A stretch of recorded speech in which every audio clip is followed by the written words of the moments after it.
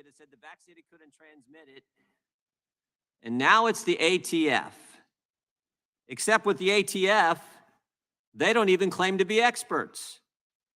The director said so last week. Last week in a hearing in front of Congress in the Appropriations Committee, he was asked about firearms. He said, I'm not an expert in firearms.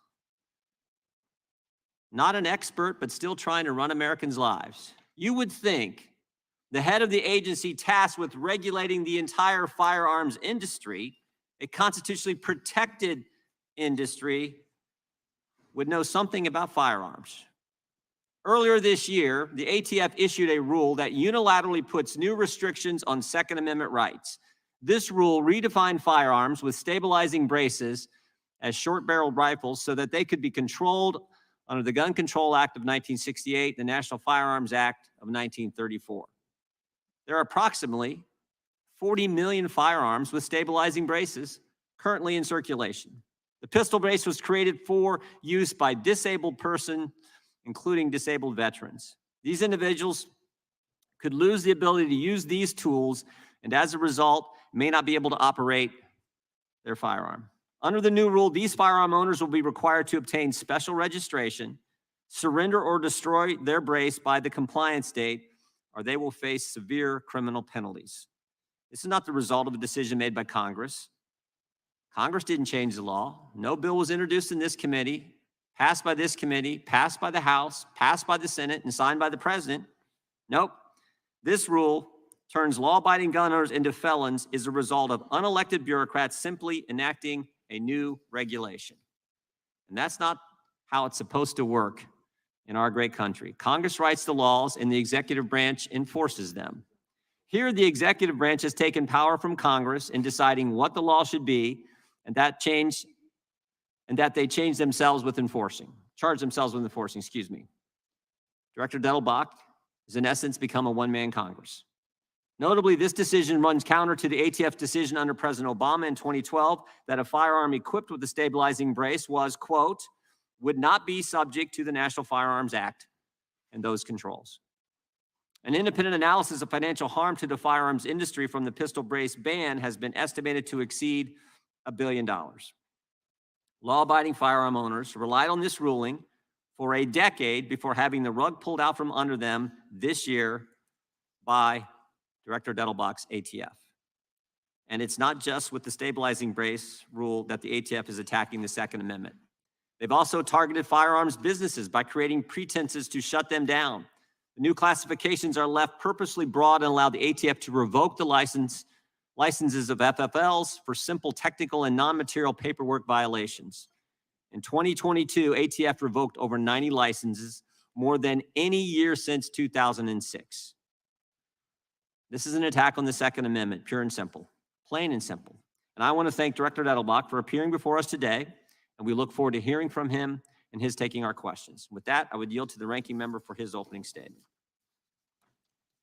Thank you, Mr. Chairman. Let me begin by first apologizing for the slander we heard this morning directed at one of the great public servants of our time, Dr. Anthony Fauci. Mr. Chairman, violence continues to take the lives of more than 100 Americans every single day. It changes how safe we feel in our homes, in our schools, and in our houses of worship. It reduces vibrant cities to somber headlines.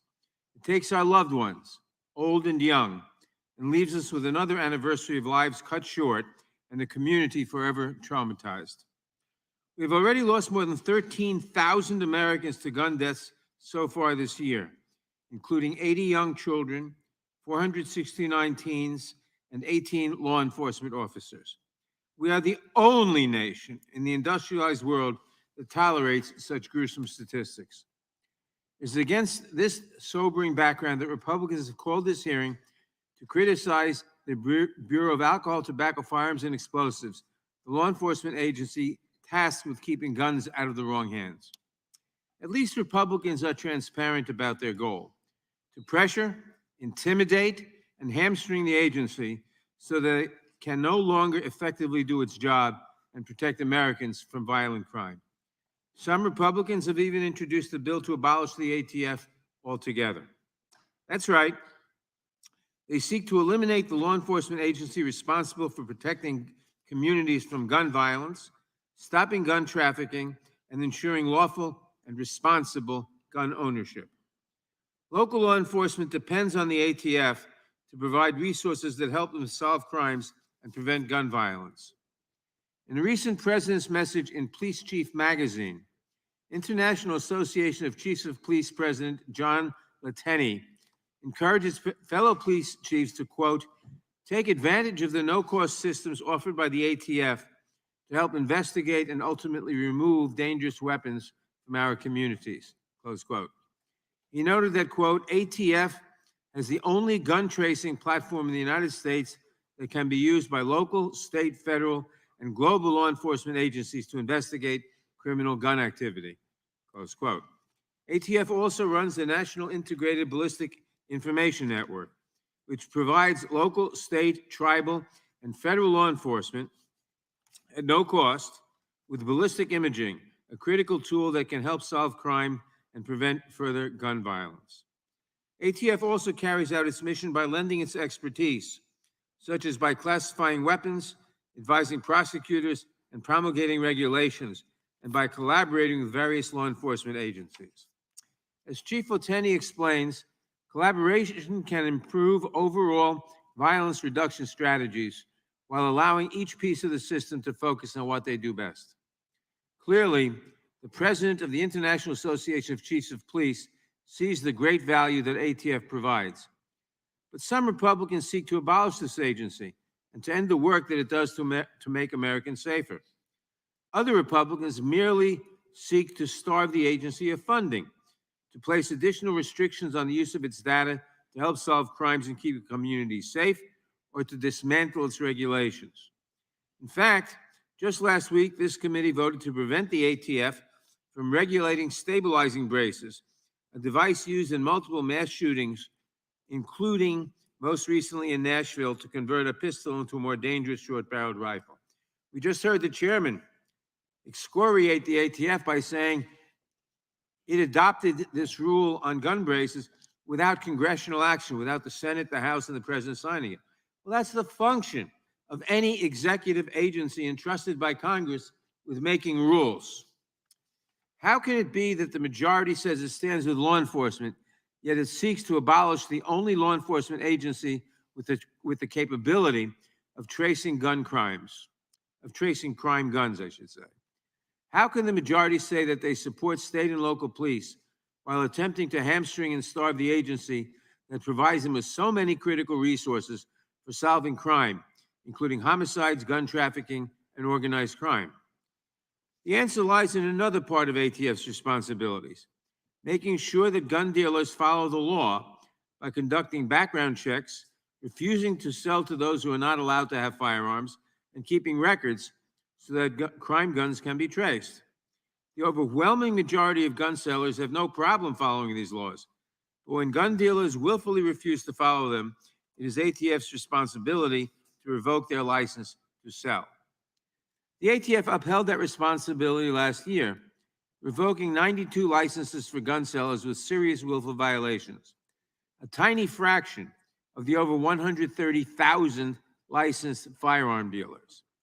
But gun groups cried foul, claiming that such revocations are crushing gun sellers, revoking 92 out of 130,000 licenses. And then Republicans introduced legislation to abolish the ATF. Republicans' priorities are clear. They would prefer to keep every gun store in the country open, even those that willfully violate the law, rather than to let ATF save lives simply by enforcing the law. It is essential that we conduct oversight of our agencies to ensure that they are fulfilling their missions. But today's hearing makes no attempt to fulfill that responsibility. Instead, it shows how radically out of step my Republican colleagues are with the American people, with law enforcement, and even with many responsible gun owners. Democrats have put forth a range of solutions to prevent gun violence, to support law enforcement, and to solve crimes. But our colleagues across the aisle continue to push for unfettered access to assault weapons, concealable rifles, and ghost guns. As Republicans continue to seek freedom from gun regulation, we will continue to seek communities free from gun violence. Thank you, Mr. Chairman. I yield back the balance of my time. Gentleman yields back without objection. All of their opening statements will be included in the record. We will now introduce today's witness, Mr. Dettelbach. The Honorable Stephen Dettelbach was sworn in as Director of the ATF on July 13th, 2022. As Director, he is responsible for leading an agency charged with enforcing, laws and regulations related to firearms, explosives, arson, alcohol, tobacco, and tobacco trafficking. He previously served as U.S. Attorney for the Northern District of Ohio, and in various positions with the Department of Justice and U.S. Attorney's offices. Welcome our witness today and thank him for appearing. We will begin by swearing you in. Would you please rise and raise your right hand? Do you swear or affirm under penalty of perjury that the testimony you're about to give is true and correct to the best of your knowledge, information, and belief, so help you God? Let the record show the witness has answered in the affirmative. Thank you. Please be seated. Please know that your written testimony will be entered into the record in its entirety. Accordingly, we ask that you summarize your testimony, and you've done this before, Mr. Dettelbach. You get 5 minutes. You know how it works, and then we'll proceed with questioning. So, Mr. Dettelbach, you can start your testimony. Good morning, Chairman Jordan, Ranking Member Nadler, and members of the committee. I'm honored to appear before this committee to discuss the public safety mission of the Bureau of Alcohol, Tobacco, Firearms, and Explosives. I'm also honored to represent the dedicated men and women of ATF who work tirelessly and often risk everything alongside our law enforcement partners to protect the American people from violent crime. At ATF, everything we do begins and ends with public safety. ATF is a small law enforcement agency, just over 5,100 employees, with a huge mission to prevent, disrupt, and reduce violent crime. As Director of ATF, I am briefed on what feels like countless murders and shootings that take place across the United States every day. This includes the mass murder incidents that often grab national headlines, such as last month's horrific murders at the Tennessee school, but it also includes countless shootings that take place every day, devastate families and communities, but don't make the news. By some counts, so far this year, there have already been 174 mass shootings, and 99 law enforcement officers have been shot in the line of duty. Every day, more than 100 people in America die from gun violence, and many more are permanently injured. Victims and survivors of gun violence deserve better, as do their families, their communities, and law enforcement officers, including those at ATF and our local partners, who every day run toward the gunfire. The level of gun violence in America is quite simply unacceptable. Because of the way our constitutional system is designed, fighting violent crime falls first to local, state, and tribal law enforcement, and we at ATF are deeply committed to supporting them in those efforts. ATF embodies the Department of Justice's commitment to combat violent crime by being a force multiplier to our law enforcement partners. We stand shoulder to shoulder with them each day to help reduce and fight violent crime all over this nation. That's what ATF agents did with the brave men and women of the Tulare County Sheriff's Department recently, when they took gunfire standing side by side to arrest a mass killer in Goshen, California. That person had allegedly executed a 10-month-old baby. And we do that all the time with our partners.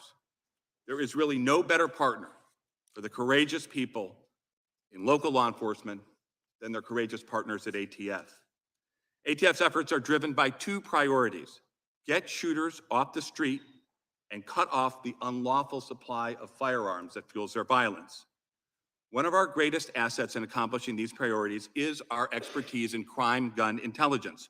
Crime gun intelligence is ATF's ability to squeeze every last bit of evidence out of a firearm used in a crime, so that together with our state and local partners, we can find the trigger pullers who are terrorizing our communities and put them where they belong, in jail.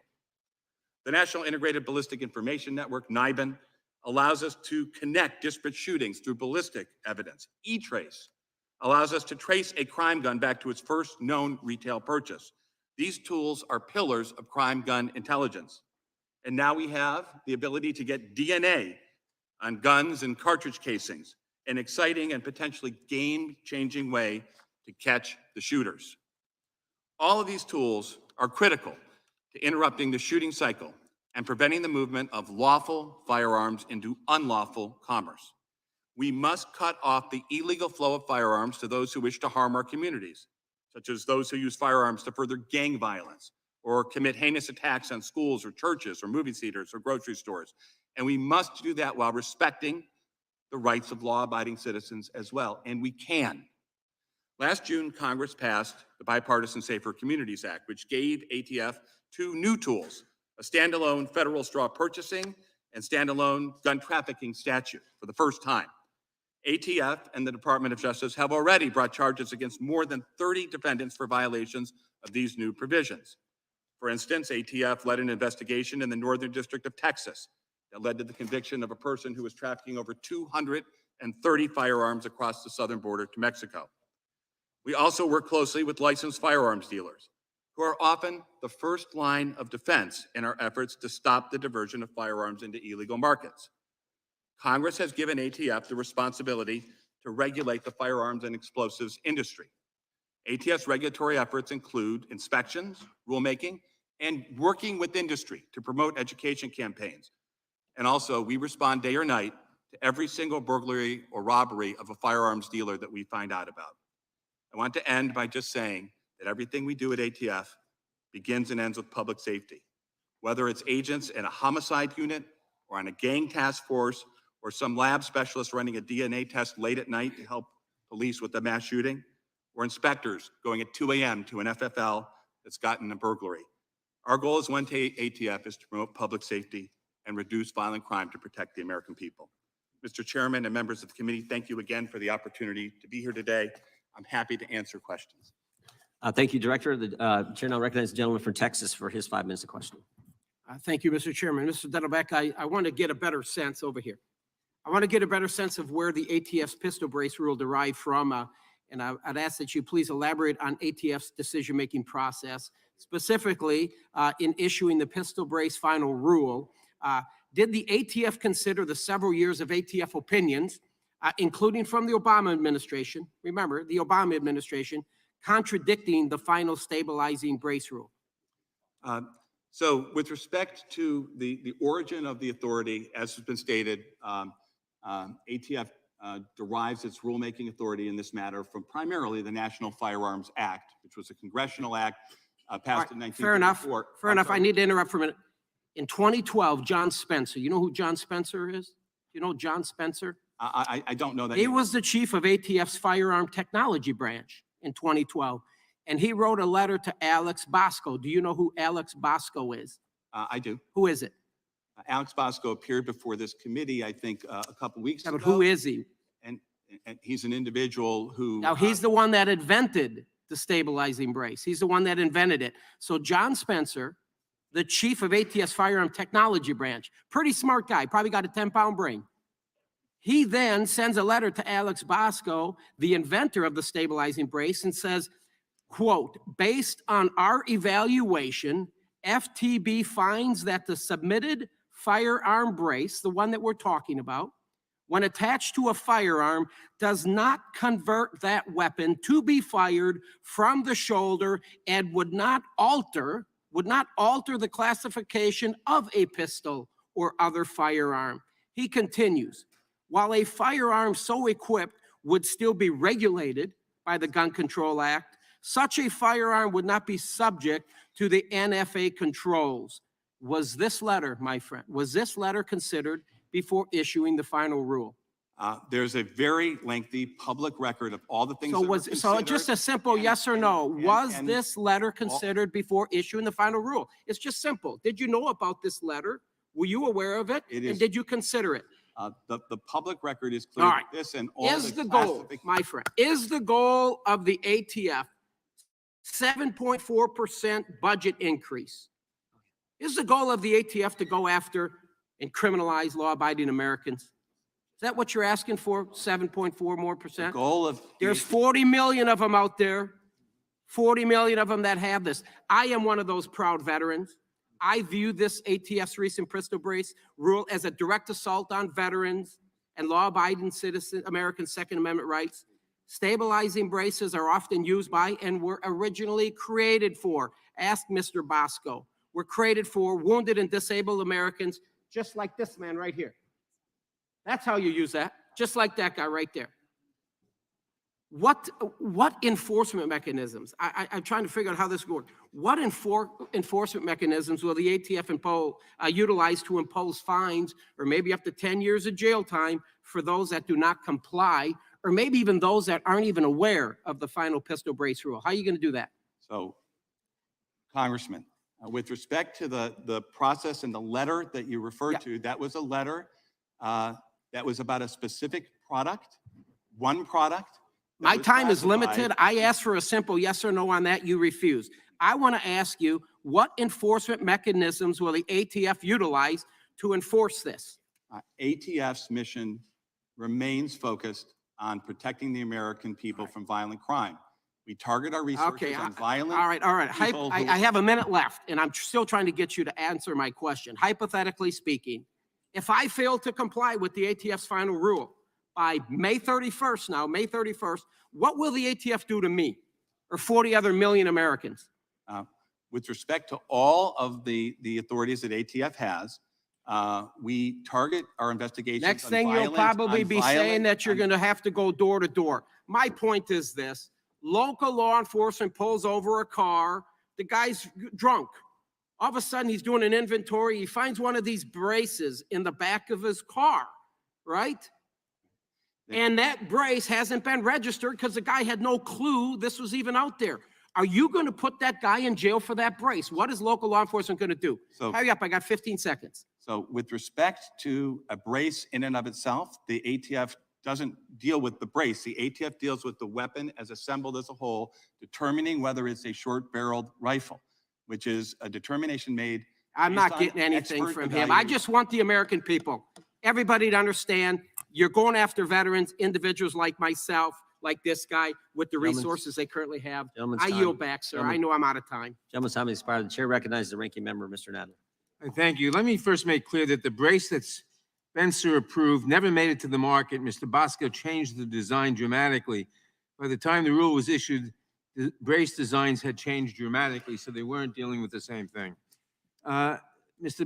Dettelbach, despite the complaints of my colleagues across the aisle, Congress and the Attorney General have delegated to ATF the authority to issue rules and regulations to enforce the provisions of the National Firearms Act of 1934 and the Gun Control Act of 1968. Does ATF's rulemaking authority include the authority to clarify or interpret terms used in those statutes? ATF was delegated rulemaking authority by answer is Congress, yes. and we can you. do that, yes. And is this any different from the authority given to other executive agencies? Congress determines the amount of authority given, but it is not uncommon to have the kind of rulemaking authority that Congress has decided to give to ATF. Thank you. Is ATF also often called upon to apply those statutes to new technologies developed by the gun industry? When new technologies develop, sometimes ATF is called upon to evaluate them and to apply Congress's rules to new technologies. Yes. Thank you. For how long has ATF been doing the work of interpreting and clarifying statutes passed by Congress regarding firearms? Since before it was even called ATF, right? So back in the 1930s, when Congress passed the National Firearms Act, it delegated to ATF, to what was then the Treasury Department, I believe, a rulemaking authority, and that rulemaking authority has been delegated in other statutes by Congress. So for 70 years, basically. Probably closer to 100. Okay. In deciding how to apply those statutes to emerging technologies, does ATF rely on the expertise of technological experts as well as legal counsel? ATF uses all its resources and employees and expertise to follow the law as Congress has passed it and to implement those laws to protect the American people. The gun industry has a history of developing new technologies aimed at circumventing the nation's firearms. Technologies such as bump stocks, ghost guns, and stabilizing braces. Can you please explain how ATF determines when it is necessary to publish a notice of proposed rulemaking to clarify how statutory terms apply to emerging technologies? At ATF, we obviously are looking at violent crime. We're looking at public safety issues. And we're also looking, as you said, at changes in behavior. And we're trying to apply the laws as Congress passes them to a dynamic public safety and to new products that come out. It's not so much our concern what the motivation behind those products are, but we do have to apply the law as Congress wrote it to the current situation faced by the American public. That's what we try to do our best at ATF. We look at all the factors out there. We look at the public safety threat, and we try to do our best to take the language Congress wrote and to apply it to individual situations to enforce the law. Thank you. What would happen to ATF and the agency's ability to accomplish its mission if funding is cut, particularly considering the recent surge in gun violence and the years-long boom in firearm purchases? ATF is a small agency with an immense mission, protecting people from violent crime. And we work very closely with state and local law enforcement. We're not a large agency. There's not a lot of fat. You're cutting into bone. It would mean task force officers pulled from homicide units solving murder cases. It would mean carjacking cases and killings going unsolved. It would mean us not helping local law enforcement on gang task forces, working on cartel matters. Us not being able to respond to firearms dealers, mass shooters. There's a variety of important public safety things that ATF stretched very thin to do as it is now. And what could ATF accomplish with greater resources? With greater resources, all of those things I talked about, helping to catch shooters and trigger pullers with local law enforcement. Helping to try and make sure we're getting to them the crime gun intelligence they need to see who are the trigger pullers, who are the worst of the worst, and how can we work together to catch them and put them in jail. We could do more to support them. Everywhere I go in this country, I talk to chiefs, sheriffs, community members, and it doesn't matter if it's in the middle of the country or on a coast, in a sheriff's department, in a rural area, or in a suburb or in a city. They all say the same thing to me, all of them. Send us more ATF resources so we can help fight violent crime. That's what we would do with those resources. Thank you. My last question, in what ways does ATF work with state, local, and international law enforcement agencies to protect the American public from gun violence? We work every day, all the time, shoulder to shoulder with them as they run into the gunfire to protect our communities. These local law enforcement people who work with us at ATF together are courageous people, they're heroes, and they deserve all of our respect and support. Thank you very much, and accept my congratulations on a job well done, and I yield back. Gentleman's time to expire. Mr. Chairman, I ask unanimous consent that the ATF Director article dated 4/25/2023 be placed into the Without record. objection. Gentleman from California is recognized for 5 minutes. Thank you, Mr. Chairman. Director, are you an expert in firearms? If you're referring to the statement I made, there was a member who was a veteran. I respect very much people's service to our military, who said that he had been an expert. I told him I might not be an expert to the same extent he is, and I'm certainly not an expert to the same extent that people who work for decades at ATF as firearms experts, who examine the mechanics, velocity speeds. Okay, I'll take that as I'm not an expert at some level. Are you an expert on tobacco? I spent my career as a federal prosecutor putting gang members, violent criminals, cartel cases. No, I in appreciate prison. that. That's my Please, background. Yeah, so I want to get the yes or no's. Try to make it quick. I'm not expecting a yes, to be honest. You're not an expert on tobacco. You're not an expert on guns. Are you an expert on explosives? I have prosecuted cases involving the attempted terroristic bombing of a bridge in Ohio and near Cleveland, where you're from. I have dealt with the firebombing of the Mansfield, Ohio. Do you know what courthouse. PETN is? I'm sorry? You know what PETN is? I don't hold myself out as a technical expert in every aspect of Okay, firearms, have but you worked I'm an with- expert in dealing with violent Okay, crime. so you know what a prosecutor knows. You have no expertise specifically in what the men and women of the ATF in various stages are experts on. Is that correct? Respectfully, ATF is a law enforcement agency. I have worked with ATF and law enforcement agencies, Okay. including police, my Okay, whole career. I'm trying not to get frustrated over not getting an answer to yes or no. So let's move on. During your earlier testimony, you just said that that you look at behavior to decide about rulemaking. Is that correct? That's what I heard. What we look at is we look at the entire Okay, I have very limited time, and I only ask for the, you can expand afterwards, but a yes or no. You said you looked at behavior. I don't recall the exact words. What we look at is we look at the laws that Congress passes and the public safety threats facing America. Okay, so as you look at behavior, which the record will show you were saying, does the Second Amendment, the Constitution, forgetting about statute, because you can forget about statute, Constitution clearly trumps statutes. The Constitution has a right to keep and bear arms. Does behavior change the interpretation of the Second Amendment?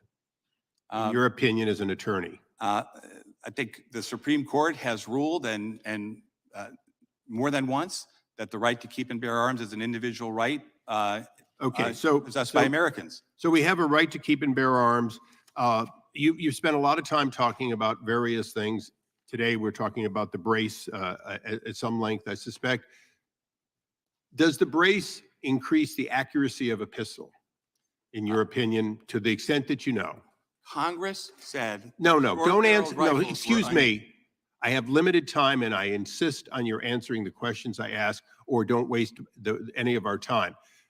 To the extent that you know enough to have proposed a rule that bans or registers braces, does a brace increase the accuracy of a pistol?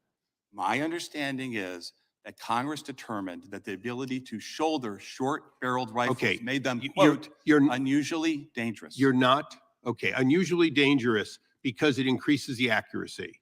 Unusually dangerous because Congress said so it let's was understand something. I appreciate you telling me what our body does, but you have two types of weapon, a pistol and a rifle. A rifle is more accurate than a pistol because it is better braced, correct? Shouldered, I believe that Congress determined that when weapons could be shouldered and also concealed, that they were unusually dangerous. Okay, so you're not answering any of the questions, but I'll put one more statement out there. Rifles are in, and look, I'm an EOD tech by training. I know more about explosives than I do about firearms. So we're just going to go through this. Having been a sharpshooter in the military, having been qualified, I know that my .45 is not as accurate when fired as a rifle. But nowhere in the Constitution does it say that the accuracy of a weapon somehow changes the category for purposes of the Second Amendment. By your saying that a brace is in fact going to limit the ability of somebody to have it, what you are clearly doing is you are making decisions based on your interpretation of behavior and risk and not based on the Constitution. So we look forward to additional dialogue with you. I would appreciate in the future that you really do consider whether or not a yes or no should be answered first before you go on with what Congress has passed. And with that, I yield back, Mr. Chairman. Gentleman yields back. The gentlelady from Texas is recognized. Thank you very much. Welcome, and thank you very much for your leadership, and congratulations for your appointment. Let me also congratulate and thank the men and women of the ATF who every day are standing on the front lines trying to ensure that the American people are safe. Mr. Director, it is interesting, this query of what your expertise is. The expertise is amongst the thousands of men and women who this group of friends on the other side of the aisle wish to abolish. So the folk that they're citing of experts, they want to just throw them out. Let me be very clear. My friends on the other side of the aisle want to abolish the ATF. All the persons that they have cited, sending letters, knowing the rules, being experts, all of them, they want to abolish. Let me just hold up, just to give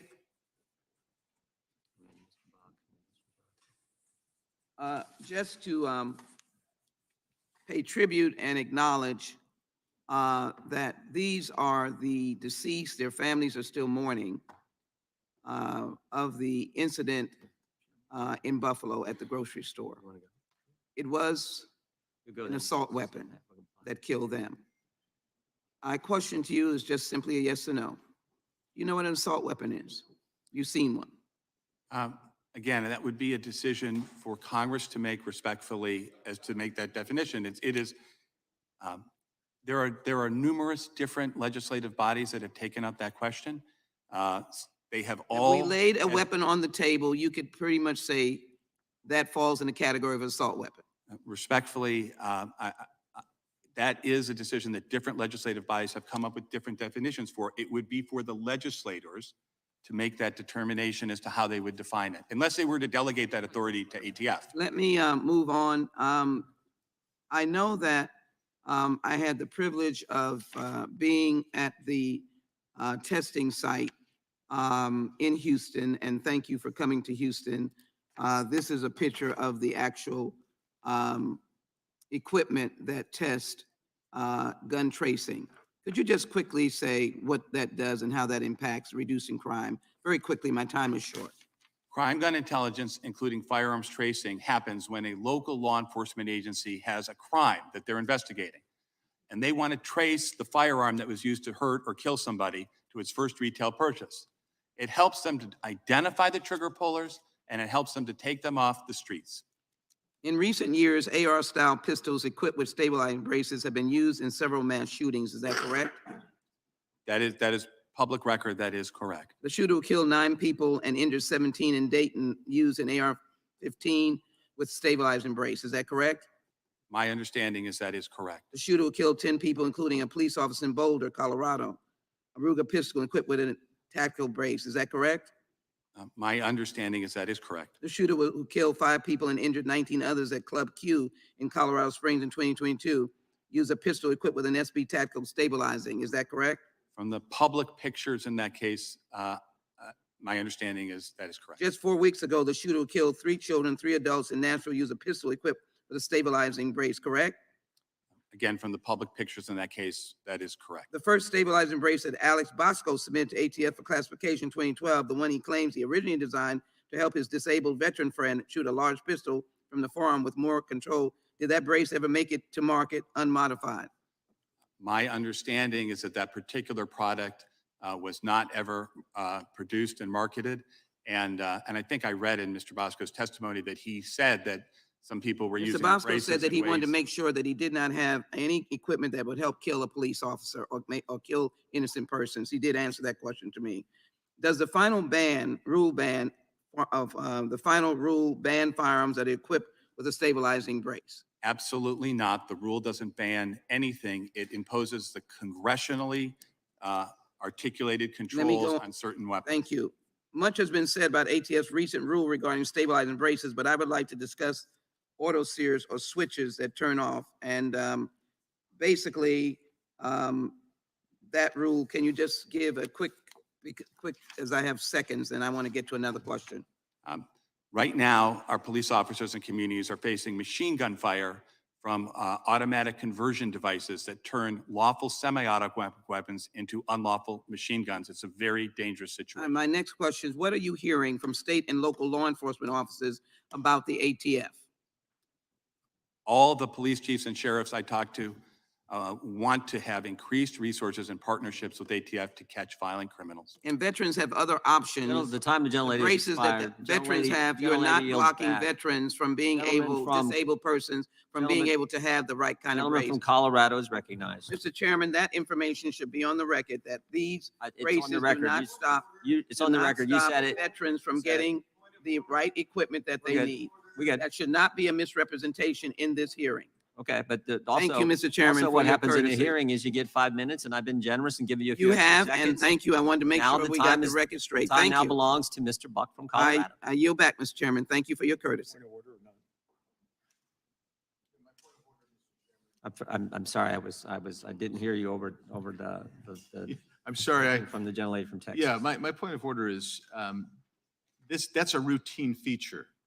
That's not a glitch that she accidentally went over. Routinely, and so the point of order is this: how can we make sure everybody adheres to the 5-minute rule, Mr. Chairman? Usually the custom of the committee, I think the custom of the previous chairman is, if you ask a question within your 5 minutes, we will give the witness time to respond, and I've been doing that. Miss Jackson Lee was very close on whether she got the question at the end of her 5 minutes. We now recognize the gentleman from Colorado for 5 minutes. I thank the chair. And I want to just mention one thing to the gentlelady from Texas. I am not in favor of abolishing the ATF. And I want to thank the ATF for increasing the number of 922 G1 felon in possession cases in the last few years. I think it's absolutely essential that ATF stay focused on its mission, and that is to help local police make this country safer by actually taking guns away from dangerous, violent felons.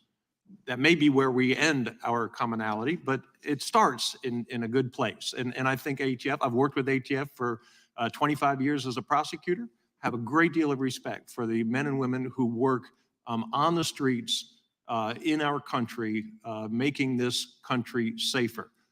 If we stayed focused on violent criminals, we could reduce the crime, especially in urban America, where it is so dangerous. And so thank you for that aspect of your job. I want to just ask the director, do you know why the Capitol building is on the hill? It's because we overlook the executive branch. Do you know why Article 1 of the Constitution talks about the legislative functions? It's because our founders thought that the legislative branch was preeminent and was supposed to stop the tyranny of the executive, the reason that our founders fought the revolution, to get away from a king. And do you know why June 15th, 1215 is an important date? I'm sorry, I didn't hear. June 15th, 1215. It's when the Magna Carta was signed. I was going to guess that, but I didn't Okay, want to no, get it's it a wrong. good guess. And actually it was signed in Windsor, and I'm from Windsor, Colorado, and I don't see any area of Windsor, Colorado where it could have been signed. But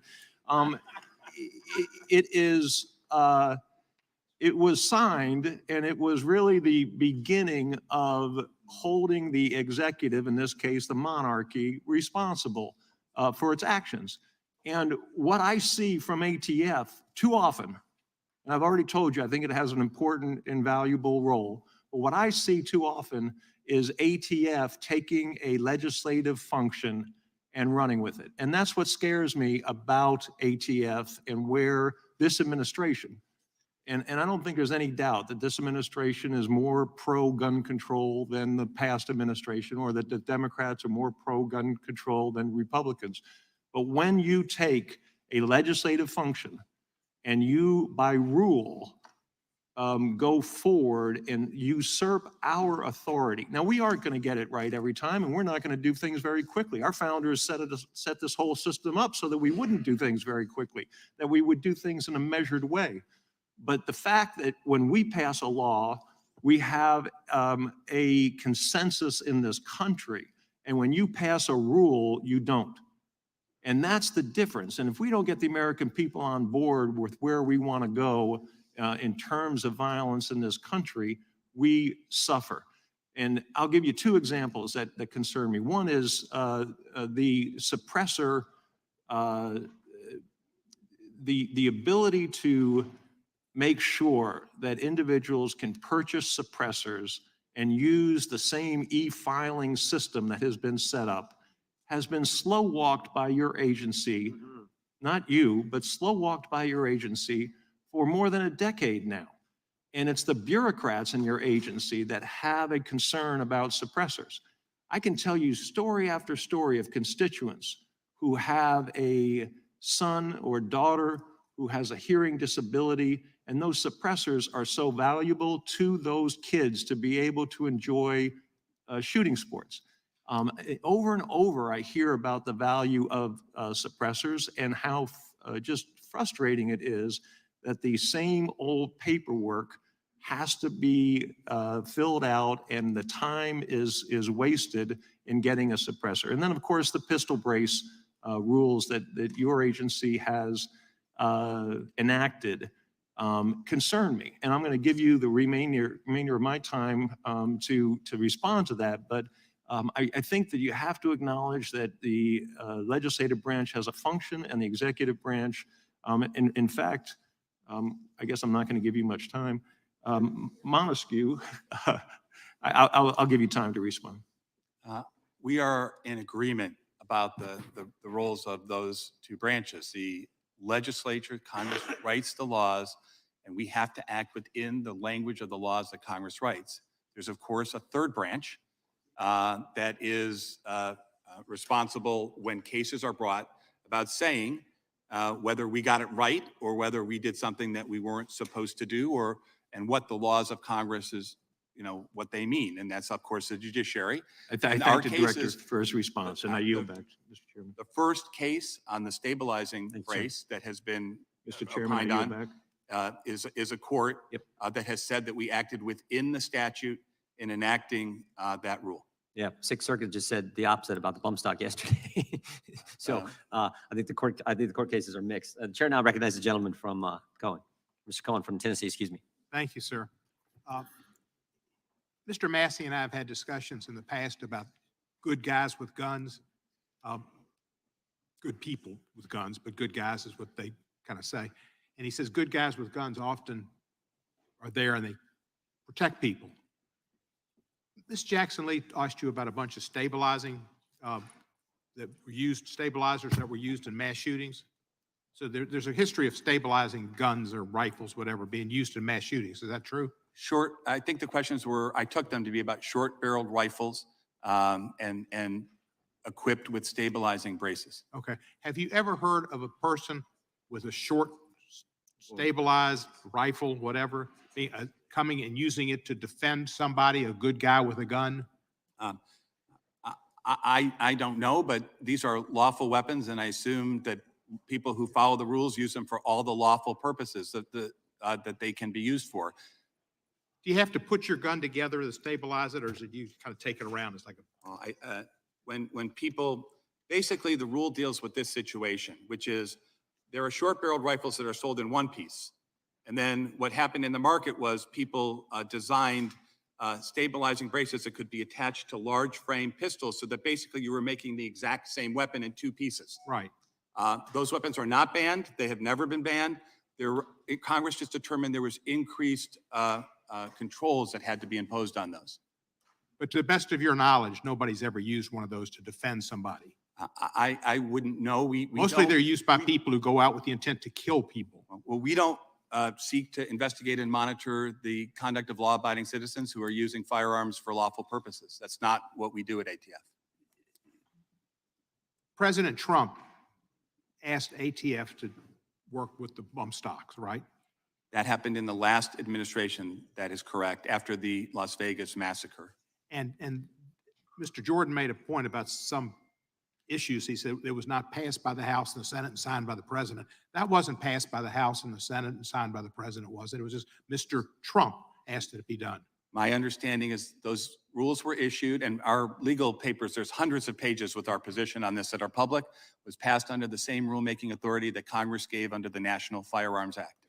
Do you have any knowledge of whether or not there were members of Congress who wrote to the ATF after Mr. Trump did this and said, this is a usurpation of our power and we're up on this hill and overlooking the executive? There is litigation with a massive administrative record. There are letters from interested groups and members of Congress. I don't know, but that would be the place to look to see about that. Memphis has a crime problem and a gun problem, and I have met with your representatives in Nashville and Memphis both, the Nashville Field Division, and we appreciate what they're doing, and the police department appreciates what they're doing too. They help them in quite a few cases. Most crimes in Memphis are committed with handguns. And recently I've heard about Glock switches that have been confiscated in Memphis at the port and recovered by Memphis police. Can you tell us what a Glock switch is and why they're so dangerous and what the ATF is doing about them? Glock switches are small devices. They actually can look innocuous and sometimes blend with the firearm, but they convert a semi-automatic pistol into an unlawful, fully automatic machine gun. They override some of the functions to do that. And I have met with chiefs around the country. I think one chief, I remember him saying to me very vividly when I asked what the problems are, he says, it's raining Glock switches. So, if you're executing a search warrant as a police officer and you're knocking police with the warrant, in that time it took me to do that, now the person on the other side of the door might be able to fire 40 rounds through the door. It's an extremely dangerous situation for the American public and for law enforcement. How are Glock switches regulated? They're unlawful. So machine gun conversion devices under the National Firearms Act are unlawful. And they are hard to detect. They are flooding it into our community. People are printing them on 3D printers. It is a significant public safety threat. And we are working as hard as we can with what we have with our local partners to try and get ahead of that, but it's hard. So that's part of what you get is an increase. What you do is you have to look after Glock switches too. Of course, when people, Let me ask you this, we only have a few seconds left. The red flag laws have been discussed in the last bill, the quote unquote bipartisan gun bill. We had some incentives for states to have red flag laws. Would the administration support a federal red flag law? And again, I think, the president has been clear on the various things that he has called on Congress to do. As ATF director, my job is to take what comes out of that debate and squeeze every last bit of public safety out of it. thank you for your service, and to the gentlemen and the ladies who work with you, and God bless them. Gentleman yields back. Gentleman from Louisiana, Mr. Johnson is recognized. Thank you, Mr. Chairman. The Protection of Lawful Commerce in Arms Act is a law that provides important immunity to manufacturers and sellers of firearms from being liable when people misuse their products. There have been numerous instances, whether intentional or unintentional, of Biden administration officials and anti-gun advocates, and even the president himself, mischaracterizing that immunity provision that's contained in the statute. And I think the public would benefit from our setting the record straight on the issue. So, Mr. Dettelbach, as the director of ATF, do you agree with President Biden that this law's broad immunity means blanket immunity, and that gun manufacturers are the only industry in America exempted from being sued by the public? Again, I think the president has given numerous different times, he's talked about this provision. Again, as ATF director, what Congress passes is what we deal with. And we don't do civil litigation in that sense. So anyway. That's not under our. If that's true, and you're going to do what Congress says, then obviously you don't agree with the president. I'm not going to put words in your mouth, but that's what that means. I think the president has called on Congress to act. And what I'm saying is, as Just ATF answer this director, I question. take what comes As out. you interpret the statute, I assume you're familiar with the statute. I'm familiar with the statute, but ATF doesn't do civil I litigation know, liability I know in that that. sense. It's not. Yes, sir. I know, but you're the director of ATF. You're familiar, for example, that vaccine manufacturers have some liability exemption for their COVID vaccines, right? I actually am not familiar with vaccine Well, law. okay, most so, Americans are. Big tech companies are exempt from liability due to Section 230. You have any familiarity with that?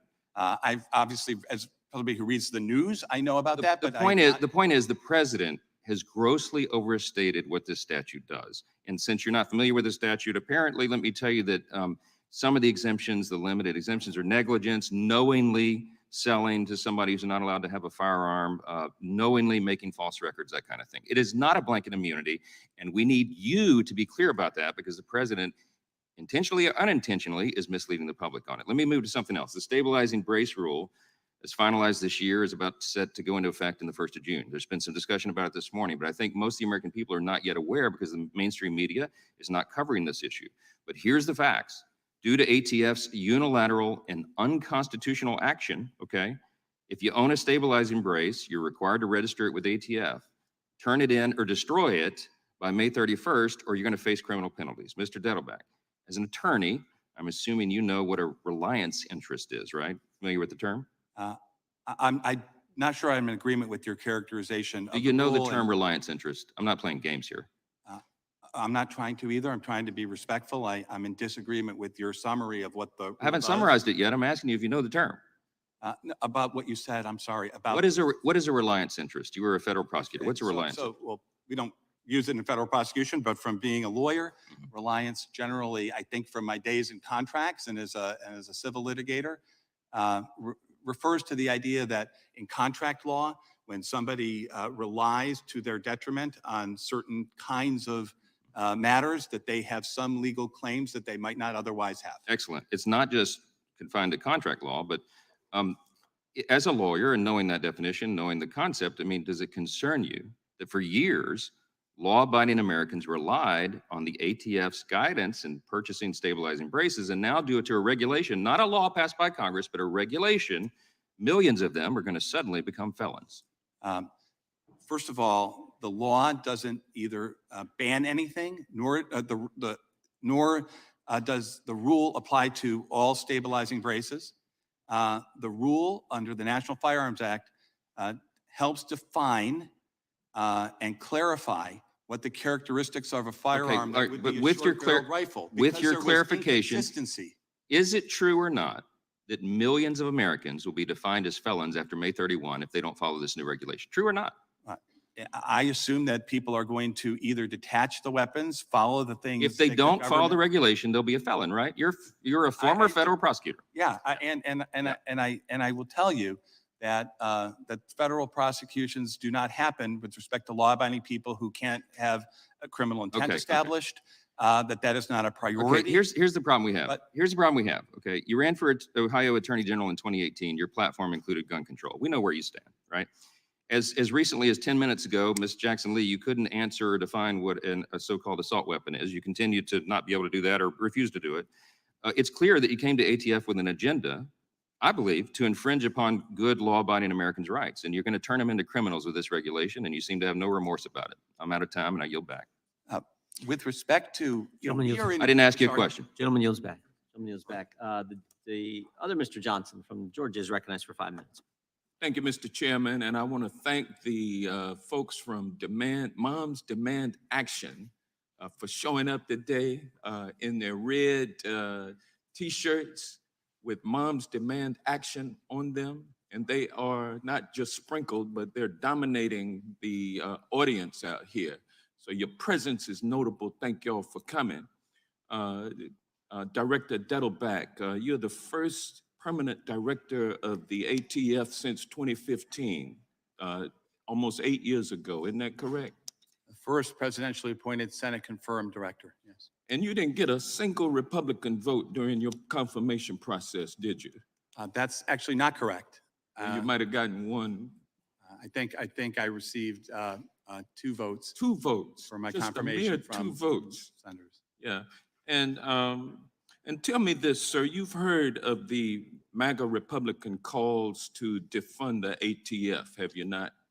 I have obviously heard of calls to and- defund law enforcement and defund ATF. I And have let me not. ask you this, sir, let me ask you this. The major functions of the ATF are to reduce the risk to public safety caused by illegal firearms trafficking, correct? It's to get shooters off the street and cut off the unlawful firearms that enable them to kill people. And also a function of the ATF, a major function is to reduce the risk to public safety caused by criminal possession and use of firearms, correct? That's also one of the things we work on. Yes. And you improve public safety by increasing compliance with federal laws and regulations by firearms industry members, correct? That's what Congress has tasked us with doing. Sir, you are aware of the fact that gun violence is on the increase in this country, correct? The gun violence problem is very significant all over this country. What would be the impact of the MAGA Republican plan to defund the ATF? It would have a negative impact on public safety. It would make us less safe. I wouldn't it? believe that's correct, and it would make it harder for state and local law enforcement to work together with us on violent crime. And we wouldn't be there to help them. Because it's a holistic system with the federal, state, and local governments acting in concert to keep us all safe. Isn't that correct? Since I started this business in 1991, that is the single most positive development in law enforcement, is those collaborations that exist now, regardless of administration, between federal, state, and local law enforcement, every day. Would it be fair to say, sir, that the MAGA Republican plan to defund and abolish the ATF would lead to increased gun violence? Defunding the ATF would make it easier for people to get away with killing people, hurting people with guns, and it would make it easier for them to unlawfully obtain firearms to do that. Tell me this, sir. Republicans have blocked the confirmation of an ATF director since 2015. What impact has that had on gun violence in this country? Respectfully, I'm director of a law enforcement agency. It's very hard for me to estimate the the idea of what political Well, differences yeah, have. but it's had a negative impact, hasn't it? The fact that the ATF has gone without a director since I- 2015.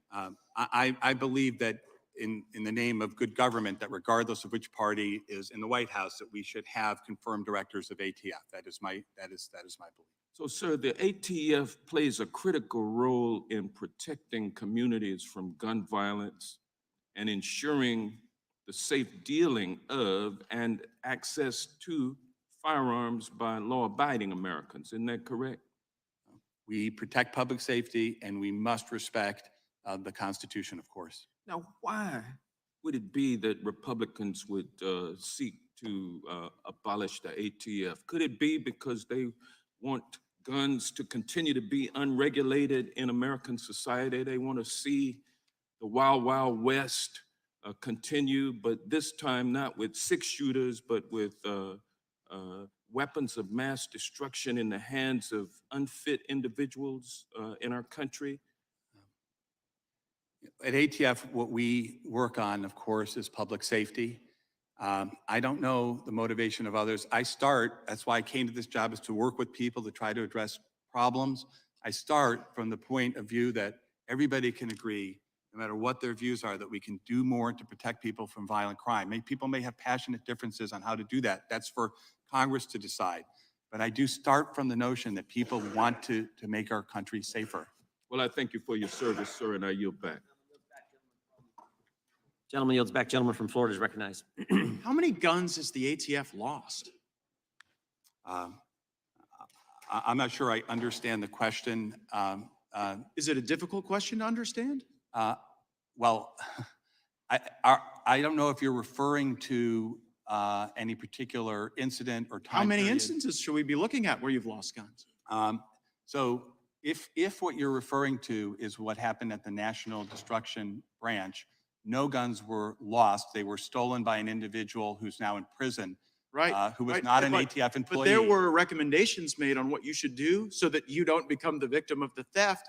And the Inspector General saying you're not following them. I'm quoting directly from the Inspector General's report. Thousands of firearms parts, and ammunition had been stolen from the ATF. So you gave testimony that the brave ATF agents are the ones showing up at 2 a.m. after a burglary, but it seems as though in this case, you were the one burglarized.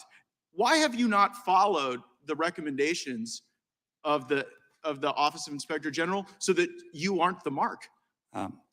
Again, I want to say that it is brave women men and women of ATF who do this. That's not a Well, I know cliche, what they're that's a doing. I know what they're reality doing. every They're day. getting robbed on one hand, so you can't keep a hold of the guns you're supposed to have. But then you do keep a hold of a bunch of stuff you're not supposed to have a hold of. The GAO report, firearms data, ATF did not always comply with the Appropriations Act restriction and should better adhere to its policies. As a result of breaking the law, didn't you guys have to go and delete like 250,000 records that you illegally kept? Again, with respect to both the Inspector General reports that you're talking Nope, about. one's Inspector General, one's GAO. Well, Very the Inspector General report, ATF, that happened several years ago, more than that. 2022 And is the ATF has, date of the the report report. came out, but the theft, and Yeah. ATF has implemented numerous different safety measures with respect to the National Destructive Branch. Well, I mean, in order I'm reading to you safeguard- from the report from last year, Mr. Director. We found that the NDB staff does not currently in 2022, adhere to established operating procedures in place to mitigate risk of firearms being lost and stolen. So I guess that shows an ATF that is not functioning correctly and is not responding to the problems you create. You keep records you're not supposed to. It was 250,000 of them you had to delete, right? I don't believe that is. Was it over 200,000 that you had to delete? So what was happening was, I just want to know the number of records you had to delete that were not being lawfully maintained. there were records that had not actually been searched, but my understanding Hundreds is of were thousands of them. searchable. And so that's what you guys do. You keep what you shouldn't keep. You lose what you're not supposed to lose. But how do you treat regular Americans? I got this letter from someone in my district, a firearms dealer. I have been a firearms dealer for 46 years. For 46 years, I've had a good relationship with law enforcement. Then came the ATF's zero tolerance policy. 2 years ago, while in the process of selling a firearm to a customer, I completed their background check using Florida's FDLE firearm purchasing program. The background check was uneventful, and FDLE rendered an approval number. Some months later, during an ATF audit, I was told the background check was now a non-approval. Even though FDLE made the error, it was on my paperwork, so ATF deemed it a willful error.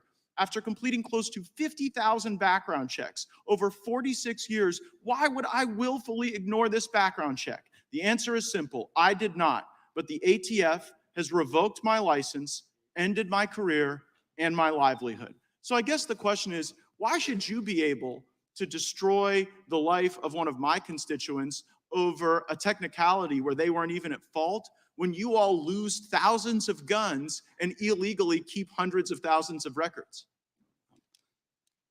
Respectfully, Congress has given us the authority to inspect and make sure that firearms dealers, the vast majority by the which are compliant, they are our first line of defense in dealing with straw purchases. This guy isn't your first line of defense anymore. He's fired. A very small minority, those dealers, after due process, have been A small determined- minority, ATF, enforcer of gun laws, lost thousands of firearm parts to thieves. New data shows ATF gun store restrictions at the highest rate in 16 years.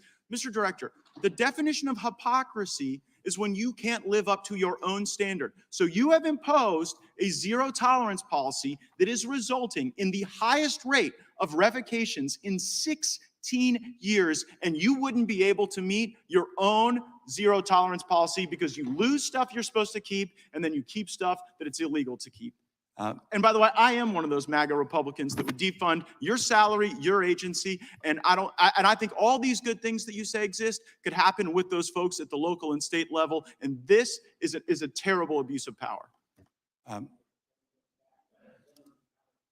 Gentleman yields back. Gentleman from California is recognized. Thank you. Well, we can see now what the GOP has become. It's become the anti-ATF, anti-FBI, anti-law enforcement, pro-insurrection party. Mr. Director, I appreciate your being here.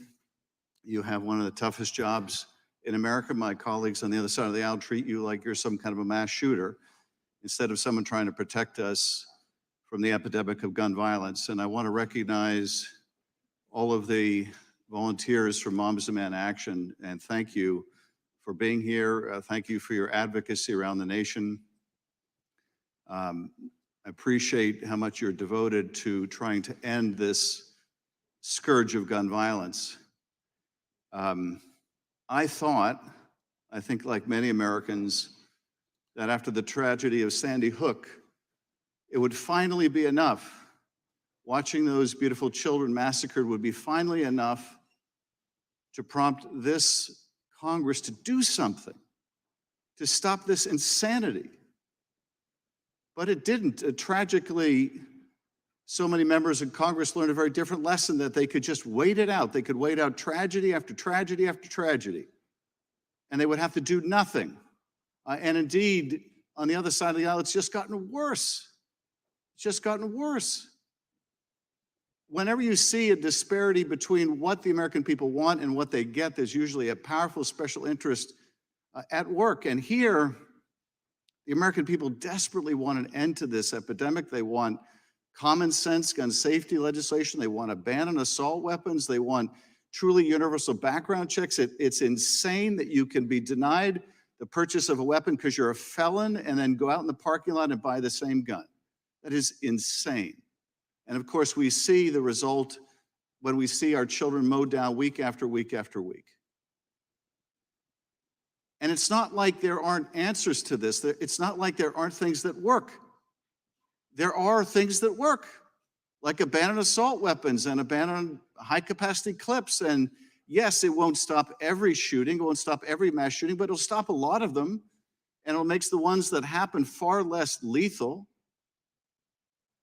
I mean, the GOP has become the party of wanting guns with more lethality, capable of killing more people, capable of killing more kids and more cops. And I'm sure they don't actually want cops and kids to die, but it's the effect of their actions. It's the effect of their inaction that people are dying. I mean, not even NRA members want this.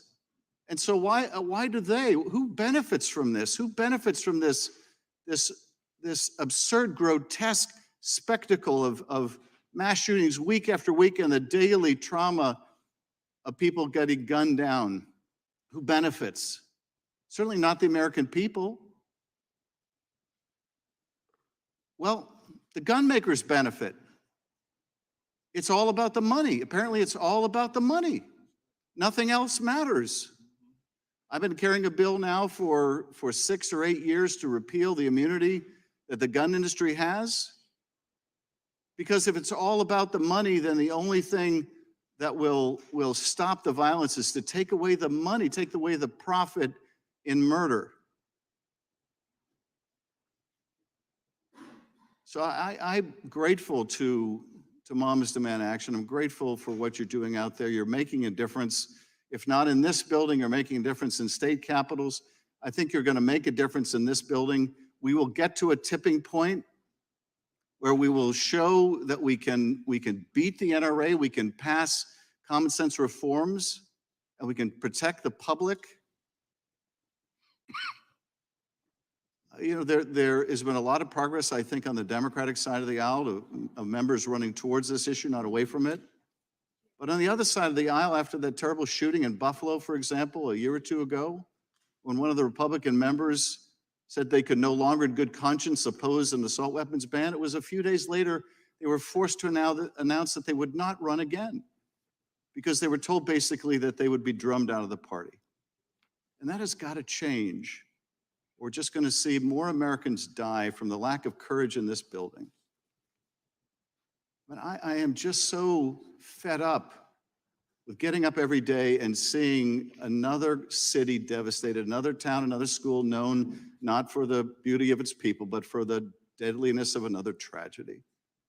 We've got to do better than this. I yield back. Gentleman yields back, Chair, and I'll recognize himself for 5 minutes. Mr. Dettelbach, are you troubled by the rule? I mean, you told him one thing 10 years ago, and now you're directly contradicting that.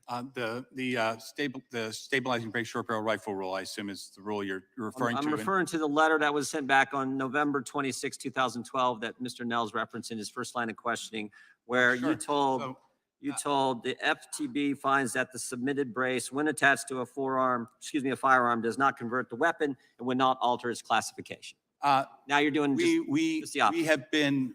We have been public and in the rulemaking itself have detailed that history, and there were inconsistencies. However, there was also a situation, Mr. Chairman, where people were marketing products that had never been presented to ATF, saying that they were ATF Was that the only time you approved. told them, the only time you told the American people that it was okay? No, we look at Let specific me products read this that letter. are Let me read this letter, March 5th, 2014, because this doesn't so much focus on the brace, focus on how the weapon's used. And we have determined that firing a pistol from the shoulder would not cause the pistol to be reclassified as a short-barreled rifle. We did not classify weapons based on how individuals use the weapon. So you told them not once, but twice that it was okay. And I'm just asking, does it bother you now that you're making the change that's going to impact millions of Americans? The rule was necessary in part because it needed to address inconsistency so that people could understand the definition of a I just short-barreled read two rifle. letters that were consistent. Both of them said There- it was fine. There were other letters that were not. Have you ever found, has the ATF ever found itself in this position where a rule change directly contradicts what you've told American citizens was okay, and that's going to impact millions of law-abiding citizens? Have you ever found yourself in that situation? Respectfully, I don't believe that's I agree Millions with of that Americans summary of aren't, where we millions of are. Americans aren't going to be There were- impacted? There were specific products that get presented for classification. Those products then sometimes change. They're not the same ones that are marketed. And there was inconsistency. The market is dynamic. It was necessary to do what notice and comment rulemaking, I think, is a I think better way millions to of do that. Americans think the inconsistency is with the ATF because you told them one thing and now you're changing. What happens on May 31st? According to the rule, No, what happens on May 31st? according to the rule, people have from the date the rule was published until that date to do one of several things. They can either detach the brace from the firearm and keep both, and they can attach that How about brace this? to another one. They got to can- remove or destroy the brace, get a longer barrel, turn in or destroy the firearm, or register the firearm. Is that right? They got to do one of they those have four to things. apply to register. Whether or not the application is ruled on, they're allowed to keep the item during that entire time so that they're not held If accountable. they for don't any do waiting that period. and the timeline runs out, what happens to those individuals? They don't do those four things and the timeline is expired. What happens then? I assume that people who are No, aware. I'm not asking what happens if they don't do those Well, four things? I think that, Mr. Chairman, as a prosecutor, I just want to be accurate. What happens, former prosecutor, what happens is, depending on the circumstance, if a person is unaware, right, they're not going to be prosecuted for things that they're Let's cut to unaware the chase. of. They could be a felon, right? Well, could be a felon. It depends on the facts and circumstances of each case. And of course, we would prioritize enforcement on gang members who are having these How are you? items and You shooting mentioned people. enforcement. How are you going to enforce this? With You're going to go to respect- gun ranges? What we will do is. You're going to what go to we have always- manufacturers and look at the risk of people they sold braces to? What we will do is we will, when we do a search warrant in a drug case and we discover an unlawful item, whether it's a machine gun or a Glock switch or a short-barreled rifle that doesn't comply, we will consider that as one of the charges. There's no plan. Does the nor Gun Control Act or the National Firearms Act clearly and unambiguously prohibit pistol braces? It doesn't prohibit anything. It calls for increased controls on short-barreled rifles. Not the gun control, but I'm just reading from the court decision yesterday in the Sixth Circuit where the judge Oh, I'm said, the sorry. statute does not clearly and unambiguously prohibit bump stocks. The court went on to say for a decade, the ATF has maintained that a bump stock is not a machine gun part. And the court said the ATF's own flip-flop on this position is one of the reasons why they ruled in favor of those opposing the rule you guys made. Seems to me we're in the same situation here. And yesterday, the Sixth Circuit gave us a strong ruling on the bump stock issue. I would anticipate that we're going to get other strong rulings on this issue as well. With that, the chair recognizes the gentlelady from Washington. Thank you, Mr. Chairman. It's interesting that my Republican colleagues are concerned about how we enforce things when most of the bills we've been voting on in this session are completely unworkable. Just last week, Republicans held a 12-hour markup on a cruel immigration bill aimed at what they're calling the, quote, crisis at the border. But we haven't done anything in this committee to actually meaningfully address the issues at hand. And one major push factor is violence in the region, which is fueled by American firearms. The United States is the #1 source of semi-automatic weapons in El Salvador. About 500,000 guns are trafficked to Mexico from the US every year, and 70 to 90% of guns recovered at crime scenes in Mexico are traced back to the United States. So the crisis of gun violence in the United States and our lack of gun regulations is spreading to other countries. That is the real crisis at our borders. Director Dettelbach, thank you for being here. These gun trafficking numbers are alarming, and the ATF plays a vital role in tracing and recovering guns that are used in crimes to fight the proliferation of gun violence and gun trafficking. From 2017 to 2021, the ATF traced close to 2 million guns in crimes, and yet some of my Republican colleagues actually want to eliminate the ATF. So how does the ATF currently fight gun trafficking, especially trafficking to Mexico and other countries to the south of us? In trying to effectualize our public safety mission as a small agency with a big job, we try to bring tools to that. And the two tools that we bring to the problems you're talking about are partnership with our state and local law enforcement and crime gun intelligence. What crime gun intelligence, whether that's our tracing ability for crime guns, or whether it's the NIBIN system to connect crimes together where a common firearm is used, can do, is it can enable us to try to identify where the crime guns are coming from, how they're moving from lawful commerce into the black market under unlawful commerce, and target our resources to do that. That's not limited to, but it certainly includes gun traffic that flows south over the border. we have at ATF a group of firearms trafficking task forces, I'm sorry, that are focused on the southwest border. And every day we are working to try to interdict the flow of firearms unlawfully from commerce to south, including to places like the cartels. So eliminating the ATF would have enormous consequences for that work. The Bipartisan Safer Communities Act contained the Stop Illegal Trafficking in Firearms Act, which made it an explicit federal crime to act as a straw purchaser for firearms and establishes penalties for those transferring a firearm they have reason to believe will be used in a crime. The ATF's work recently led to the first gun trafficking conviction under the new law this February. How would repeal of that law or defunding of the ATF, including the anti-firearms trafficking campaign, as proposed by Republicans, impact gun trafficking? Congress passed the Bipartisan Safer Communities Act, and as you say, they gave us not one but two new criminal statutes, a straw purchasing statute for the first time ever, a standalone, and a firearms trafficking felony. We are working with state and local law enforcement every day to bring those cases. We've brought I think over 30, including the one that you referred to in Texas, 231 firearms being trafficked south of the border. And these cases take time and effort and expertise to investigate. And so to implement those laws, to enforce them, ATF needs to have the resources to be able to do those investigations, to follow through, and to take people who are criminals supplying crime guns, not the law-abiding citizens, but supplying crime guns to criminals and take them out of that business. Thank you for that work. The second volume of National Firearms Commerce and Trafficking Assessment found that over 1 million guns were stolen from private residences from 2017 to 2021, and that these stolen guns make up a substantial portion of guns that are eventually trafficked and used in crimes. I have proposed the Safe Gun Storage Act, which requires strong standards for firearm storage devices to prevent unintended use and theft. But sadly, my colleagues across the aisle oppose even this sensible gun safety measure. Could safe gun storage or other common sense gun legislation stop the large flow of firearms across the United States borders into other countries, or at least substantially help with that issue? I talk about the issue of safe storage often.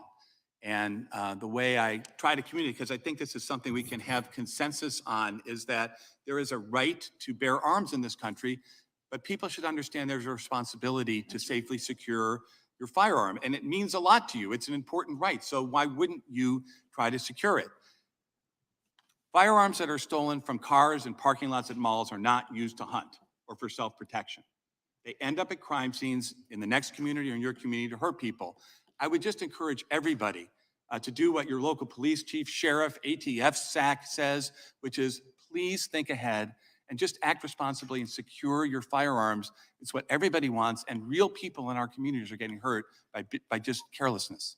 Thank you. I Time of the yield back. gentlelady's expired. Gentlelady yields back. Gentleman from Arizona is recognized. Director Dettelbach, I'm so glad you finished up talking when you're talking about stolen weapons. When weapons get in the bad guys' hands, they're stolen from some group. We already had Mr. Gates talk about the weapons that were stolen from you. But let's just talk about it. I know you thought Fast and Furious was over with. It's not over. It's not over. There's a licensed FFL that I am aware of that sold a weapon during that Fast and Furious time. Who did he sell it to? To ATF. Guess what? It was recently traced to a crime. Guess who's got to respond to that? The FFL. It was ATF that ran Fast and Furious. 2,000 guns. 2,000 guns. And this one recently turned up in a crime. And now you're coming back to the FFL saying, well, hey, who'd you sell it to? Well, I sold it to an ATF agent. Where'd it go? Well, you guys had guns stolen from you. So I want to know this. How many other guns from Operation Fast and Furious remain unaccounted for? Operation Fast and Furious has been the subject of numerous reports, and I do not have. So you don't know. Just I say don't have the specific answer. I can get back to you if there's source information. You don't know because there were over 2,000 guns. Last report that was published was that you'd recovered 700 of them. Mexico reported 150 people killed or maimed with guns that ATF had. The Fast and Furious. That's what the radical left Democrats thought was a great program. So don't elaborate and try to say, oh, hey, guess what? You know what? I can get you numbers. I would like those numbers. Because I also want to know this. How many guns walked away altogether from ATF? Since Fast and Furious. During Fast and Furious. Fast and Furious, which was, I think, 15 years ago, there were reports I can check and get back to you with the public record, but we have implemented numerous controls to try and make sure that we're respecting public safety. But what happened earlier today, it was just reported this year, the IG said that you still haven't implemented enough reforms, guidelines to watch over to make sure. You were the victim of how many guns were stolen from you guys? Most of the items that were stolen from the National Destruction Branch, which is what I think you're referring to, were parts, were firearm components. So there were some number of firearms that were also So you're not going to tell us the number? And I don't know sitting here the exact number of complete How many guns from firearms that were Fast and stolen. Furious were recovered at crime scenes?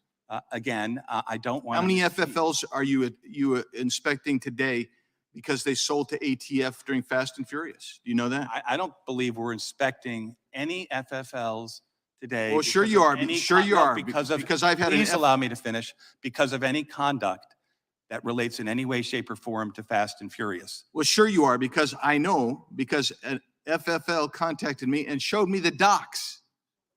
You guys are inspecting and going after an FFL who sold to ATF. I'm sorry if I misunderstood. I thought your question was, are we inspecting people because of conduct in Fast and Furious? It would be 15 years since it would be normal, Right, which in the is normal what- course of business to inspect a federally licensed firearms dealer once a decade. But the problem that we have here, and this is just one of many FFLs that are undergoing rigorous problems from you guys. This is an FFL that's sold to an ATF agent. The ATF lost track of that weapon. It gets used in a crime, and now he's having to respond. Why isn't ATF having to respond? Because it gets back to the hypocrisy of your zero tolerance policy. You guys can't live up to your own requirements and guidelines, but you're going to go after FFLs. How about this one? We have a case where a customer of an FFL who's an American citizen of Armenian descent visited by ATF agents seeking information about his legal firearm purchases. When asked why they wanted to know about his firearm purchases, agents told him that it was because he was born in Iran and had purchased multiple firearms from that FFL.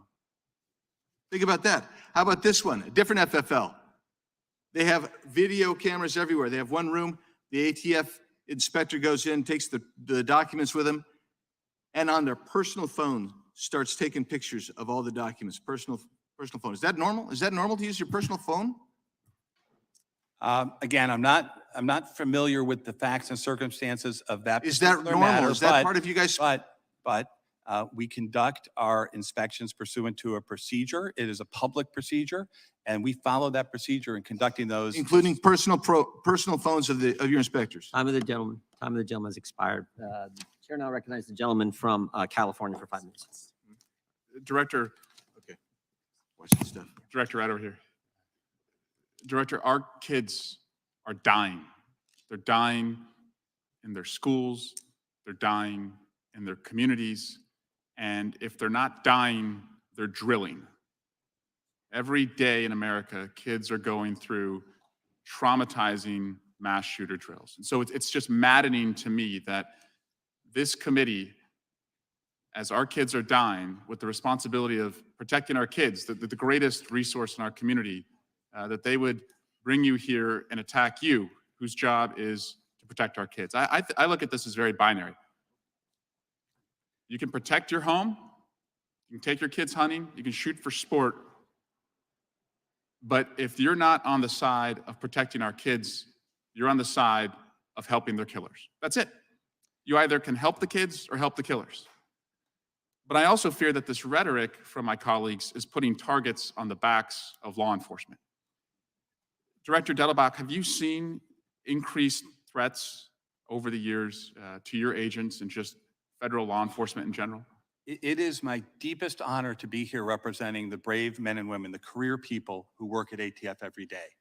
And what I will say is that attacks on a political appointee, I understand, unfortunately, it's just become part of our country, but I would say those men and women who are out there doing their job, risking their lives to try to protect people in law enforcement and all of these functions at ATF, they deserve our respect and support. It is the greatest honor of my professional life to be able to sit here and call them colleagues, because they're incredibly brave, dedicated people. And they're not people who have been all personally involved, right? They're there because they care. That's the same with our state and local law enforcement partners. And when they're attacked by political leaders, does it make it easier or harder for you to recruit people to go into law enforcement to protect our communities? I think, it's no surprise that it is difficult it's a very difficult and dangerous job to start with. And it is more difficult to recruit people and retain people now than ever. And so I just think as a country, we can try to support the brave work that these career people are doing while having our disagreements about things we feel passionately about. I was raised by a cop, 2 Republican parents, and they were a pro-police party, but I fear that that is no longer the case. Marjorie Taylor Greene, one of our colleagues, campaigns and raises money on a defund the FBI platform. Chip Roy on this committee has often said we need to defund the border and the police who are at the border. Mr. Massey on this committee has called for defunding the ATF. The chairman of this committee, Jim Jordan, recently said in a TV interview that he wants to defund the FBI and the Department of Justice. And this committee's chairman had, before this committee, in just the last 45 days, a witness who said, F cops. When you're the chairman, you can call anyone who walks this earth as a witness. And they called somebody who had recently tweeted this year, F cops. So Mr. Dettelbach, I fear that they continue to put a target on the backs of good, honest working cops who walk the beats in our community. And I share your concern with that.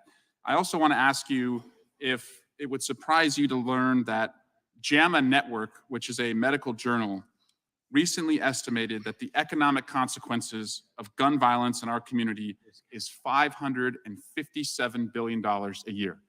That takes into account police investigations, medical treatment, long-term physical and mental health care, earnings lost to disability or death, criminal justice costs, pain and suffering, and that is equal to 2.6% of America's gross domestic budget, 5 times the budget of the Department of Education. I hope that eye-popping number, if kids dying in our classroom doesn't get the attention of my colleagues, I hope money will talk to them. But does it surprise you to learn that that's the estimate, $557 billion a year? I don't know about the particular numbers. I know obviously violent crime costs our society in many ways. It costs a physical, a psychological, community, medical, and financial toll. Thank you. Yield back, Mr. Chairman. Gentleman yields back. Gentleman from Kentucky, Mr. Massey is recognized for 5 minutes. Thank you, Mr. Chairman. Mr. Director, in 2012, John Spencer, Chief of Firearms Technology Branch, wrote a letter to Alex Bosco, inventor of stabilizing brace. We talked about this letter already. He said, based on our evaluation, FTB finds that the submitted firearm brace, when attached to a firearm, does not convert that weapon to be fired from the shoulder and would not alter the classification of a pistol or other firearm. You're aware of this letter? I am aware of the letter, yes. Did Congress pass, between this letter being issued to Mr. Bosco and the production and distribution of 10 to 40 million of these braces and the implementation of your rule, did Congress pass a law? What changed? Congress did not pass a law, but something did change. What changed is that that item that was submitted was not produced and was not the item that was marketed. And Mr. Bosco, I think before this committee, said that people were using stabilizing braces in ways that he hadn't anticipated. Okay, let me challenge that assertion. So you say that the brace changed, and so you had to implement this rule. Well, I've got here the actual original brace that this letter was responsive to. Are you telling me that this brace is exempt from your rule? What I'm saying is that if people have products that are not Is designed. this brace exempt from your rule? I can't sit here and classify. This but if is it's the brace you submitted, we wrote the will give letter it a to. classification, and if it's not ruled to be attached as a short-barreled rifle, it will not be subject to the rule. Would you please quit telling this committee that the brace has changed and that's why you did the rule, when in fact you're not exempting the same brace that you gave this letter to? If the brace is submitted, we'll classify it. Would you with the submit, firearm. do you still have the same agreement that this brace that the ATF agreed to in 2012 should not be under the jurisdiction of your rule? If that brace is submitted with a firearm, we will examine and classify it. If it doesn't Okay, qualify. reclaiming my time, because it's pretty obvious you're misleading people here when you say that the brace has changed, because your rule affects the braces that didn't change. How many days have passed? How many days do people have to comply with this rule? So they can always comply, but the initial period. Before they're felons? But the initial period, I believe, ends at the end of May. Okay. But people End of are. May, and it was 120 days, is that correct? People are only felons if they intentionally. Is it 120 violate days? The law. I believe it's 120 days from the. So date we've of got pub- 36 days left of the 120-day grace period. Can you tell us here today how many people have complied by registering this product? I am not sure of the exact number. I can check though and get back to you. There are people who are making applications. There also can be detachment. So in other words, we don't count. That's not for us to regulate. If somebody we wrote the rule to make it easy to comply with. If somebody just at their home detaches the weapon from the brace and keeps them apart, they do not have to register anything. They can keep the brace. They can keep the business end of the gun. Okay, that's a great clarification. So you're not going to do some kind of constructive prosecution where you say, oh, well, you had this and you had that and you intended to connect them? Keeping the, I mean, They can just keep them detaching separately? them as we Keep them approach separately. but Okay, because that's not clear in your rules. What is the punishment if somebody is convicted as a felon under having this piece of plastic? If people are convicted of not following the Gun Control Act, it's a serious felony conviction, but that 10 requires years? intent. Can you just give me the number? Is it 10 years? I believe it's a statutory maximum of 10 years. 10 years for owning a piece of plastic that you were told was legal and that you owned for a decade and that millions of people did? This is what offends the sensibilities of Americans, whether they own these or not. Do these make the gun fire more rapidly? The stabilizing. Do these increase the muzzle velocity? The stabilizing. Do these allow you're not answering any of the questions. Do these allow the firearm to carry more bullets? The stabilizing braces allow, if they're the kind that count, allow the firearm to be shouldered. Let me ask in a you way this. that Congress. I'm glad you brought that up. So this is a stabilizing brace here. Here's a pistol without a stabilizing brace. Does the buffer tube, could that be shouldered?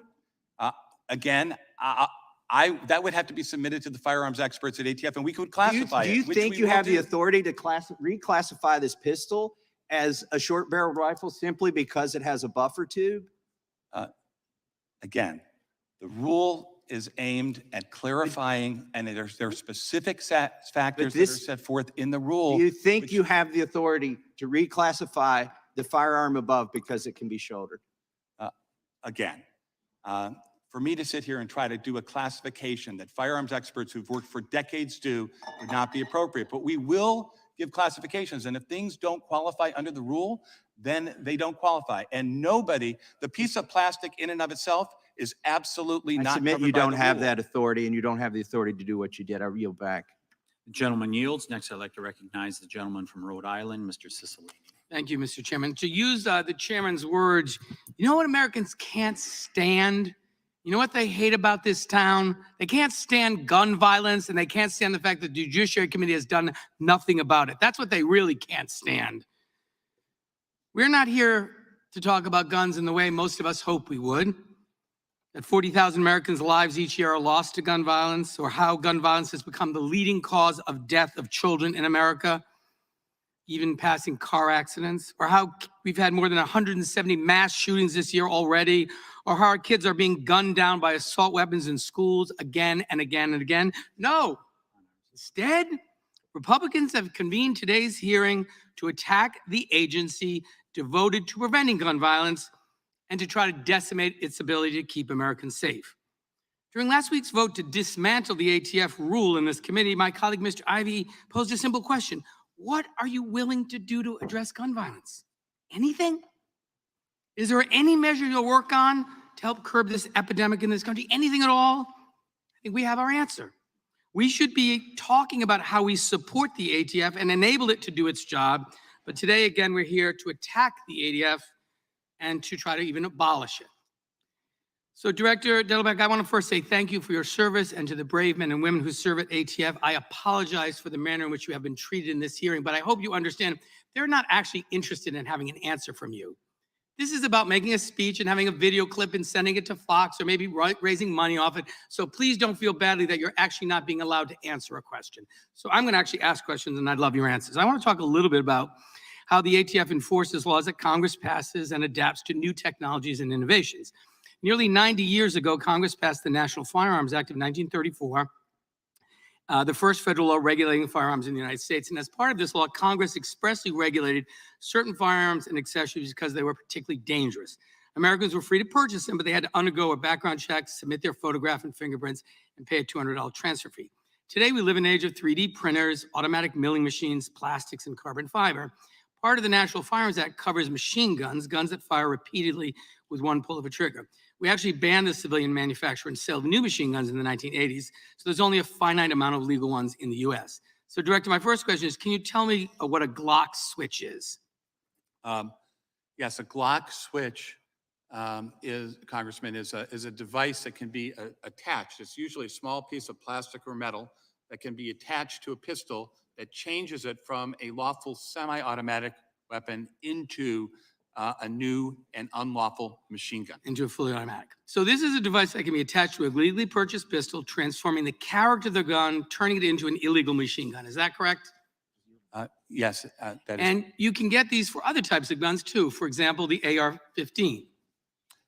There are machine gun conversion devices that go with a variety of different. Okay, I'm trying to get through these quickly, so that's a yes. And the ATF regulates Glock switches in the same way as it regulates machine guns themselves. Isn't that correct? Those devices are unlawful under the National Firearms Act. So the answer is yes. Yes, so they're. Okay, and that's because within a few minutes' time, these devices, just a few ounces of metal or plastic, when added to a legally purchased gun, turn it into an illegal machine gun, correct? That's correct. And Director, the NFA also covers short barrel rifles, does it not? Yes. And the reason is pretty clear. Short barrel rifles can have the concealability and maneuverability of a pistol, but with the firepower and accuracy of a rifle. And with shoulder stock devices out there that now fold all the way down or telescope out, you can easily fit one inside a backpack or briefcase, and no one would be the wiser. So Director, the ATF issued a rule on so-called stabilizing braces recently because it was clear that many of the items being manufactured and sold as stabilizing braces were really just being used to try to get around the National Firearms Act. Isn't that correct? Whether a short-barreled rifle is sold in one piece or two pieces and you put them together, the rule was intended to cover what Congress defined as a short-barreled rifle. So people are taking legally purchased pistols, adding these devices marketed as stabilizing braces, but which are actually shoulder stocks, and changing the character of the gun, transforming it into an unregistered short-barrel rifle. Is that correct? If it meets the definition under the rule, then that would be correct. So the ATF, in recognizing new technologies that are attempting and succeeding in working around the National Firearms Act, just like Glock switches, is appropriately regulating these things for what they are. My colleagues argued the other day that just a few ounces of plastic and metal can't transform a legal gun into an illegal one, but it sounds very much like you would disagree. Is that correct? They're not illegal. Congress has determined that there are additional safeties and regulations that apply to certain kinds of particularly dangerous weapons. Thank you. And you can keep them. You just have to follow the rules that Congress has set up to follow those controls. Thank you. And Mr. Chairman, I have a unanimous consent request. I ask unanimous consent that the drawing of the actual stabilizing braces, which was not what Mr. Massey held up, that was not, in fact, a regulated stabilizer. I'd ask this document, which is the actual diagram of an actual stabilizing brace that was prohibited by ATF, so the record is not only complete, but accurate, be submitted into the record. So ordered. Just glad the guy's not holding up a picture of a bump stock. The gentleman yields back. Next, I'd like to recognize the gentleman from Texas, Mr. Roy. Thank the chairman. Thank you for appearing before the committee. Director, I served in the U.S. Attorney's Office, prosecuted 922G1, 924C, felons in possession and so forth. I would say that, well, let me ask you this question. There are different definitions of mass shootings. We've said that I think 160 or something mass shootings this year or something in that zip code. However you define that. I believe, Not necessarily get to the question. In your reporting of that, how many of those shooters can you report were on medication? I don't know the facts to be able to answer. I'm sorry. sir. Okay, I think that's an important thing, and I'd like ATF to get us an answer on the 165 mass shootings. How many were on medication? How many were from single parent homes without fathers? Again, those may not be all ATF investigations, and I don't know the answer to that. Well, but it's important you guys collect data on virtually everything. I think it's really important for us to know that. Can you tell us how many of the perpetrators were, for example, involved in social media and certain websites, or how many of them had dropped out of school? Again, I don't have a number on that. I would agree with you that those are all significant problems that we have to address as a society. Well, I think that's something that's really important, and I want ATF to get us that information because that has been missing from a lot of the conversation. As we focus in on the weapons being used, I want us to make sure that we're very clear about the nature of the individuals that are carrying out these heinous acts. What is happening in our societies? What is happening to our young men? What is happening to young men in fatherless homes? What is happening to people on medication? What is happening with respect to mental health? Because if we look at the data and we see what has occurred, particularly under COVID, and we look at both suicide rates up like 10%, murder rates spiked like 40%, and I think with the use of firearms, we see that we had a serious mental health issue and the use of medication. I think that's something the ATF ought to focus on. But here's something that I want to ask about. You all had an ATF agent named Brandon Garcia who submitted a resignation letter you're probably familiar with, in which he wrote, ATF has been spending a significant amount of time talking about and changing the course of this agency to focus on, quote, the guns, end quote. Agent Garcia also noted the following. Last year, our headquarters spent pretty much the entire year talking about the vaccine and threatening termination for those who wouldn't get it. The deputy director threatened to prosecute agents for lying to a federal agent if we did not appropriately update our vaccination status in the system. He also noted that they were saying nothing about holding people accountable for the crimes they commit unless it supports their agenda. I think that's a question that I think we all want to know the answer to, which is, are we focusing on going after criminals carrying out bad acts, harming the American people every for day, use of guns, every day, as opposed to targeting law-abiding citizens for the use of having a weapon that they are entitled to be able to have under the Second Amendment? We are indeed focusing on taking violent criminals and trigger pullers out of our community. Of course, working with state and local law enforcement, right? Every day. And you know that from being a PSN prosecutor. I was a PSN prosecutor also. Those are very important. And with respect to the causes of these acts, I think it is correct. There are numerous causes. ATF is not responsible for addressing them. Of course, Congress, you look at the whole field of play as to what drives violent But does the director agree that it would be a very important thing for us as Congress and for ATF to focus on the mental state and the medicines being used by the perpetrators of these crimes? I think certainly that public policymakers ought to focus on that. Well, But I at appreciate ATF that. in an And I'm going to individual- run out of time. One other, because I got limited time. Sure. One other question with respect to the issue we're dealing here with the pistol braces. We know for sure that the United States Court of Appeals for the Fifth Circuit has overwhelmingly ruled that ATF overstepped its authority when it published the final rule that classified bump stocks as machine guns. Now, to make sure that it's very clear that I'm an equal opportunity basher of tyranny, the Trump administration issued that bump stock rule, and they were wrong to do it. They shouldn't have done it. They did it. The Fifth Circuit struck it down. The fact is, what we know about this rule, the pistol brace rule, is that it is the exact same overstepping of power. And that I think the director ought to respond to that question in just 1 minute. But I want to ask one question pretty quick right here as I wrap up. Do you believe that Americans have an individual right to bear arms?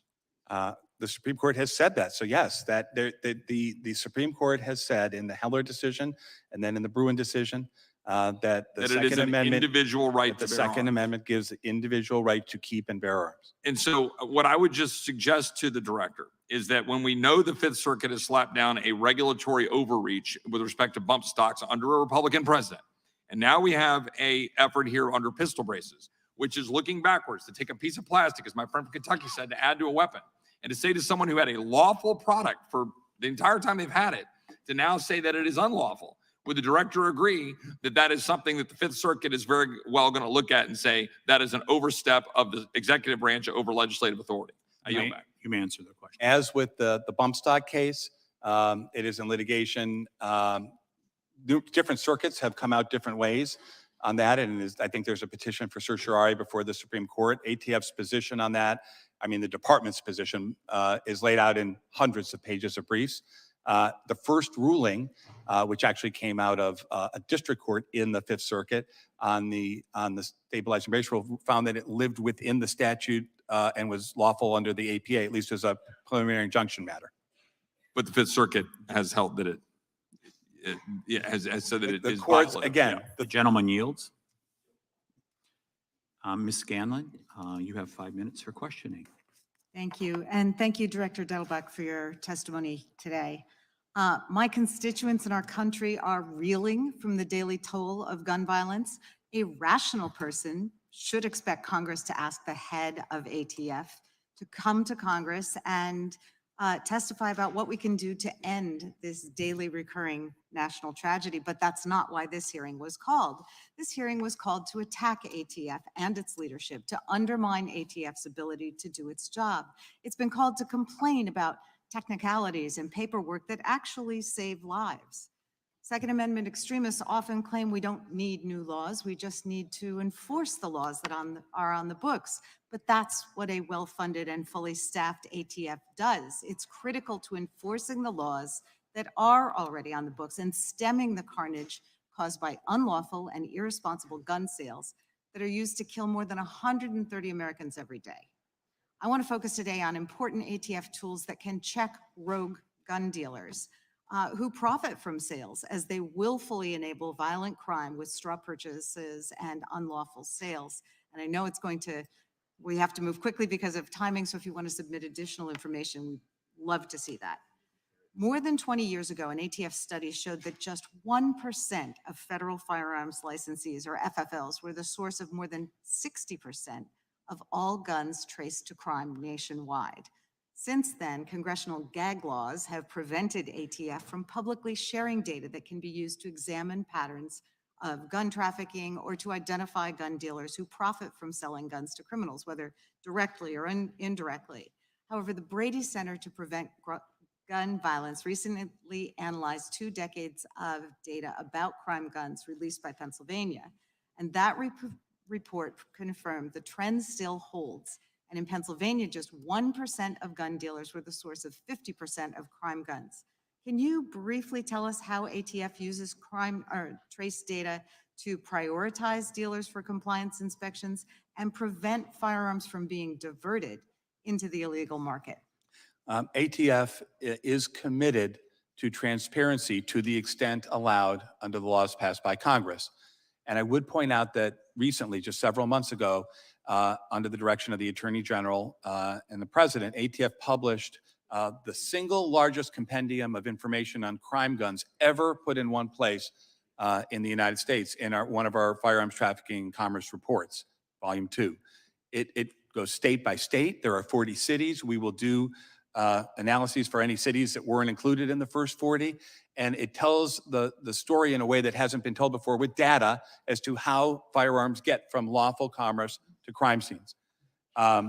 We take that kind of data and use it as part of our crime gun intelligence program to try and target as best we can, and we can do better at this.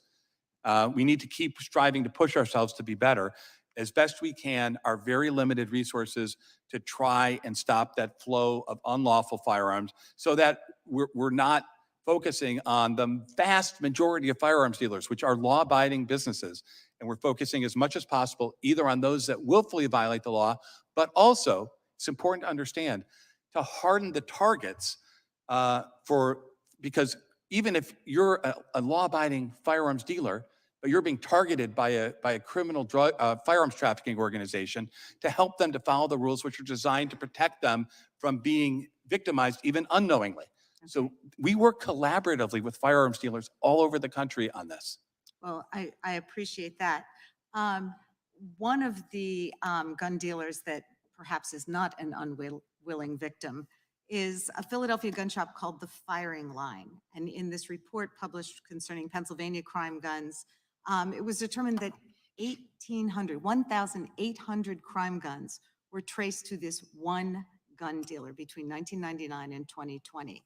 A 2017 ATF inspection report of the dealer, which I have here, found multiple repeat violations, including willfully transferring firearms to prohibited purchasers, facilitating the straw purchase of firearms, missing firearms, and a failure to respond to ATF trace requests. Now, obviously, this is before your tenure. But despite that record, the Trump administration's ATF issued a warning to the dealer instead of revoking its license. They got a stern talking to, but they continue to profit from their sale of guns that are used in crimes in Pennsylvania and beyond. So Congress has given ATF authority to revoke licenses. Can serious violations such as willful transfer trigger the zero tolerance policy that ATF is working on now? The key word that you use is what Congress said, which is willful.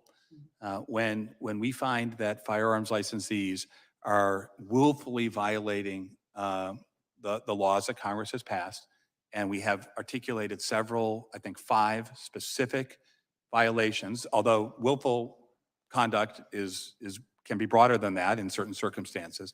That's what we try to do with respect to targeting our resources with respect to filing a notice of revocation. After the notice is filed, the licensee has the right to a hearing and to go to federal district court as well. Thank you. And Chairman, I see my time has expired, but I have 2 unanimous consent requests. The first is I ask unanimous consent to insert into the record a report from the Brady Center to Prevent Gun Violence entitled Uncovering the Truth About Pennsylvania Crime Guns. So ordered. Okay. I also seek unanimous consent to enter into the record the video played by Mr. Cicilline at last week's Judiciary Committee markup that demonstrates how the gun industry markets and many gun buyers actually use the stabilizing braces, not as assistive technology for disabled veterans, but as a way to convert large format pistols into short-barreled rifles and evade the National Firearms Act. So ordered. Thank you. Gentlelady yields. Yes. Next, I'd like to take 5 minutes to ask a few questions. Director Dettelbach, are you familiar with Operation Fearless from a decade ago? I'm sorry. Operation Fearless from a decade ago. Are you familiar with that? I don't know that I'm familiar with the details of that particular operation. If you start talking about it, maybe I'll be reminded of the name, but not as I sit here. So the largest state newspaper in Wisconsin wrote about it, suggested a lack of planning and oversight in regards to trying to get people who were running drugs, running guns, stuff like that. I take it you're not familiar with that? Again, by name, if you could, was this related to a certain type of investigative technique? I might know it not by the name, but by the facts, as you say. Yeah, so it happened in Milwaukee, and they found out later after the investigative story was put out by the Journal Sentinel in Milwaukee that this was actually being done in 5 other cities also. And are these type of operations still going on around the country? No, not knowing the type, what type of operation. If you tell me just in general, I can. So failed operation, Operation Fearless, is an ATF violent crime impact team opened a storefront in Milwaukee neighborhood. A storefront. Yep. So with respect to, and I do remember some of the public reporting on the storefront issue. So I'm not going to comment on any ongoing operation that ATF may be or may not be undertaking, but I'm glad to talk about that, which is, look, when we do in law enforcement, are there operations like that? I'm not going to reveal whether any law enforcement ongoing pending operation is occurring now or not. Okay, thank you. That would endanger people in the field, and we can't do that. Because it was a failed operation, and it was shown that it was being done around the country by the ATF, and which was really a serious problem. And we would like to know if things like that are going on. Well, yet. so, no, but I understand. With respect to storefronts generally, I think there was public reporting and there were some issues with the way that storefront operation was conducted. ATF did, I believe, I wasn't there, but my understanding is from the U.S. Attorney's community, my knowledge there was that ATF did impose additional restrictions and change the way those operations were going to try and better run them. If you'd provide that data, that'd be terrific. I think in that, if I remember correctly. If you would. So the, I'm sorry. is it I take it it's a priority at ATF to review FFL violations. Is that correct?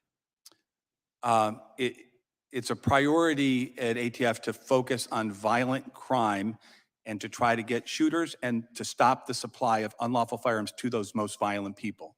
That is a priority at ATF. Do you agree with the Biden administration's zero tolerance policy that they've enacted in regards to FFLs? We implement the Enforcement and Regulatory Enhancement Initiative, which people call different things, and I think we're referring to the same thing, which focuses on a limited number of willful violations. And so Congress has said that that's what we should be focusing on. Well, that's what the Biden administration said. It was an executive order. Congress said that willful violations are the only kind that can result in revocation. So the number of revoked FFLs are up significantly, correct, in 2022? I believe that there were 90 some that were as a result of this particular enforcement. Has it reduced crime? The Congressman was talking about this before. There are lots of causes of gun crime, and it's impossible to say that any one of them is going to be the silver bullet. But that, to me, doesn't mean you don't work on all of them to try and address the issue. Sure. So as we talk about these FFLs, do you have regular training for your employees in regards to how to review these FFLs? Regular training. I'm sorry, yes, we have regular training for our employees at ATF. Yes, we do, Congressman. And are there violations for violating these firearms transaction records? Are there penalties for violations? If an FFL is in violation, there's a series of different actions at different levels that the statute allows ATF to take. And also firearm transaction records, right? Like if like a 4473. Yeah, if they inaccurately fill that out or if they lie on it, there's penalties. Well, the person who's buying the weapon fills out many parts of the 4473, and if that person who's buying the weapon doesn't tell the truth on those forms, there are serious penalties for lying on that form. If they violate, should they be prosecuted? Yes, that's up to U.S. attorneys' offices to determine. We investigate cases, refer them to U.S. attorneys' offices, and they make those determinations. So if someone violates, regardless of who they are in society, they're turned over to a district attorney and to be charged? If ATF investigates a matter and believes that there's been a violation, it would be referred to the appropriate prosecutor. Should the president's son be turned over since he violated Form 4473? I think that's been publicly reported that is an ongoing investigation. Again, I am not going to comment on any ongoing investigation. So you don't take a position on we should have equal justice, we should not have a two-tier system of justice? I'm not able to comment on any ongoing investigation, whether it's the undercover operations that you referred to or any particular case. I just can't comment under longstanding Department of Justice policy under both parties' administrations on pending investigative matters. I've exceeded my time and yield that time and would recognize the gentlewoman from Georgia, Ms. McBath. Thank you so much, Chairman, and thank you, Director Dettelbach. It's good to see you, and thank you for coming before the Judiciary Committee today. I thank you so very much for the important work that you're doing in your role as Director of the ATF, the first permanent one that we've actually had in this country in over 8 years. Can you imagine that? And so 8 years, the ATF conducts some of the most critical work of preventing crime from happening, such as by ensuring background checks are completed so that those who are not legally able to possess a firearm cannot actually purchase them. ATF, we know, also works with local and state law enforcement, as he has expressed over and over again this morning, to trace firearms that have been used in violent crimes, to assist in making convictions in prior crimes and stopping future crimes from happening. They also work to prevent illegal firearms trafficking, reducing the risk of public safety in our towns and our cities. If this Congress is committed to keeping our communities safe, keeping Americans whole, we must do everything in our power to support the ATF and its initiatives. Director Dettelbach, one of the great achievements of the 117th Congress was the passage of the Bipartisan Safer Communities Law. That was my law. The most significant gun safety package in almost 30 years. The initiatives set forth in that law include things such as funding for the implementation of extreme risk protection order programs and laws that ensure that firearms are not in the hands of those a court has found through due process as a danger to themselves or to their community. Funding for community violence intervention and working to close the gun show loophole. Please share with us, because I do believe that you have been just unjustifiably kind of attacked today. So please share with us how the ATF is implementing all of the provisions of the Bipartisan Safer Communities Act, that law. Thank you. Congress passed the Bipartisan Safer Communities Act shortly before I came on as director of ATF. And since that time, the parts that actually fall within ATF's jurisdiction, we've been working very hard to implement. There are other parts, because this is an all-of-the-above approach that has to be taken to violent crime. Others are working on more. But two of the things that Congress did was gave us our first standalone straw purchase felony and our first standalone firearms trafficking felony under federal law. And we have been investigating with our state and local partners those kinds of cases. And we've brought over 30 different defendants, more than that, have been prosecuted. The other thing I want to say is, you know, we also work with industry. So a couple of weeks ago, I was in St. Louis with the National Shooting Sports Foundation, rolling out the Don't Lie for the Other Guy campaign there. That's a campaign where we work together to try and educate firearms dealers, licensees. I was in a gun store to catch straw purchasers, how to recognize it, what to do, because they are often our first line of defense. And so we are doing enforcement, we're doing education, we're doing training. We've trained everybody at ATF, so thousands and then thousands of prosecutors across the country. I have personally gone to speak to large groups of law enforcement agencies about this. So it's, again, an all-of-the-above approach to do what we can. Congress didn't give us any money for that, but we are not stopping. We're going to do everything we can to implement that important law. Thank you. So in what ways does ATF, well, you really kind of already answered the question. I wanted to know, how did you work with state and local law enforcement agencies? But you've really kind of stated that in that last answer. But why are these partnerships so important to ATF? We are a very small agency compared to all the other federal law enforcement agencies. We're a small law enforcement agency, 5,000 plus people with a huge mission. It's also gallows humor, right? Well, we have 5, but at least we don't have a big mission: violent crime, right? It's hard. It's a very difficult, large mission. So how do you do it? You do it by force multiplication and partnership. You do it by sitting on task forces. You do it by sending an agent to work in the homicide unit of a major city police department. You do it by working on the carjacking initiatives that we're working on in Philadelphia.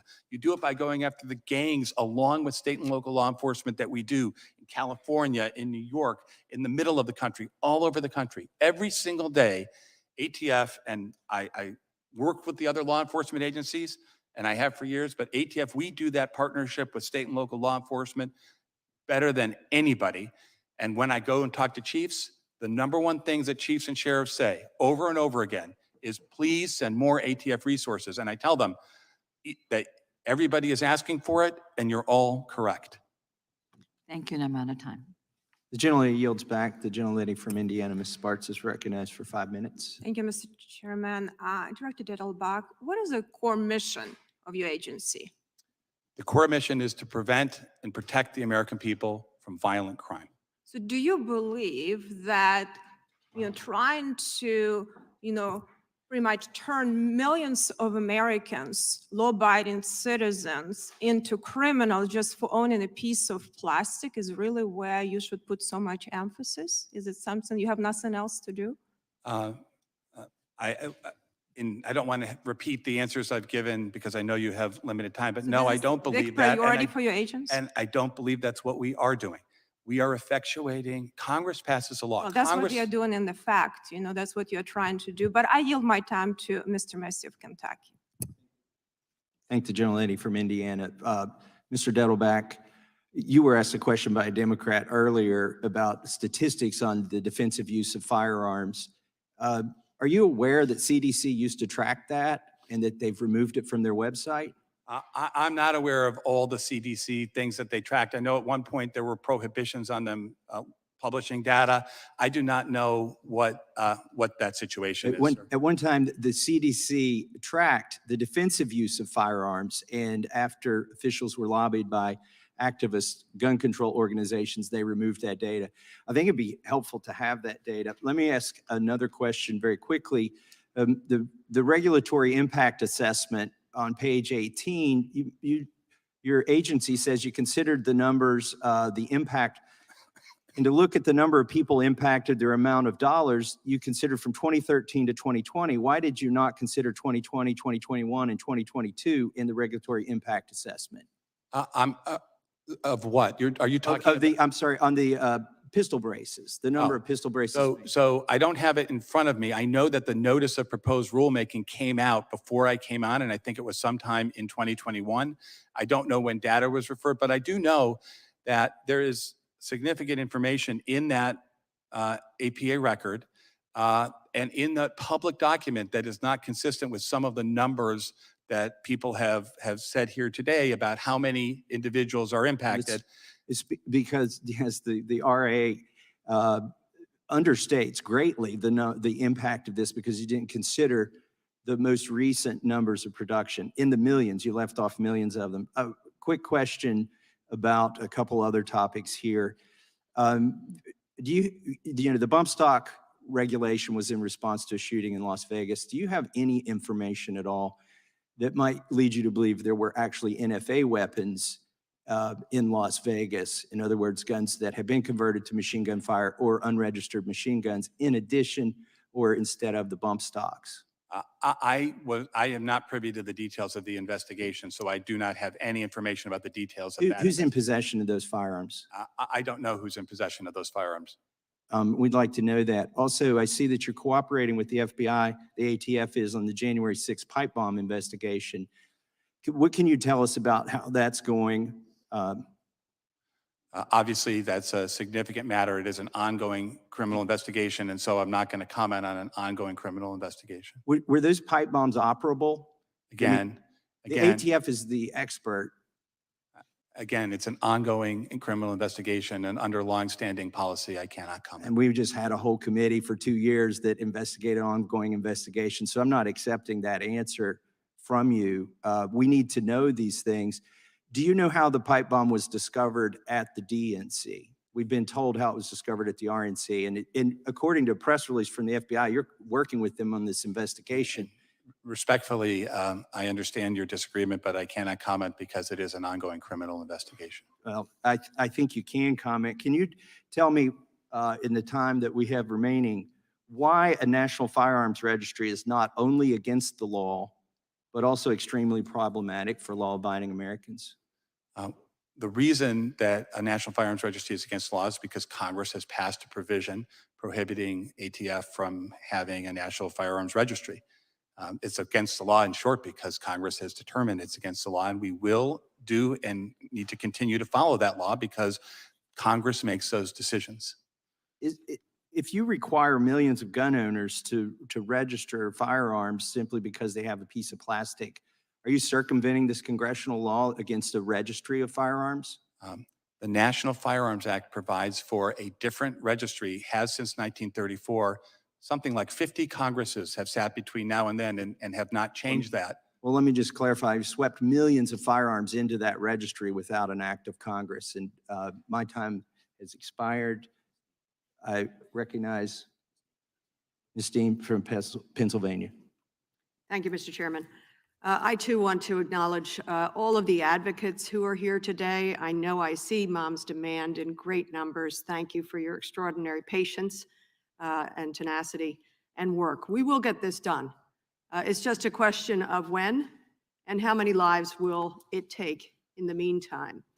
I think we also have Students Demand. I think we even have a survivor of gun violence. We have Brady, we have Everytown, we might have 97%. To all of the advocates, even if you're not a part of one of these groups, I thank you. I think every American citizen is a mom's demand, is a dad's demand, is a student's demand. That's who we are. My constituents are talking to me and demanding that we do better, that we do more, that the price of the Second Amendment is not lives. We have to prize life, liberty, and the pursuit of happiness as much as some prize guns. So to the survivor today, thank you for being with us. Thank you for your strength. I met with students this week. I have a advisory committee of high school students. I meet with them quarterly.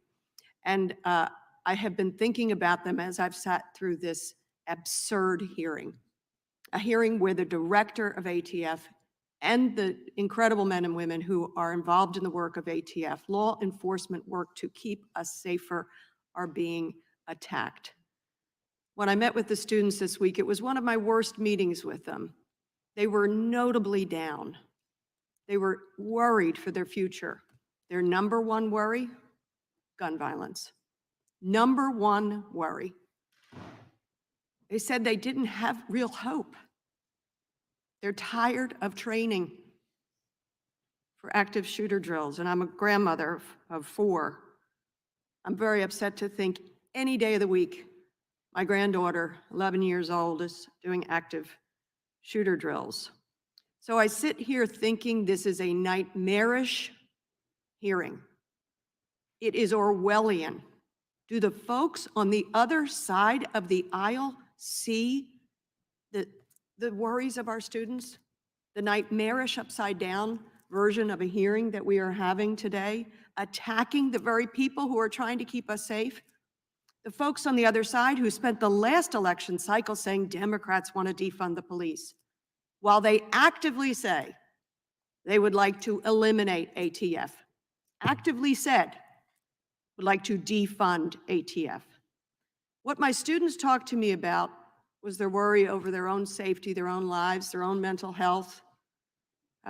What they talked to me about was attacks on rights, whether it's trans rights or women's rights. You know what they didn't mention to me? Regulation of stabilizer braces. That was not on their agenda.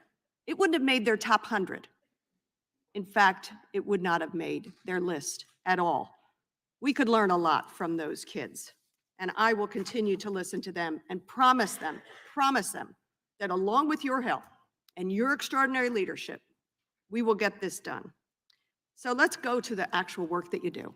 Could you tell me about the work that ATF does? I know you spoke a little bit about the tracing of guns, which is crime guns, which is so critically important. What does ATF crime gun tracing work look like? Could you describe it to us Sure. in a little way? So when a crime happens and a local police department, usually it's local because they have most of the cases, opens a case and they associate a particular firearm with a crime. It's found at the scene or what have you. They then submit a request to ATF to trace that firearm. Now, ATF we don't have a national gun registry by law. So what we can do is we can trace the firearm to its first retail sale that we know of. That's usually what happens. And we don't have that record. So we get the request in. And if it's a firearms dealer that is still in business, we reach out to them and we say, we don't have the record. We say, can you tell us who purchased this firearm? Pull the 4473 and tell us. Then we can relay that information back to the local police departments. They're often conducting very time-sensitive investigations, and they can follow that lead. if it's a firearms dealer that's out of business, they send their out of business records to ATF. They have to be stored in a certain format under the law that Congress has passed. We are, I think, the only customer of Adobe Acrobat. We pay extra money to remove search function from that so that we can then try our best to trace it as quickly as we can and get that same information back to that homicide detective, that gang detective, that narcotics detective who's working the case. The gentleman's time is expired. I just want Mr. to ask Fitzgerald is one recognized for question. 5 minutes. If you would send to us information gentleman's on time is expired. the implications of the Safer Communities Act. Anything you're learning, please send it along to us. Thank you. I yield. Mr. Fitzgerald is recognized for 5 minutes. Thank you, Mr. Chair. And thank you, Director, for being here today. Oftentimes at these hearings, I just want to bring some balance, I think, because a lot of figures are tossed around. But I just want to remind people, in the state of Wisconsin, my home state, 422,000 permits were sold for deer hunting over a 9-day season. For the most part, very safe 9 days. It's a huge part of our history in Wisconsin. Doesn't sound safe for the deer. And I'm very proud to say that those people also have to be represented today in this room. I want to just change the topic very quickly. In February 2023, I sent you a letter alongside of some of my other colleagues requesting that you and the Attorney General Garland, just give us some input on proposed legislation that would remove certain less than lethal weapons from the Gun Control Act. And what I'm talking about are stun guns. As you may be aware, any less than lethal weapon, such as a taser that uses any type of explosive charge to obviously shoot the projectile, which has wires attached to it. Although it's not lethal, it's categorized under the GCA. There's a very low probability, and I have an actual manufacturer that's in my district who has contacted me about this. So what I'm asking is, what is your position on not only non-lethal devices, but just how did they end up in that category of the Gun Control Act of 1968? Thank you for the question, and obviously it goes without saying, but it's important to say that law-abiding citizens who are hunting or doing things that are protected by the Constitution, ATF respects and that activity, and we need to continue to do that. That's good to hear. With respect to the Gun Control Act, so the definition that Congress wrote talks about, I think the words are by means of explosive, by explosion, right? So I don't want to get out ahead of myself. I can check and get back to you on the letter, but I think that language that Congress wrote is covering some things and then not others. Like, for instance, if there's a different way of expelling the item, it wouldn't be covered under what Congress wrote. So I think the reason why some things are covered and some things are not goes back to the statutory definition.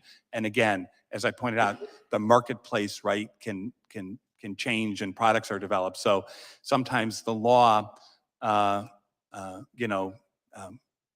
is applied in ways that people may or may not anticipate. So let me just ask you, so as your experience as a civil rights division attorney, do you think that the non-lethal devices have an effect on reducing the use of force on the street when a law enforcement officer would obviously garner a taser versus their firearm? So I want to be careful I don't overstep my expertise, but I have had some experience. And so when police officers have options as to what to do and what to use, right? They have more different ways they can respond to a situation. Now, there are different rules for devices that are possessed by law enforcement as well under the statute that Congress wrote. So would you agree incorporating non-lethal weapons in the GCA definition of a firearm, that might actually hamper our ability to develop new types of new avenues for law enforcement? I don't know the full answer to that question. I understand that you have a letter pending. I will check into it and we'll try to respond. I mean, wouldn't it make sense to put an exception in there for tasers? I mean, to me, I mean, and like I said, there's a private corporation that's very frustrated by the characterization under the GCA. So I'm just wondering, it makes common sense, doesn't it? I know it's frustrating, but there's a very significant process for people in the executive branch weighing in on legislation. And I can tell you, I will check on this in response to your letter. Well, thank you very much, and I expect some type of response. Thank you. I yield back. Ms. Escobar is recognized for 5 minutes. Good afternoon, Mr. Dettelbach, and to members of your team. Thank you so much for your public service. Thank you for your work. Thank you for doing everything you can to increase safety in our country and communities across America. I want to thank the volunteers who are here today, and I know that there are many, many more who are watching throughout the country. All these incredible advocates and activists who come together time and again to demand fundamental safety for yourselves, for your families, for our smallest, tiniest Americans. Thank you for everything that you do. I represent El Paso, Texas, a community that has had 2 mass shootings since 2019.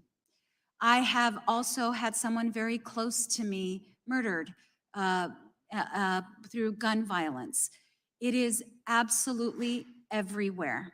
We are a nation awash in guns. And it's not that we are becoming a more violent country per se, or a country that is actually seeing massive increases in crime. It's that the crimes are getting deadlier because of the weapons that have flooded our communities. In fact, one of my local newspapers, the El Paso Times, recently had an article about how juvenile crime is not up. In fact, in many ways, juvenile crime in my community is stable. But what has changed is that crime is now more frequently used by juveniles with access to guns, because it is so easy to get guns in our country. So we're seeing more bloodshed, more death, more fear. And we heard from my colleague in Pennsylvania who talked about her visit with young people in her district. It was eerily similar to what I was going to share with you. Just this weekend, I met with my Youth Advisory Council, incredibly talented, optimistic, hopeful, ambitious young people. And one of their top topics, in fact, the biggest issue for them right now, is gun violence and the fear that they live in. I cannot believe the trauma that we are instilling in our children, because we cannot come to an agreement that their lives have value. And it is stunning to me that we're not moving closer and closer to common sense solutions. What is happening is we've been, House Democrats, Senate Democrats, we've been consistent in wanting common sense solutions. But it's been my Republican colleagues that have been moving the needle in the other direction.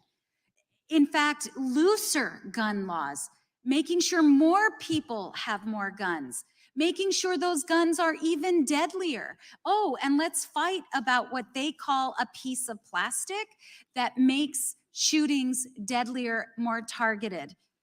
It is really unbelievable to me. And now they have really ramped up the extremism to the point where not only are we further and further away from common sense solutions, but they now want to abolish the ATF. This should not be a surprise. This is the same party that wants to abolish the FBI. Mr. Dettelbach, I'd like to ask you a question. A 2021 investigation found many instances in which federally licensed gun dealers were violating the law but were allowed to stay open. According to that investigation, ATF officials had been routinely downgrading their recommendations for disciplining these gun dealers so they could continue selling guns. According to the article, more than 200 dealers were cited for selling guns to people who indicated on background check paperwork that they were prohibited from owning them. Dozens made false statements in official records. A Florida gun dealer sold a handgun to a convicted felon in a parking lot, and the examples go on and on. Overall, the investigation found that approximately 99% of the businesses found to have violated the law were allowed to stay open. By revoking the licenses of corrupt or irresponsible gun dealers, is the ATF acting on new regulations or enforcing longstanding law? At ATF, we do not write the law. Congress writes the law, and we enforce that long-standing law. I believe that you're referring to a recent Inspector General report, and that was a report that I think had a lot of different recommendations. We welcome them. We will seek to implement recommendations from that report to do our job more effectively and efficiently, to use crime gun intelligence. We've already started doing that, changing because the period was already 16 months old, so we've already started doing that. And that was a report that I think one of the bottom lines of that report sort of criticized that ATF wasn't being strict enough, right? And so what we do at ATF is we try to do the best we can with the resources that we have. The men and women who are out there inspecting, there are 800 of them total for nearing 100,000 federally licensed firearms dealers, and more inspections because we also have to inspect all the explosive dealers every 3 years.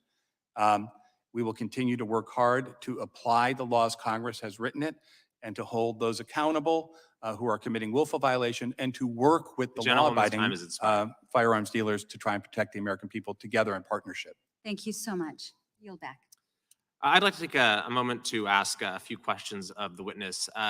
Director Tettelbach, thank you for your testimony today. Do you believe that the Second Amendment is an important right? I believe all the constitutional rights that we have are important. So you're not one of those people who says we'd be better off without it? I'm one of those people who says what the law says, what the Constitution says is what we should do and what we have to honor. I understand that, and I'm glad to hear you say that. But as sort of a matter of what's best for society, do you think it's important that our Constitution does have a Second Amendment? I think that all the amendments are important. It's very hard to start comparing the right to freedom of religion versus the right. They're all important. Okay, so why do you think the Second Amendment is important? Why do I? Why is it important that we have a Second Amendment? Well, at the most basic notion, because I'm an American, because I follow the Constitution and the founders, when they enacted the Bill of Rights. I mean, why is it important, the Second Amendment, that particular right? Why is it important? I mean, it's part of our founding document. It's in the Constitution of the United States, along with all these other rights that are very so you're important. glad it's there, the Second Amendment? Sorry? You're glad it's there. You're glad it's part of our Constitution. It's part of being an American is that Constitution, when we take an oath in public service, unlike any other country, right? We take an oath to uphold and defend the Constitution and laws of the United States. That's what we swear to do. So that's an important oath, and that's a very important document. And I'm glad to hear you say that. We have had amendments that have been repealed. You're not someone who says it'd be better if we just repealed the Second Amendment. Right? I have never participated in anything like that. And again, but your it opinion, is my job. Your opinion, it is you my think job. that'd be a good or bad thing? It is my job as ATF director to honor the constitutional rights and legal statutes passed by Congress, and I do. And I'm very glad to hear you say that. But as an American, do you think that'd be a good or bad thing if the amendment was repealed? Again, I don't think as director of ATF, me giving my personal opinions on which laws are more or less important is the right thing to do. But something in the Constitution is, of course, very important. Okay, so you don't want to say right now, affirm that you believe it's good that we have a Second Amendment. I don't think it's appropriate to give my personal opinion on any of the particular amendments. They're in the Constitution. All right. They Thank are you the very much. highest law of the land. So you also testified in your written testimony that we have more than 100 people who die from firearms violence across the country every day, and you say that most of these tragedies never make the news. Are you aware of and I think we can all agree that this is, an unspeakable tragedy for every family. Are you aware of a study from 2017 by the University of Chicago that showed that the average murder or shooting suspect had approximately 12 prior arrests in their criminal record? I'm not aware of that particular study, but I'm not aware of that particular study, no, sir. Does it sound wrong to you, or does it sound plausible? I think, as I said before, there's this many people who do crimes, and then trigger pullers are a much smaller percentage. and they tend to repeat Sure. crimes. And identifying those for state and local law enforcement is very important. So we Absolutely. can focus our resources on the shooters, right? Sure, exactly. And the DC police chief has said that it's on average 11 prior arrests for homicide suspects in this jurisdiction. This is Robert Conti, chief of police in DC. He said that what we've got to do if we really want to see homicides go down is keep bad guys with guns in jail. When they're in jail, they can't be in communities shooting people. Do you agree with that statement? We work very closely with DC police. When their lab was decertified, Okay, I'm we not asking took who you over work the with gun and who you lab. don't. I'm asking, do you agree with that statement from the chief of police? When they're in jail, they can't be in communities shooting people. Dangerous people who commit violent crimes should be incarcerated. All right, thank you. We've heard a lot of statements from the other side of the dais today, sort of in very high tones, speaking about the lack of efforts to deal with gun violence and a lot of very partisan attacks. But as you might be aware, Congress recently actually acted to prevent violent crime in Washington, D.C. by repealing a measure that would have lowered penalties for crime across the board that the District of Columbia had enacted. Now, that measure was signed into law by President Biden, as you may know. 81 members of the U.S. Senate voted for it, 81 to 14. And yet every single person on the other side today who has spoken up saying that we need to do more about gun violence voted against that measure. Does that strike you as hypocritical, Director? Sitting here today, there are obviously very passionate views on all sides, as I said, in the middle here. Sure. And it's not my role to engage in that kind of role. I run a law enforcement agency, and the decisions that Congress makes on policy are things that we then take and try to implement in the. But your testimony talked at great length about gun violence, and you've just recognized that much of it stems from repeat offenders. So isn't it a good thing that we managed to at least make it so we don't have as many repeat offenders in this district? Again, I don't run law enforcement in the district. They're partners of ours. We work closely with them. And I'm not a policymaker. I'm not a member of this body. I leave it to members of these bodies to make those policy decisions. Then we take the results and try to protect people with them. Thank you. Ms. Bish is recognized for 5 minutes. Ms. Bush is recognized for 5 minutes. Yeah, Bush. Thank you. First, let me just say to the advocates that are in the room, to Moms Demand Action, Students Demand, to every town, to every single advocate, survivor that is here. I'm sorry that you have to continue to keep coming back and, and advocating in this way and putting yourself in the middle of this trauma and pulling that forward to be able to save more lives. But as an activist myself, let me just tell you, on those days when it feels like I'm tired, I can't do anymore, just know that you continue your presence, continuing to show up, continuing to speak, continuing, letting us see you, letting people see you. Just know, even if it means you save one life, that's a life that you save. You're saving lives. So I just want to remind you all that that your work is not in vain. St. Louis and I are here today to talk about accountability for gun violence, for this epidemic that continues to ravage our communities and our country.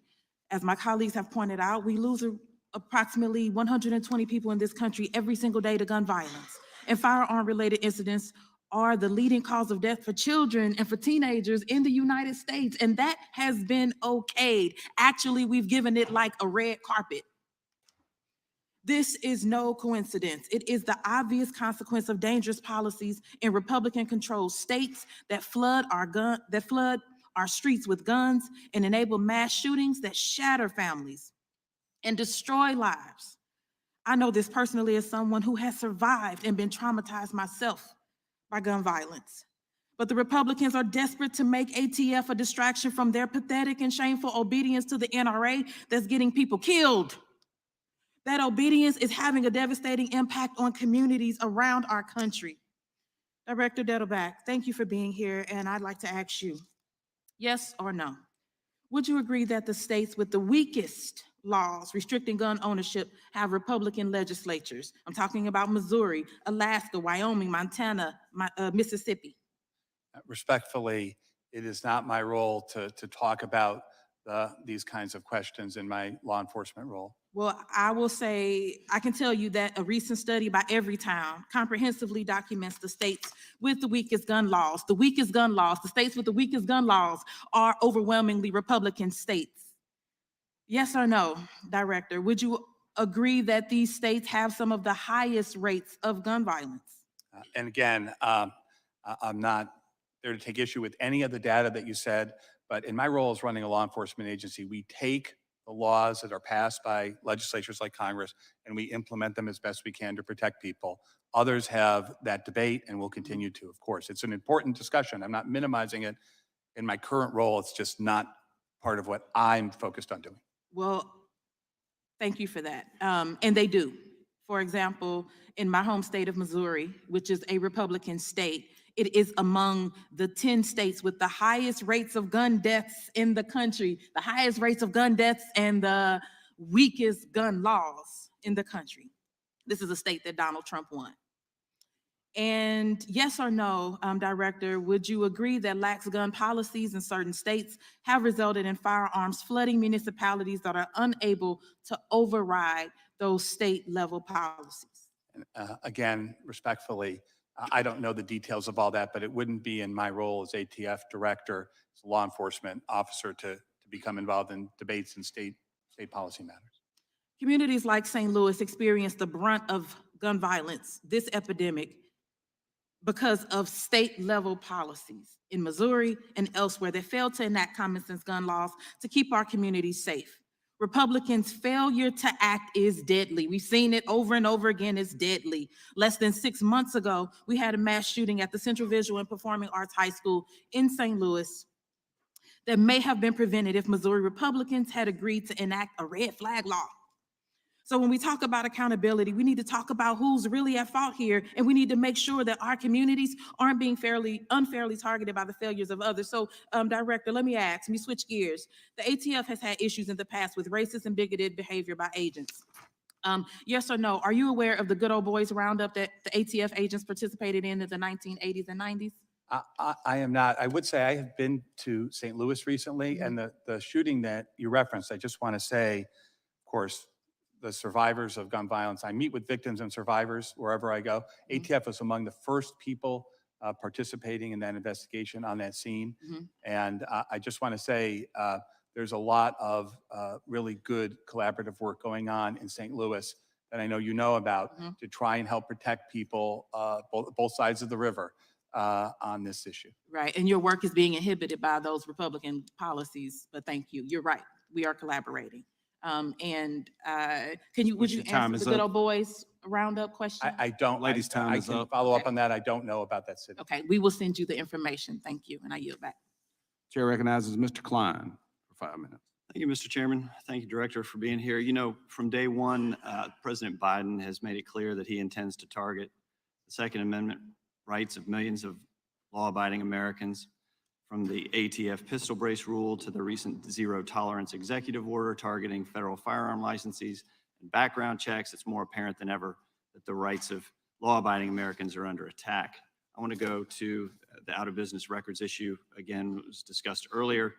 As you know, FFLs must give their server of firearm transaction records to the ATF once they go out of business. And these files are converted into screenshots, which you testified that ATF cannot be searched electronically, and that By name. By name, right. So let's talk about that, because the data is searchable by other computer functions, correct? I don't want to misstate on a technical question because I'm certainly not a computer expert. But my understanding is we take out functionality to flatten that data. Right. That limits its search function consistent with the restrictions set by Congress. And that most of that was already happening before that report, but then there was an individual server that had not been accessed but was not compliant that we had to do that with that particular data to make sure that we were fully compliant. So you're aware that a FOIA request by the gun owners of America revealed that a user can filter results using serial number, document type, FFL number, role, frame, manufacturer, weapon type, caliber, model, batch description, batch name, and comments. So we are compliant with the restrictions that Congress has set forth, but Congressman, these background checks that we conduct are done in homicide investigations where time matters and lives matter. And we are going to use the allowable things that we can do to try and help local law enforcement to catch killers. Right, you've said that ATF processes tens of millions of records per year. And in 2021, ATF told Congress they had over 920 million out-of-business records, including both digital and paper records. So has ATF's out-of-business record gun registry surpassed 1 billion records total? I don't know. I know that last year, the paper records we received were something like 70 million, and I'm not quite sure of the exact number. There are a tremendous amount of records that we receive, and we are doing our best. Some of them are stored in boxes that sit on the side, and we run into those boxes where there's an investigation and try to help our local law enforcement partners. We're doing our best. But with all of this information that you're gathering that is searchable, that is enough for you to create a list of every, for example. It's not. Well, it is. Every If you want to single search firearms dealer by that's currently in business, every manufacturer, single one, we don't weapon have type, any records. you have the ability to create a registry, for example, of AR-15s and create an enforcement list of his new ban on pistol brace weapons, correct?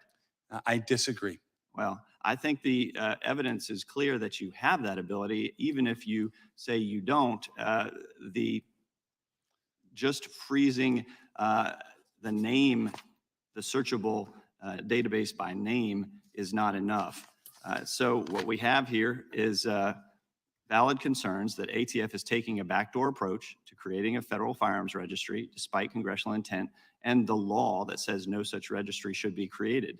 So last year, we received a response to a letter sent to ATF regarding our concerns surrounding the out-of-business records and a potential gun registry. And in response, you said, or the ATF said, the vast majority of the criminal firearms traces completed by ATF NTC are done for state and local law enforcement agencies, as you just said, across the country pursuant to active law enforcement investigations. And the NTC only traces crime guns, and every trace must be identified as such by the requester by selecting an appropriate crime code when submitting the trace request. But it further states that the NTC has no ability to determine the successful prosecution of hundreds of thousands of crime gun traces it completes annually, nor does it have any way to link a trace for a specific prosecution for a particular year. And last week, you wrote back to a further request that said the NTC cannot determine the number of prosecutions resulted from completing crime gun trace requests. So can you tell me what percentage of local law enforcement agencies use the NTC to trace crimes? So with respect to the percentage that are currently using, which I think I talk to people about trying to increase it. It's free information in about active half, criminal. right? It's around 50%, give or Right. take. So if half of the country's local and state law enforcement isn't using the NTC, then what's the purpose of it other than to create an unlawful registry if there's no way to determine that they're contributing to successful prosecutions? Well, it's because we were asked it's over 600 separate times by state and local law enforcement running criminal investigations to trace firearms that local cops, chiefs, sheriffs associated with the crime. And that is important criminal investigative material that we How get do you back know to you them don't as have quick- that data? In Highland Park, Illinois, a mass Anecdotal. shooter You have killed 7 anecdotal people evidence. in I New yield York, back. on a Gentleman's time's subway. expired. A mass Chair recognizes Mr. Ivy. Thank you, Mr. Chair. Mr. Duddleback, I'd like to give you a chance to finish your answer. I found when I was a federal prosecutor that this kind of information was extremely valuable, especially in tracking down the potential connection between a single gun and multiple. There's example after example that I've heard, but that the public has heard about how traces are critical in dealing with violent crime. In Highland Park, Illinois, a mass murderer killed 7 people celebrating the 4th of July in our country. And an urgent trace was conducted on a federal holiday, turned around within hours, which we can't do for all of them, only the urgent traces because of some of the legal limits we have. And they used that information, our local partners and federal partners, to catch that person before he could kill again. In the subway shooting in Brooklyn, another mass incident, we were able to turn around an urgent trace that led to the capture of the killer. In case after case after case, this is something that local detectives, that local gang task forces ask us to do, and we turn around those investigative leads. That's what they're called. They're called leads in criminal cases, so that we can help to protect people from being hurt again. Yeah, and I mean, so for example, you might have a gun that's recovered in a shooting. If you use the trace, you can find it maybe was connected to a previous shooting by a different shooter and get that guy off the street when you wouldn't have been able to do it otherwise, right? Right. There's a NIBIN tool, which is so important. It basically allows us to run a criminal history of a crime gun, so that there might be a shooting over here where there's no evidence, but just down the block a couple weeks ago, there's another murder, or somebody shoots up a stop sign. And on that one, we can connect those two to find out they were fired by the same weapon. And the local police can then say, oh, we don't have evidence on this one, but we have a license plate reader on that guy who shot up the stop sign. So we now we're cooking with gas, right? We've got a lead that we can work on in an active criminal case to try and catch the person. And as I think somebody asked me from the other side of the room, it's important because these people act again many times. And so by interrupting the shooting cycle, we're both holding somebody accountable who hurt or killed somebody, but we're also stopping them from doing it again. So to go back to some of the previous questions you were just asked about getting violent offenders off the streets, wouldn't this be an extremely valuable tool for doing that? If we want to get people off the streets who've used guns before to actually commit crimes, why wouldn't we want to get as much information as possible to link it to them so we could actually arrest and prosecute them?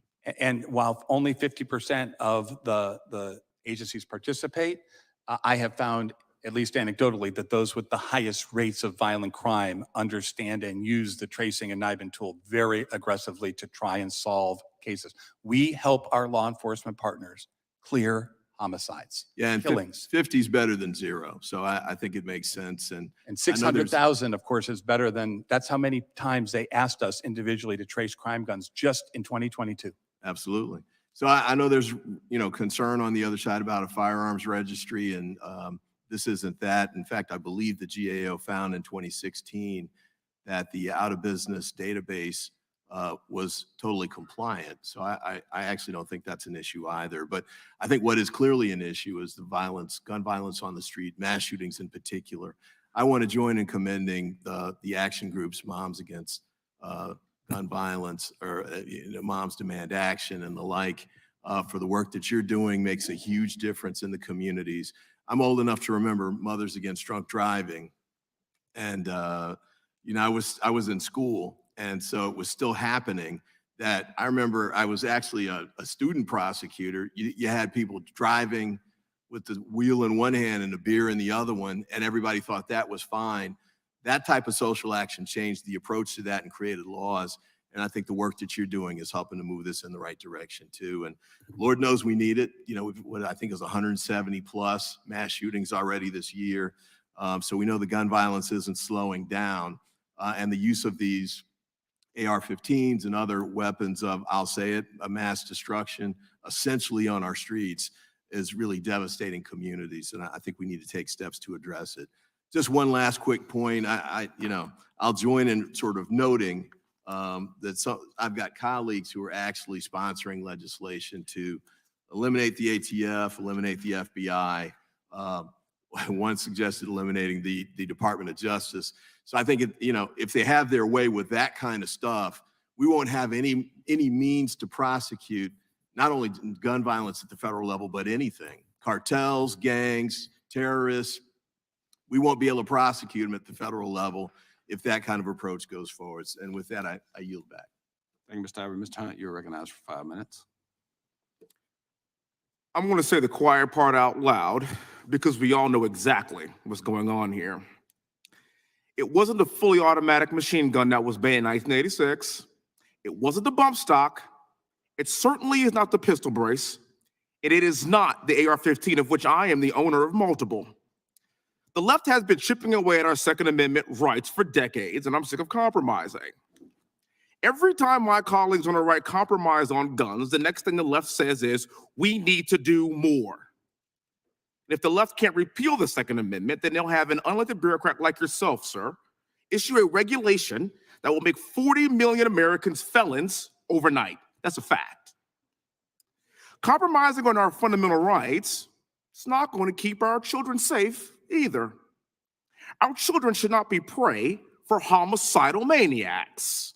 And our schools should not be as safe as we have here in Congress. They should be far safer what we have right now, and if we're willing to spend $113 billion in Ukraine, that we could pay to keep our children safer. So, gentleman in the corner, thank you, sir, for standing in the corner with a gun, and I feel safer by his presence already. And every school should have you present.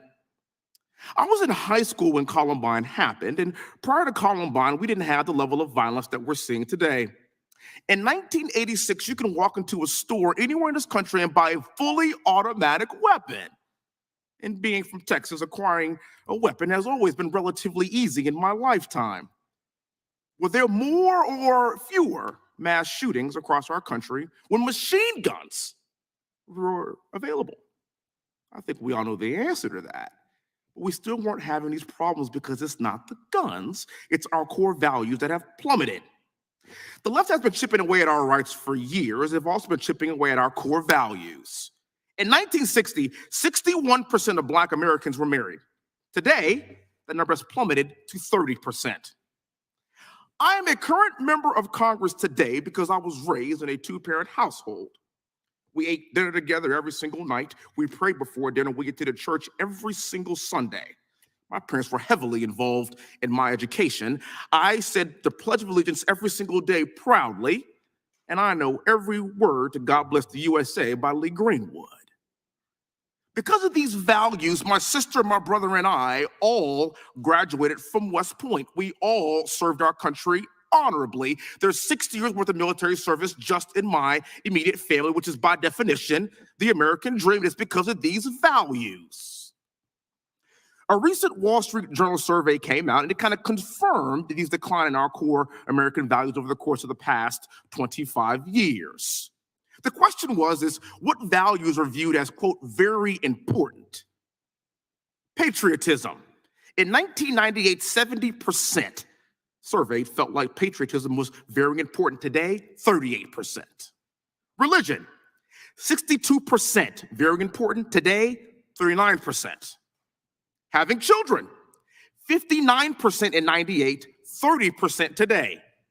Community, 62% in 98, 27% today. The guns haven't changed. The guns have always been available in the United States. Our society has changed, and it's changed drastically, in my opinion, for the worse. So where does that leave us today? There's a reason why crime and gang violence is up. There's a reason why Black women are the fastest growing demographics of gun owners in America.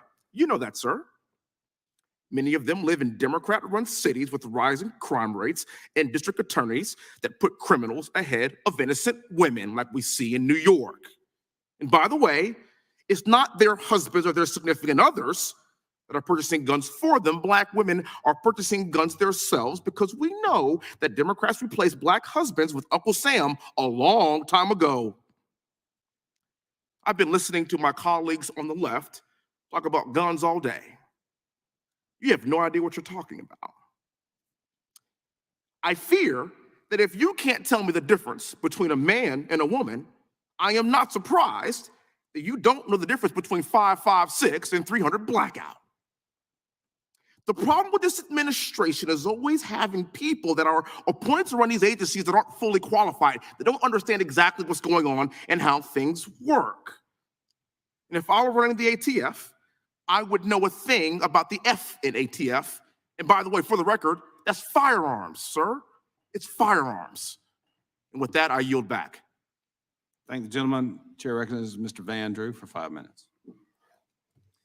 Thank you, Chairman. Just before I begin, I didn't even plan to speak on this particular piece, but as I've been in and out, because we had multiple committees today, I've heard this constant harangue about Republicans causing gun violence. Now let's really look at this. So I thought about the big cities. I thought about Chicago, New York City, DC, Baltimore, Philadelphia, just to name a few of them. Is Chicago a Republican city? Is New York City a Republican city? Is Baltimore a Republican city? Is DC a Republican town? Is Philadelphia a Republican city? they all have the worst crime rates. Little babies, children, others are killed virtually every week in these places. They have the strictest gun laws you can find anywhere. It is cruel to tell people because you are going to make a stabilizing brace illegal that their little babies are going to be okay, that their children are going to be okay, that their families are going to be okay, because it just isn't true. And Mr. Hunt's exactly right. It has to do with our family structure, our family, our faith, our belief in freedom and patriotism. Our society has fallen apart to a great degree, and this administration has taken every chance possible, every chance to politicize gun violence, to push more and more restrictive measures on legal and law-abiding gun owners. I'm a gun owner. I go to the range once or twice a week. And the guys that I see there are not bad people. They're sportsmen. They practice. They're very responsible. They know how important it is to be responsible. But you know what I do know? I know the ATF and the progressive district attorneys have decided to focus efforts not on punishing the individuals who commit the real crimes, the bad guys, and there are bad guys, but instead use tragedy to push a political agenda to try to waste Second Amendment rights. So my first question to you is, which scenario makes Americans safer? I want everybody to think about this. What makes Americans safer? Turning law-abiding Americans into felons by banning pistol braces, or if we have a weak on crime DA who lets people in and out of jail. Some of these people have 20, 30, 40 priors. So is it the violent gun offender that's let out over and over again, or is it a pistol brace that a veteran is using or an older man is using when they shoot? I'd like you to answer that question. At ATF, we focus a I asked huge you to answer the percentage of question. our resources on fighting the kind of violent crime that you have talked about. And it's Sir, important. I'm respecting and your protects- position, and I'm asked you to answer a simple question. Is it the brace that's a problem, or is it the fact that people who've committed felonies are let out over and over again? Which is it? Is it the brace or the felony? Which is it?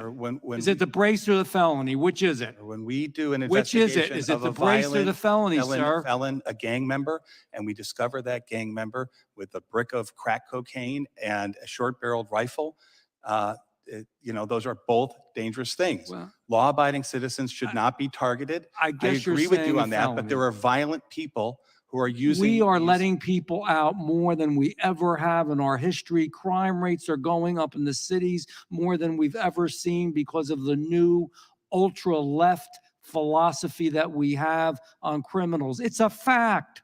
I'm not making this stuff up. So it's an upside-down world in which we live in, and we're turning millions of law-abiding Americans into felons because you made a change about a gun brace. And we don't, that's not going to help these ladies. It's cruel to do this to these ladies. And I know some of them may think you're going to be the heroes, but you're not. And the assumption by the ATF that these pistol braces make a normal law-abiding person suddenly a violent criminal is bizarre, which leads to my second question. We already know that you're unable to exactly define what an assault weapon is. You said so, we have it on tape. So instead I'll ask. It's not my role to define it. I know. If you have nothing delegate to do me with that it. authority by Alcohol- statute, It's alcohol, ask me to tobacco, make a and rule. firearms, but we know nothing about it. However, have you ever used a firearm with a pistol brace attachment? I've used many different types of firearms. Have you? Did it I make you feel like committing a crime? I believe I have used a firearm with a stabilizing brace, which was designed to be And man, shouldered. did it flow through your blood that you wanted to commit a crime? I believe that people yield. possess Gentleman's time's firearms up. and that the firearms aren't things that flow through their bloods. I don't. Chair recognizes Ms. Hageman. Thank you, Mr. Chairman. There's been much discussion in this committee about the issue of regulatory abuse, the growing administrative state, and the role ATF plays in this undermining of our representative government. This has been discussed through the pistol brace rule, among others, but I want to make it clear that this is not a new issue and that the ATF and the entirety of the administrative state continues to engage in illegal lawmaking.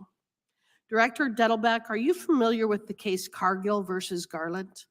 I do know that case. I believe that's a pending case in the Fifth Circuit. I Yes, believe. it's And a I- case that was decided in January of this year, and it relates to challenging ATF's bump stock rule. Now, you have repeatedly stated that the ATF only carries out the laws as passed by Congress, but that isn't true. The Fifth Circuit Court of Appeals, in fact, ruled against the ATF, and I'm just going to cover a few of the findings that the Fifth Circuit Court of Appeals made. This was initiated by a gun owner in response to the ATF promulgating a regulation to interpret federal law, specifically the National Firearms Act and the Gun Control Act, to define firearm accessories as machine guns, even though Congress had not done so. The regulation was pursued in direct contrast to a position that the ATF held for over a decade, and that's in fact similar to the pistol brace, where the ATF actually issued letters to owners of bump stocks and pistol braces saying that they were legal accessories.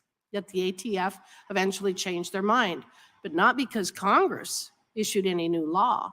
It was a new interpretation on your part. In fact, the court in the Cargill case found that that there had been bills that had been introduced regarding bump stocks, but before they could be considered in earnest, the ATF went forward with this rule, quote, short-circuiting the legislative process.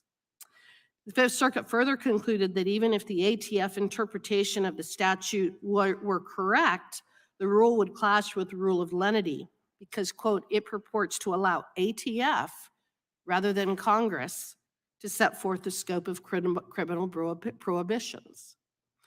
Director Dettelbach, does this situation and the legal questions raised sound familiar to you outside of the scope of the Cargill case?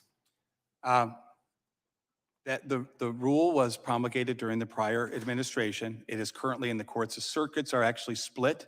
And Right, the Fifth Circuit and the Sixth Circuit ruled yesterday, finding again that the ATF did not have the legal authority to issue the bump stock rule, And another correct? circuit has upheld it, and it is on certiorari before the Supreme Court. I understand that. My point is that what the ATF did with the bump stock is very similar to what you're attempting to do with the pistol brace rule, isn't it? Those are different situations. They You're are both attempting- applications of Congress's. Well, that's not what that's not what the Fifth Circuit found, though, is it? Obviously, this is before the courts. Our The Fifth position Circuit has didn't been find is in that, did they? hundreds of pages of public documents. And neither did the I- Sixth Circuit. I will tell you, with respect to bump stocks, I fired a bump stock.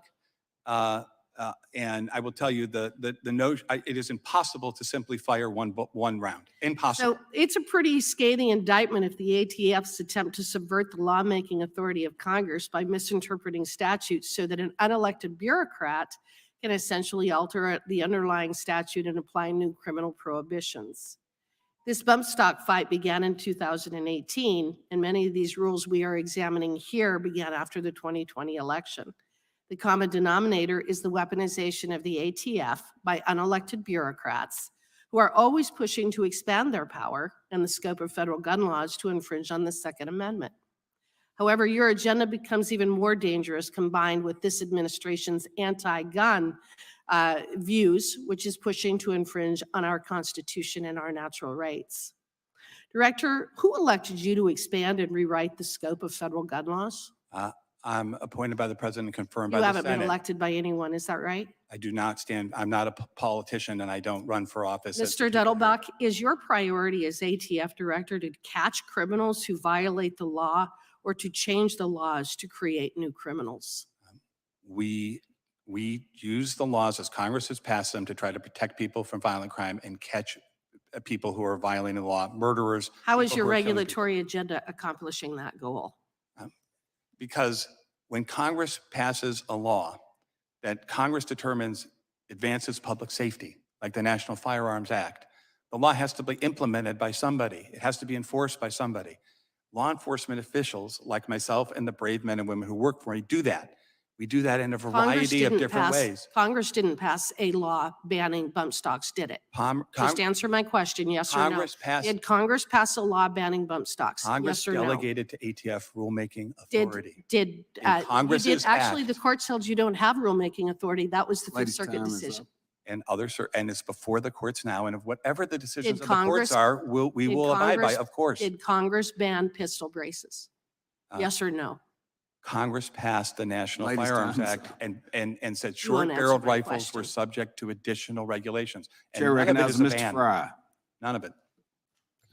Thank you, Mr. Chairman, for having this hearing today. Before I begin, I think it's important to highlight some of the important things that we learned in our prior hearing about the ATF pistol brace rule. Miss Amy Swearer, a senior legal fellow at the Heritage Foundation, testified that the ATF has long sought to undermine the authority of Congress by interpreting or intentionally misinterpreting the law to give itself more power, as Ms. Hageman so eloquently highlighted. We also know that Mr. Alex Bosco, the founder and inventor of the stabilizing brace, that for over 10 years, the ATF did not classify the use of pistol braces as being against any rule of the agency. But now the ATF has suddenly changed its mind without any law passed by Congress, I might add. Thanks to Chairman Jordan's questioning of Mr. Rob Wilcox, Director of Policy at Everytown for Gun Safety, we also know that gun control advocacy groups have been welcomed into the Biden White House, and the ATF through a backdoor has set these rule changes in motion, much of this being facilitated outside the appropriate rule change petition protocols. President Biden's decision to treat pistols with stabilizing braces as short-barreled rifles under the NFA was done without congressional approval and clearly indicates how gun control lobbies in this administration wish to force their restrictive agendas on Americans. I, along with my colleagues, believe that the ATF has overstepped their bounds, that they are usurping congressional authority with its rulemaking and should leave the business of making laws to Congress. I want to ensure that you, Mr. Dittelbach, understand that. Mr. Dittelbach, in your eyes, who has the power to make laws? We'll go back to the Schoolhouse Rock days. Who has the power to make laws in the United States? Statutes must be passed by Congress of the United States. Excellent. Has Congress explicitly criminalized the use or possession of pistol braces under the Gun Control Act? Congress delegated. Have they explicitly? Delegated to ATF rulemaking authority. Director, we can do this dance all day long, but has Congress explicitly criminalized the use or possession of pistol braces under the Gun Control Act? Yes or no? Congress created the short-barreled rifle as a category that wasn't banned or criminalized, but We're talking required about the Gun additional Control Act. restrictions. But again, have we defined pistol braces under the Act, and have we criminalized the use or possession of them? No. The answer to it is no. The You can't pistol answer brace itself alone is not the subject of Again, any that's not rulemaking. my It's question. the short-barreled Director, rifle that's not that's my question. created. My question is, have we done that? The answer is no, because you can't point to it. You can't point to a statute that has that. Has Congress explicitly authorized the regulation of pistol braces under the National Firearms Act? Our positions, which are set forth in legal briefs, say that we believe we are acting within our regulatory authority as delegated by Congress on short-barreled rifles. Correct. So 10 years ago when this came forward, and the ATF sanctioned the creation of and use of pistol braces, those have been outlined pretty extensively. That was an individual product. The way it works is people submit an individual product. Many different products beyond that have been produced and used since that time. In reliance on ATF's guidance, right? You can't have one thing classified and then say you're relying on it and you change the product and say, and that's what was going on. People were saying that things had been approved by ATF that had never even been presented to ATF. Director, how many pistol braces are owned by American citizens? So we don't regulate the brace itself, so I don't know, but the estimates in the rule name a number that is far lower than the number that I hear others saying. And one of the numbers. What would you say that in your estimates? I would have to look at the rule, but I think it's in the rule. It has an impact estimation, and I don't want to misstate it. I believe it's several million, but I'm not sure. Several million. Okay, so we can at least agree several million, according to the agency. You have to check the record on that. that. We can at least stipulate to that. With implementation into this rule, obviously we've gone through that. You either have to surrender your weapon, you have to disassemble it, you have to destroy it, turn it in, or what happens? You're subject to criminal penalties. Is that correct? So you have to either By the way, we've waived all taxes on this during the period of time. There's no taxes. You can either disassemble the brace from the weapon. The weapon still works as the way you bought the weapon. But hold on, back up. I'm gonna reclaim my time for a second. So the agency for 10 years has allowed this to come into being, has sanctioned the existence of and the implementation of and the furtherance of these pistol braces into the marketplace. And now, with at least several million, as you stipulated to, now they want to clamp down on that. And my problem is I hear the snickering and the sneers from the crowd at some points today, and they might think it's funny, but I'm concerned about average everyday Americans who aren't aware of this rule, who are now going to be turned into felons, subject to up to a $250,000 fine. I think it's ridiculous that we're even here, Director. And I think the mission of the ATF is not in compliance with what you're actually doing with this rule. I yield back. Thank you, Mr. Fry. Chair recognizes himself for 5 minutes. Mr. Director, I want to remind you, you're under oath. Can you tell me, are there any other rules coming down the pipe in the ATF that we need to warn the American consumers that they may be made felons? So there is a process for rulemaking that's outlined under the APA, and ATF works through and honors that process. And so we consider matters, and when it comes time, we actually publish a public notice of the intent to issue a rule. That's the way we speak about whether we are seeking to enact a rule. So why now? I mean, the pistol brace has been around for over a decade. Why now? If one reviews the notice of proposed rulemaking, there is a very detailed this is a transparent process. That's the good thing about the APA and notice and comment rulemaking. We talk about the history of the individual devices that were presented, some inconsistency, which is important to say, and then the necessity to try and clarify for people who want to follow the law which factors are going to make things into short-barreled rifles. So I'm curious, is there anything coming down the pipe we need to warn our gun owners about, our American consumers, our Second Amendment folks? Again, when the APA provides for a process, and when there's rulemaking, that we publish a notice of proposed rulemaking, and that then gives the public time to submit comments. We get comments, and we read and review and take into account those comments at that point. Mr. Director, can you define an assault weapon for me? Again, if Congress chooses to take up legislation involving assault weapons, I believe Congress would have two choices. Either Congress itself could write the definition of what an assault weapon is, as happened in Congress in 1994. It's happened, I think, in 7 or 8 or 9 or 10 different state legislatures who have different definitions, by the way. Okay, or Congress could delegate to ATF. Which we probably won't do as long as. Well, from the tone of some of the questions. I hope we would never do that. So why is it with, I got limited time. Why would, when you put a pistol brace on it, we have so many people define it then as an assault weapon when we haven't defined it? A pistol brace, when it's added to the weapon. With certain types of pistols, not all, and not all types of braces, can form a short-barreled rifle, which is, Congress set an inch number, right? A number of inches for the barrel. And then it has to be, according to Congress, designed or intended to be shouldered. And that's what the rule seeks to provide clarification on, so we can have a consistent set of objective features of the firearm. Well, let me say real quick, I went to buy a shotgun a few months ago and my time expired. I mean, the background check, I finally it expired and they called me and said, you can come on and get it. So it's not so easy in Alabama to get a gun. With that, Mr. Chairman, I'll yield the remainder of my time to you, sir. Thank the gentleman for yielding. Mr. Dettelbach, the pistol brace is an accessory, right? Regulate alone, firearms. Without attached to anything, the pistol brace is not something that we regulate. But when it's attached to pistol, it can become a short-barreled rifle, and then it's subject under the National Firearms Act. That's what you're saying. Depending on the features of both the pistol and the brace. And there are some, the forearm, everybody talks about forearm braces. True forearm braces that are not designed and intended to be shouldered would be classified and not covered. And the bump stock's an accessory, right? The bump stock is a conversion device I believe. So I want to check. Our position on that is in briefs, but that's a different provision of the But when- act. That's a When provision. a bump stock gets that added to a converts- firearm, and that's now subject to the NFA, and So the no problem. NFA specifically says that items which can be used to convert something to a fully automatic weapon are covered by the NFA.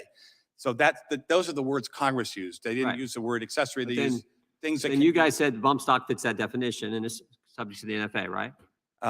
Correct. The bump stock And then that's was been challenged in court, right? It's currently before the courts. There's a split in the different courts. Splits in the courts. I'm just looking at the one that came out yesterday. Sixth Circuit, one you're familiar with, Sixth Circuit. Right. The Sixth Circuit, I think, ruled yesterday. They did. A And here's panel what of the Sixth Circuit. There's a prior en banc, and I haven't Just had a let me chance read, to let me review read the whole. and just tell me if you think, here's what the court said. The viability of competing interpretations is exemplified not only by the myriad and conflicting judicial opinions on the issue, but also by the ATF's own flip-flop in its position. And that's what I think concerns Americans. Is you guys told us all one thing, told the country one thing on the bump stock, and then you change. You told the country all one thing on pistol braces, and then you change. And that's the conflict. And on this situation, bump stocks, I don't know how many Americans had that, but my guess is not near as many have had the brace. Now we're talking about a situation that I doubt you've ever been in before, where you're going to make a rule that's going to impact millions and millions of Americans. And that's the problem. That's the concern. That's why you're here talking to us today. Lots of Americans have, that's why there are cases all over the country, because you said one thing and you flip-flop. Not my words, the Sixth Circuit, their words. That's the problem. Of course, I understand the legal record, and I haven't read the opinion, and I will. With respect to what happened in the prior administration when that rule was issued, of course, I wasn't there and don't know the details, but our legal position is spelled out publicly as to what the rule that was issued in the prior administration said. I'll yield back to you. You're the chairman. Your function is chairman. I'll yield back to you to close it out. That concludes the hearing for today. We thank our witness for appearing before the committee. Without objection, all members will have 5 legislative days to submit additional written questions for the witness or additional materials for the record. Without objection, the hearing is adjourned.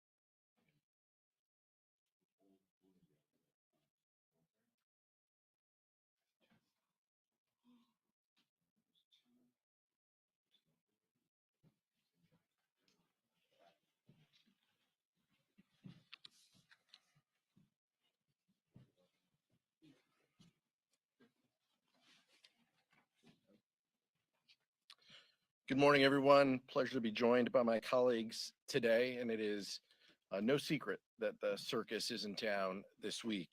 Speaker McCarthy's sideshow, the Default on America Act, is an extreme MAGA Republican wish list that has zero chance of passing the Senate, and we'll see if it passes the House. Every minute wasted on Speaker McCarthy's empty gesture is a minute we get closer to default and Republican manufactured recession. The markets are beginning to panic, and rating agencies have panned this plan that they say will significantly impact economic growth. This is what happens when you allow the most extreme members of that conference to write the budget and to dictate the priorities. We're joined today by ranking members Neal and Boyle, Ways and Means and Budget Committee, to discuss the consequences of the Republican default. And DPCC Chair Joe Neguse and Co-Chair Lauren Underwood are here to lay out the stakes of this week's vote. Make no mistake, House Democrats are ready to get to work to put people over politics and create better paying jobs and lower costs for Americans.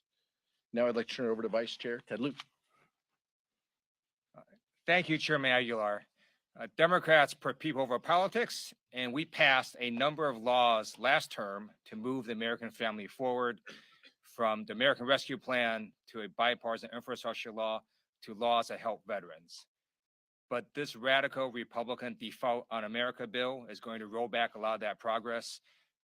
We created over 10 million jobs in the first 15 months of the Biden presidency, the most in US history. This radical MAGA bill will not only tank the stock market, it will result in higher unemployment and kick off 600,000 Americans off their health insurance rolls, plus a 22% cut to veterans care. So Democrats are going to be unified in opposing this radical bill. And the outcome that we seek is to have America follow the Constitution and pay the debts that have already been incurred. And then we're happy to talk with Republicans on what a future budget and spending and revenue package would look like. And with that, I'm going to invite up our amazing ranking member, Richie Neal, who's going to talk more about this Default on America Act. Thanks, Ted. We need more of those introductions. So thanks to you and to Pete, and thanks to the team here as we go forward. So the arithmetic here ought to be pretty clear to everybody. This represents a threat to the dollar as an international currency, but it's also a reminder of the recklessness of this policy. And it goes like this. So George Bush cut taxes by $1.3 trillion in 2001 and came back with another trillion. There was subsequent invasion of Iraq, 1.5 million new veterans that have been created because of these military incursions that we've had. And we're obligated, for obvious and good reason, to pay those veterans benefits and for those who have been wounded or harmed along the way. But back to arithmetic. So they voted for the pandemic relief. They have voted consistently for more defense spending. Some of them voted for the CHIPS Act. Some of them voted for the infrastructure bill.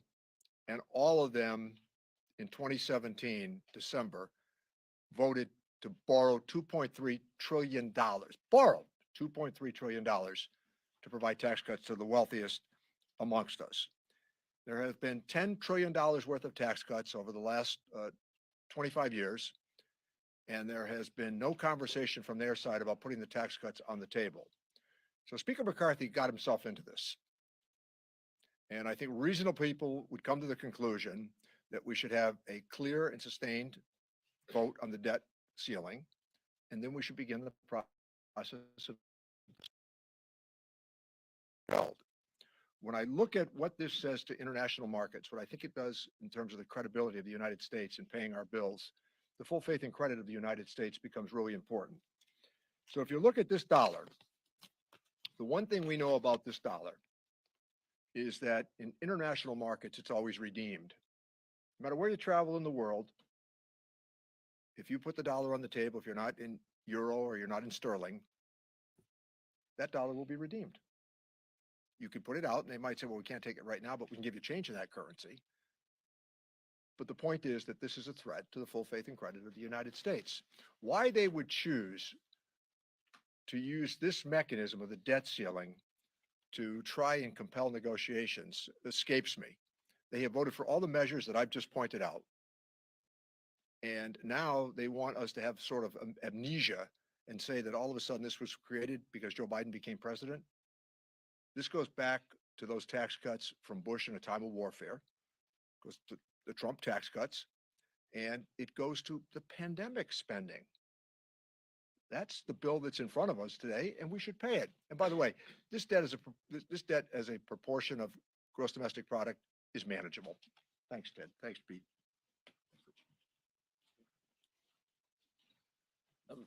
Brendan Boyle, ranking member of the House Budget Committee. And as I've said before, you can always tell when there's a Democrat in the White House because Republicans suddenly start talking about deficit and debt.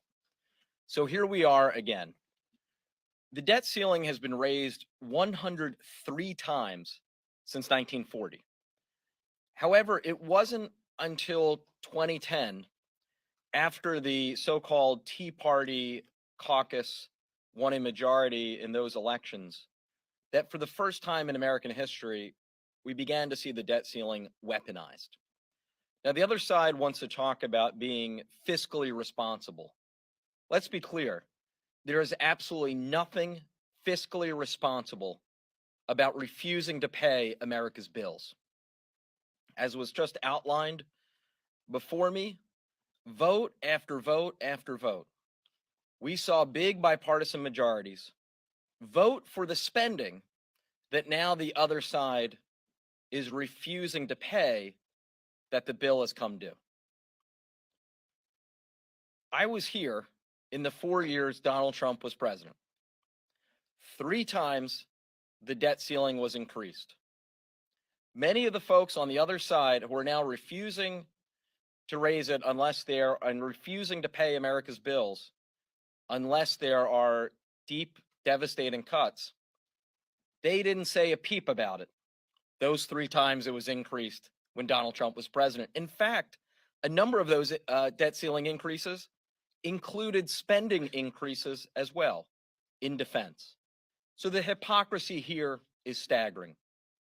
But I also want to be clear that there are real life consequences if this piece of legislation before us today were to somehow ever become law. It is the Default on America Act, DOA. Thank God it will be DOA in the Senate, even if it were to pass today. But that should not obscure what exactly it is that they've put on paper and that they're willing to vote for. 22% cuts. Here's the effect that would have, not according to anyone on the Democratic side of the aisle, but according to Moody's Analytics, nonpartisan, well-respected firm. 800,000 job losses would be incurred if this piece of legislation became law. The odds of a recession would dramatically increase if this piece of legislation, the DOA Act, became law. So this is deeply irresponsible, as well as their entire brinksmanship on this issue. In 2011, it had real life consequences. It led to the first ever credit downgrade in American history, which increased our borrowing costs, according to GAO, by over $1.3 billion. We cannot go through that again. We must not. We must ensure that America pays its bills. Those of us standing here, as well as all of our colleagues on our side of the aisle, is willing to do that and to get the job done. We just need a partner on the other side of the aisle.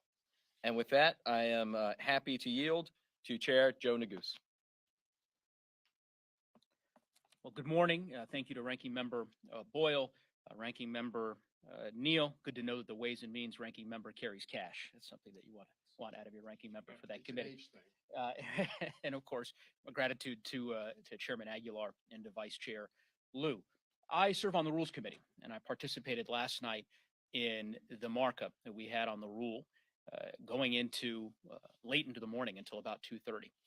I don't know that I've participated in a hearing during my time in Congress where hypocrisy and cognitive dissonance was on more full display than yesterday, with extreme MAGA Republicans putting forward a bill, the Default on America Act, that would impose cruel, draconian cuts that would harm everyday Americans, and then denying that those cuts would indeed happen.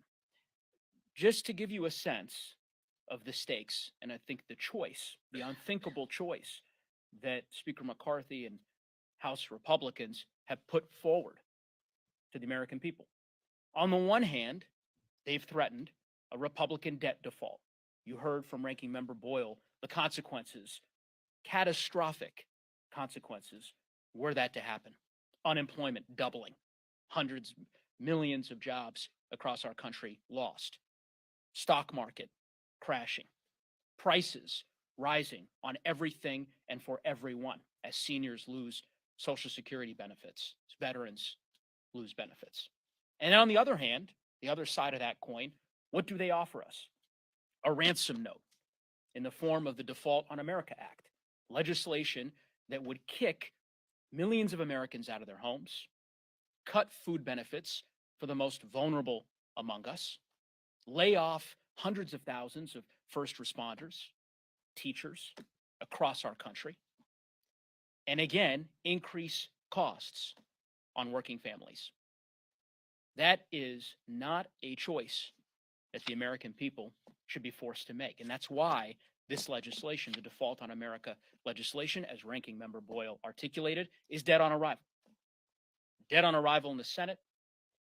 And at the end of the day, what we expect from our colleagues on the other side is to get serious, to not hold our economy hostage.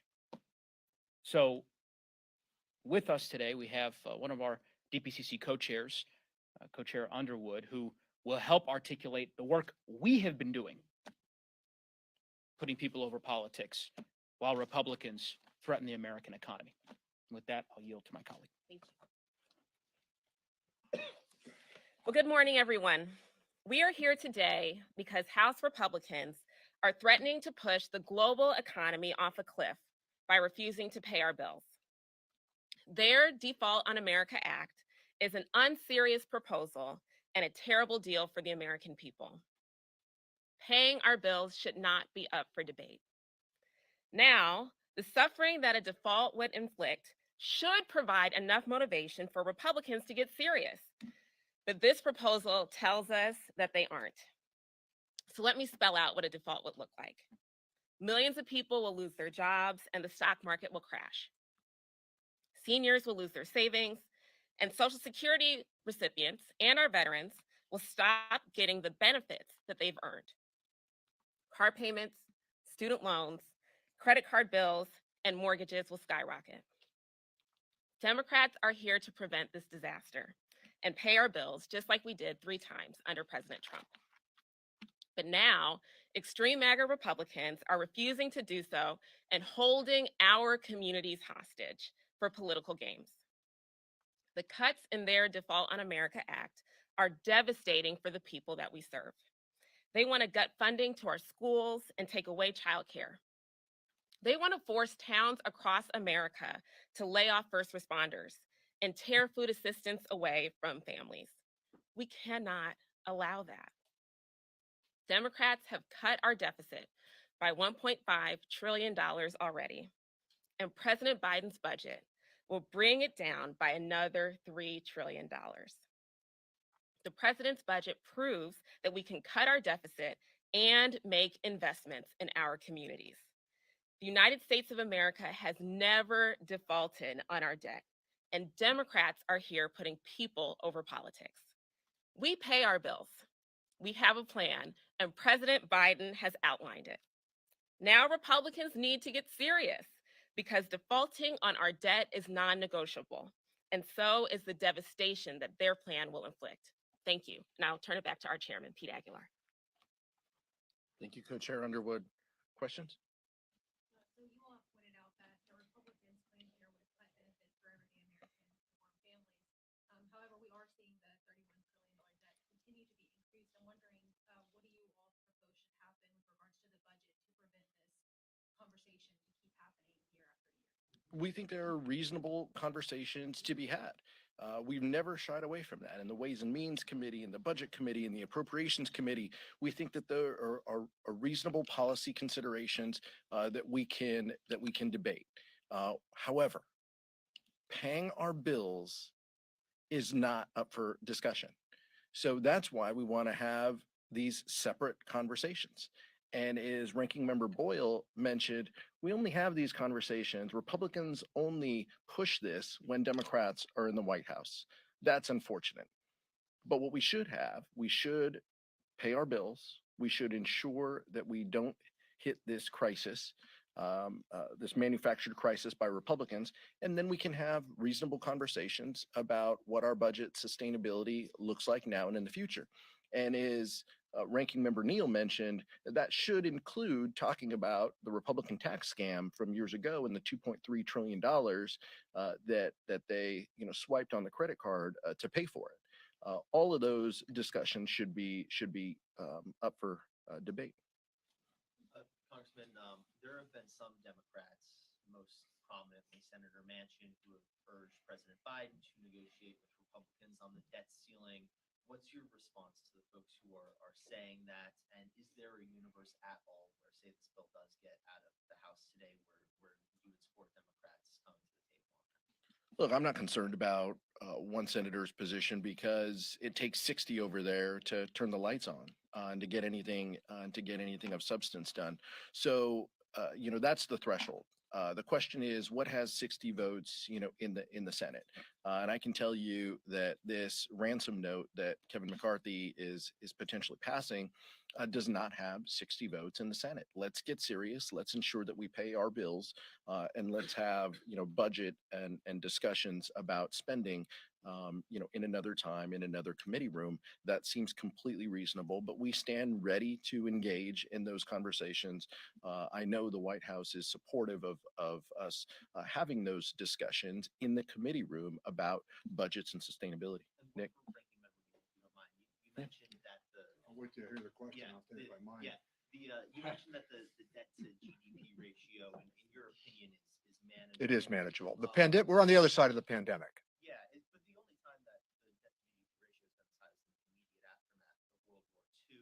There's obviously a lot of geopolitical issues out there, including China. Why is it that you think that we can manage it? Because starting with the pandemic, I think that the relief that we put forward, which was an infusion of cash on a daily basis for people at the lower end to be able to carry on with their lives, we're now on the other side of that, as my point is taken.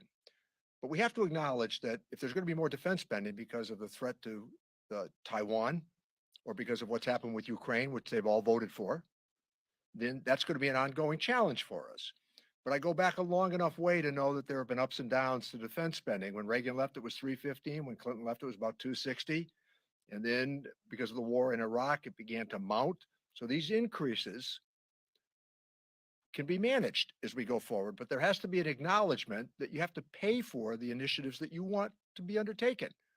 And their tax cuts, as I noted, of $10 trillion, where a former Republican leader said it was patriotic to cut taxes in a time of war. I don't think Abraham Lincoln would have said that. And so I look back at how we got to this point, and I put out a pretty good document that traces how we got here with some of the comments and the tax cuts that took place along the way. So with Bush, as I pointed out, $2.3 trillion worth of tax cuts, and borrowing money for a tax cut in December of 2017, borrowing money. By the way, that's the day we won the House, because that tax cut did not go down well with the American people with borrowed money. Thank you, sir. Thank you. So you guys were talking about the budget cuts proposed by Republicans. How willing are you to make that a campaign issue? Look, we're not interested in talking about politics from this podium. But what I can tell you is that the American people are going to take note. They're going to take note that Republicans want to take food off of the tables of American families. They're going to take note that 600,000 people would lose health care if Kevin McCarthy's proposal moves forward. They're going to take note of these things because that affects them. And so we're going to keep talking about issues that affect everyday Americans because that's who we are. And because of the successes that we've had in the last year, CHIPS and Science Act, bipartisan infrastructure bill, gun safety legislation, those are the things that people care about. Unfortunately, this Republican majority wants to talk about banning books, banning kids from sports, and banning abortion care. That's who they are. And so we're happy to highlight that contrast in another venue. I'll ask Vice Chair Liu to answer that one because it's a tough question. And then Ranking Member Boyle. Look, I mean, this is pretty easy. This should end how it ended 3 times when Donald Trump was in the White House. We should pass this clean. I said I wouldn't say those words. We should not default on our debt. That should be the guiding post of Democrats and Republicans. We should come forward, avoid default, and move on. And then we can have conversations about budget resolutions, about appropriations top lines, mark up 12 bills, send them over to the Senate, and then have our discussions and, you know, the top 4 and all of that stuff that normally happens in order to pass a budget. Vice Chair Liu, and then Ranking Member Boyle. Thank you. So here's a reason that it will be impossible to make cuts in exchange for paying our bills. Because if we do this, then every single time this is going to happen. That's why when there's a government shutdown, we don't say, okay, we're now going to do X, Y, and Z. Because if we did that, then every time there would be a government shutdown and we'd have to do X, Y, and Z. So again, we just have to pay our bills. That is just not negotiable. It's also in the Constitution, the full faith and credit clause of the United States. So we are simply not going to make cuts in exchange for paying our bills. We got to pay our bills first. And with that, I have Brendan Boyle come up. Well, thank you, Eric.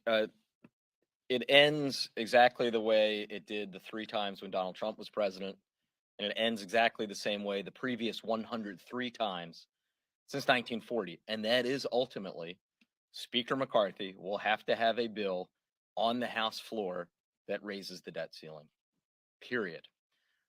We will also have separately, as we always do every single year, by September 30th at midnight, a budget bill for the next fiscal year, and perhaps for guidelines for years beyond.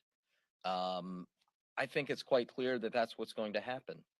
And that's the way this is going to end. And the quicker that we get to that point, the less likely it is that we incur some real meaningful damage to the overall economy.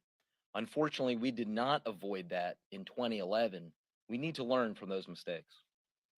Can I follow up on that? Yeah. You say that that's the only way that it ends, and that's the only way it has ended. You are counting on Republicans to blink, whether it's tomorrow or 5 minutes before you call. Is that what you're saying? They're going to blink. No, look, I'm not saying that's a question for them. You can ask them. What I'm telling you is what should happen. The full faith and credit of the government should not be challenged, should not be held hostage. That's what House Democrats are saying. We're happy to have conversations about spending and deficits and debt and have these debates and discussions. But these should not be in the same sentence and on the same ransom note. That's what we're saying House Republicans are doing, because that's exactly what they're doing. Just wanted to follow up real quick on that's an interesting point to me. Would you consider something where the Republicans would be able to negotiate something on your side where you say, okay, we'll do this for the spending for 2023 if we pass a clean debt ceiling now? Would that be something you all would be open to? But look, we have said time and time again that these conversations should not be linked. We should have conversations about the budget, about the appropriations top lines. We're happy to do that. And in divided government, that has happened and that will continue to happen, Democrats and Republicans. And by the way, you still need 60 votes over in the Senate. And so that's always been our mindset. You know, in a divided government, we're going to have conversations about, you know, top lines. What we are saying is that default should not be on the table. Kevin McCarthy should not be able to hold a default card over anybody who's negotiating anything to throw down on the table and to say, I want to wreck the US economy. That's not how this should go. And we're going to continue to talk about that. If McCarthy refuses to put the debt limit bill on the floor, would Democrats support a motion to vacate the speakership? Well, look, we're not going to have discussions about hypothetical, you know, motions, but I think it's pretty clear from January on that Speaker McCarthy has to negotiate with the most extreme members of his conference because he has to, because his job is on the line. He's fine putting them in uncomfortable positions and making people wait 5 days and 15 votes, and looking the way he does and just sitting there and taking it from the most extreme members because he had to. He wants that job that much. He's willing to auction off everything possible. He's willing to say the bill's closed and then open it back up because people, you know, had concerns about it, which, by the way, I wanted to highlight, and it's a tribute to Ranking Member Neal. You know, we very much appreciate Republicans going on the record talking about tax credits, biofuels tax credits, and the work that Ranking Member Neal and the Ways and Means members did. The Inflation Reduction Act is amazing. We appreciate that House Republicans are now seeing that and that they're hearing about it back home. That's the only reason why they're making a change, is because that bill, that tax credit, that piece of legislation is popular back home. We appreciate that acknowledgement. Look, that's a question for the whip and a question for another day. We'll have conversations about that. I think all of us have expected since January that at some point over these next 2 years, that was likely going to happen. When you have to negotiate with the most extreme members of your conference, that's what you have to do. Last question. So there are now some revised projections that the debt ceiling could be reached in weeks sooner than initially anticipated. As the leadership here, what is your message to people who are hearing this and they're concerned about the direction that things appear to be headed? People should be scared. I'm going to ask Joe Neguse and Lauren Underwood to close us out. People should be frightened that Republicans want to negotiate, that they feel compelled to continue to advocate for removing food off the table of everyday Americans, to kick people off of healthcare. Those are the negotiating points that they are fighting so hard for, and people should be scared about that.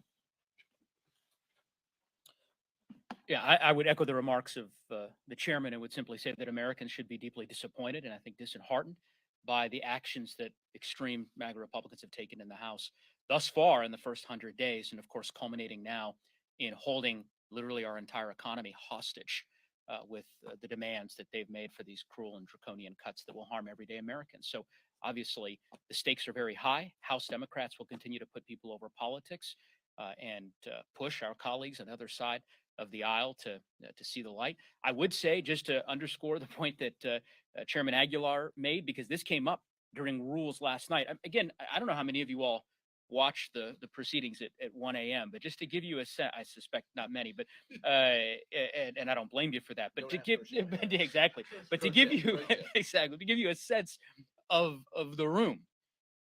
Midnight in Washington, where are House Republicans? In a back room in the Rules Committee, literally a cigar smoke-filled room, cutting deals that would bankrupt the American people. And the only reason they were able to ultimately get that default on America bill within the rule out of committee to the floor today is because of a deal they negotiated literally at 1:30 in the morning last night to preserve President Biden's biofuel tax credits from the Inflation Reduction Act. So it's a question that I hope all of you ask some of our colleagues on the other side from the most extreme wing of their caucus, why they made the decision at the 11th hour to support President Biden's climate provisions. I think it'd be an interesting question to ask. But to follow up on that, leaders police was saying this would be a prime time for the president to sit down and speak with Speaker McCarthy. With this tighter deadline now, would you agree with him or not? President Biden has put forward his proposal that would cut the deficit by an additional $3 trillion. We have a plan. Democrats are united behind that plan, and that is the plan that puts people over politics.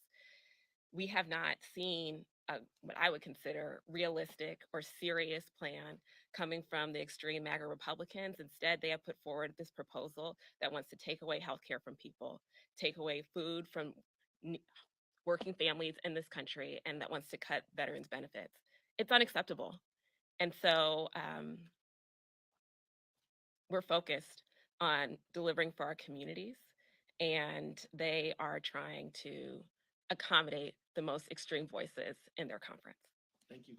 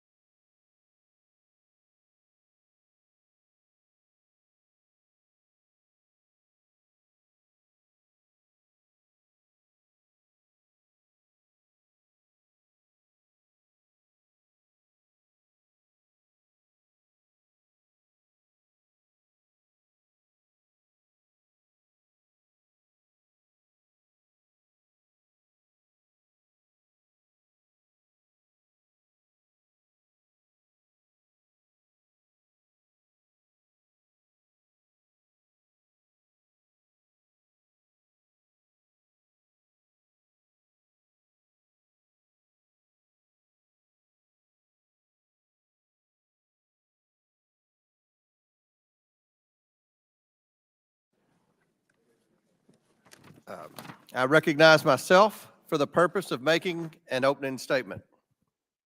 Today, excuse me. Today's hearing is an opportunity for this committee to leverage an important tool in combating waste, fraud, abuse, and mismanagement while safeguarding taxpayer dollars. That tool is the Government Accountability Office 2023 high-risk list. The 37 areas contained on this list represent programs within the federal government where there is a high risk for fraud, waste, abuse, or mismanagement. The list measures progress and deficiencies so that Congress can take action to conduct meaningful oversight and make those programs more efficient. Federal government programs created and funded by Congress must fulfill their intended purpose and meet mission objectives while being careful stewards of taxpayer dollars. Yet too often, massive federal programs struggle to meet their objectives and become vulnerable to fraud and abuse. The high-risk list is a critical tool for evaluating whether the programs created and funded by Congress are working as designed for the American people.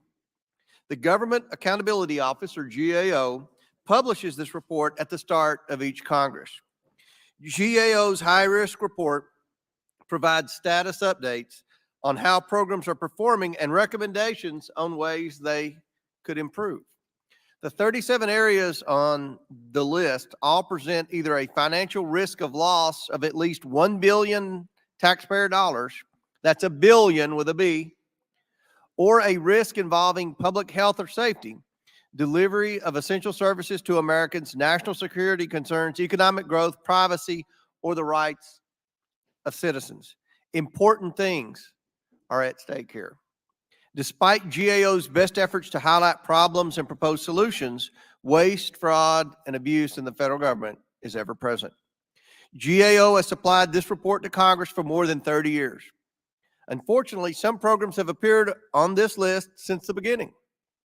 Fortunately, this committee has returned its attention and resources to focus on its core missions to ensure government is working for the American people in an efficient manner to ensure agencies safeguard taxpayer funds from fraudsters and ineligible participants, and to hold leaders accountable when they fail to perform.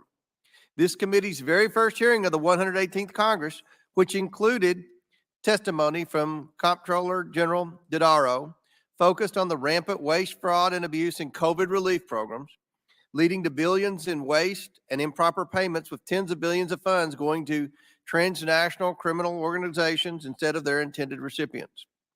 Today, our committee will also examine the roughly $250 billion lost to waste, fraud, and abuse and mismanagement annually outside of COVID relief programs. This includes improper payments in the Medicaid and National Flood Insurance Program, waste due to outdated cybersecurity measures and a lack of preparation for future disasters, mismanagement of Department of Defense's finances and in the federal prison system. All of these programs have been highlighted in the high-risk list. GAO's work makes clear we need to have more oversight, tracking, and data collection to determine how taxpayer dollars are being spent. GAO estimates that just since last Congress's report, there's already been about $100 billion in federal savings because of improvements to areas included on the previous high-risk list. And why is that? Because effective oversight works. It works to expose and prevent waste, fraud, and abuse. It works to safeguard taxpayer dollars, and it works for the American people. We made a commitment in the 118th Congress to restore accountability, not only with this committee, but the entire House of Representatives, and that's what we're here for today.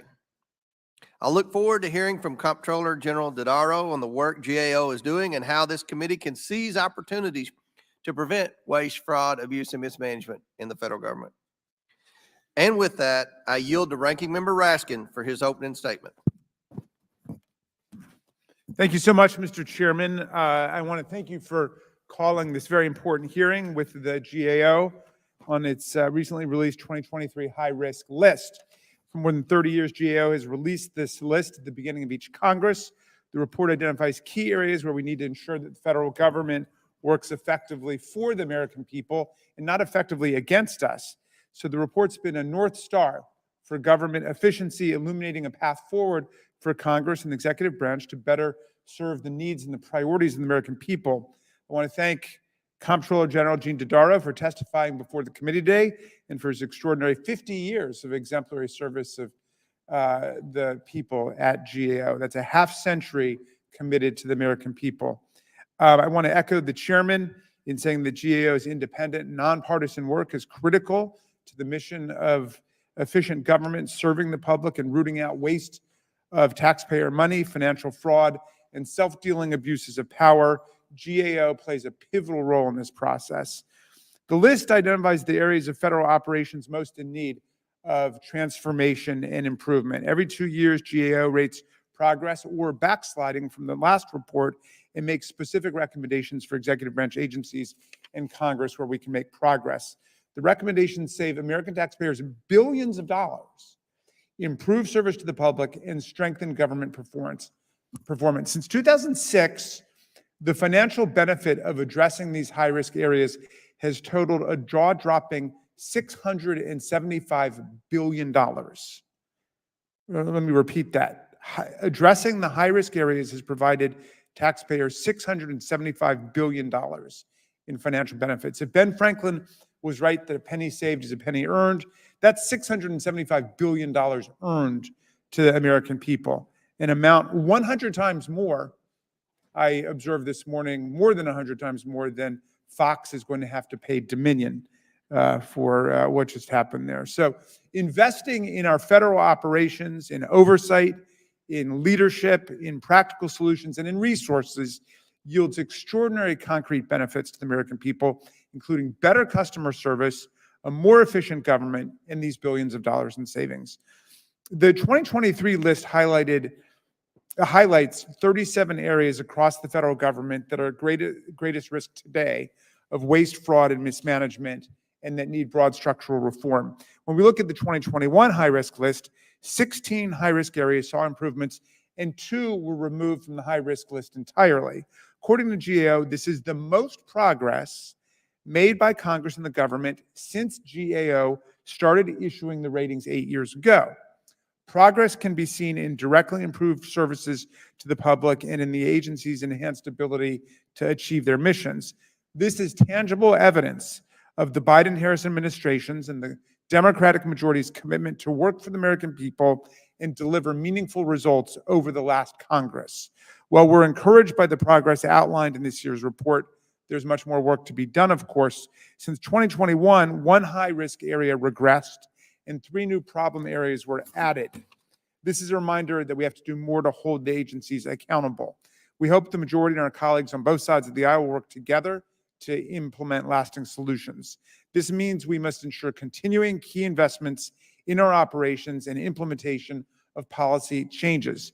This public philosophy must take precedence over the suddenly fashionable drive to dismember our country's critical programs, including the social safety net, healthcare, science, education, climate, energy, labor, research, and oversight itself, as outlined in the short-sighted, penny-wise, and pound-foolish debt ceiling proposal.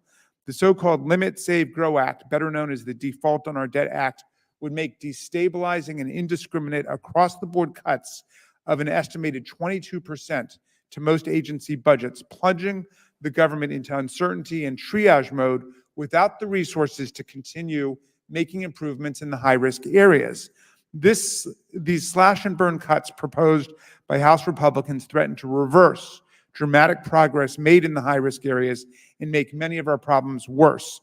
They would undermine the crucial progress we've made towards addressing the skills gap in the workforce, defund our work to protect the nation from devastating cyber attacks, pit safety and efficiency against each other in our transportation systems, slow down Social Security checks, and cause significant reductions in the number of people served by affordable housing programs. And this is the tip of the iceberg. These cuts would even eliminate millions of dollars in funding for oversight of pandemic aid and for the oversight work that the Comptroller General is here to tell us about today, oversight work that we all claim to value so much. Members in this hearing room cannot say that they want the federal government to best serve the American people and then walk over to the Capitol to vote for a bill that will totally frustrate this goal. One agency official stated the cuts would, quote, cause significant damage to national security, economic competitiveness, American jobs, disaster preparedness, and the natural environment. Instead of implementing widespread cuts that would halt most of the gains made on high-risk areas between 21 and 23, executive branch agencies in Congress need to believe in the value that comes from a well-functioning federal government, a government that serves everyone. Executive branch agencies in Congress must commit to addressing hundreds of open GAO recommendations to bring about the lasting corrective solutions we need to the remaining 37 high-risk areas. Persistent and prudent congressional oversight and thoughtful legislative solutions are essential to achieve greater progress. Mr. Chairman, I look forward to working with you on making that happen. I yield back. Ranking member yields back. I'm pleased to welcome back to the committee today's witness, Comptroller General Gene Dodaro, who brings more than 49 years of experience at the U.S. Government Accountability Office and has served as head of the agency since 2010. As Comptroller General, Mr. Dodaro helps oversee the development and issuance of hundreds of reports and testimonies each year to Congress. These products have led to hearings and legislation, billions of dollars in taxpayer savings, and improvements to a wide range of government programs and services. He has testified before Congress dozens of times to provide nonpartisan insights into some of our most pressing federal oversight issues. His leadership with GAO has led to billions in taxpayer savings and crucial evaluations of whether government programs and services are meeting congressional intent. Thank you for joining us today, and I look forward to our discussion this morning. Pursuant to Committee Rule 9G, Mr. Dodaro, will you and your staff please stand and raise your right hands? Do you solemnly swear or affirm that the testimony that you are about to give is the truth, the whole truth, and nothing but the truth, so help you God? Let the record show that the witnesses all answered in the affirmative. We appreciate you all being here and look forward to your testimony. I recognize Mr. Dodaro to please begin his 5-minute opening statement. Good morning, Mr. Chairman, Ranking Member Raskin, members of the committee. I'm very pleased to be here today to talk about our latest high-risk update. The story of this update is progress, but many pressing, serious, consequential problems still need to be addressed. On the progress front, and I would commend the Congress for a number of things that they did to contribute to this progress. First was to provide funding to the Pension Benefit Guaranty Corporation, which is coming off the list. Congress also provided funding for surface transportation, dealt with some fiscal relief to the Postal Service over this past year, passed a number of provisions to build better climate resilience up front, and this dealt with many of the issues, and it contributed greatly to the progress, as well as efforts by the executive branch. Now, there's progress in 16 areas, 2 of which we're going to take off the list. One is the Pension Benefit Guaranty Corporation. When we were here last time, the multi-employer program was due to be insolvent in 2026. And due to the action that the Congress has taken now and some improvements that have helped in the single employer program, the PBGC now rates the risk of insolvency very low for the next 15 years. So we're going to take that off the list. Now, just because it's off the list doesn't mean it's out of sight. We're going to continue to monitor it because it doesn't solve the long-term problems in that program. We're also taking the 2020 census off the list because of improvements made. This was the first census with an internet response.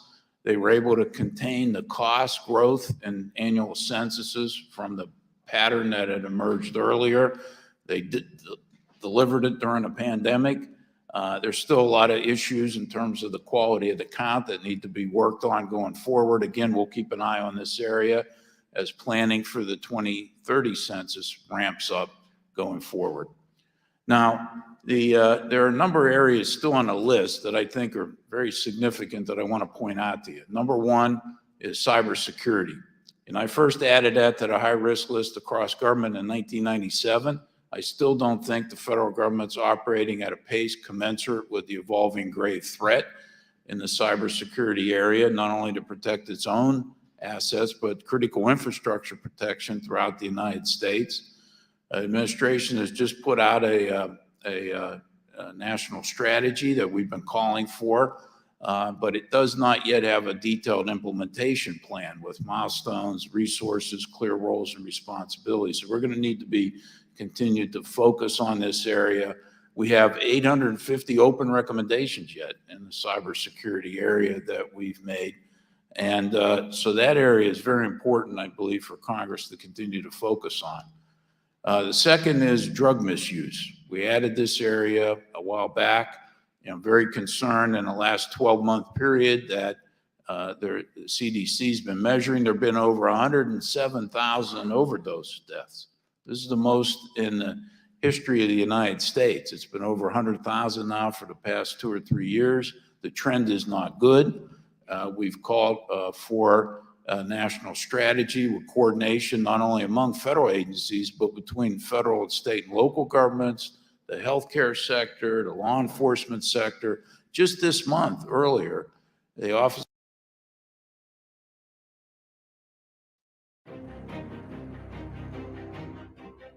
Put yourself in my position as a 13-year-old boy being raped in the shower. Do you think I knew what a statute of limitations was? My statute of limitations was 2 years. It has long been a priority of the Democratic caucus to allow victims and survivors this ability to bring lawsuits.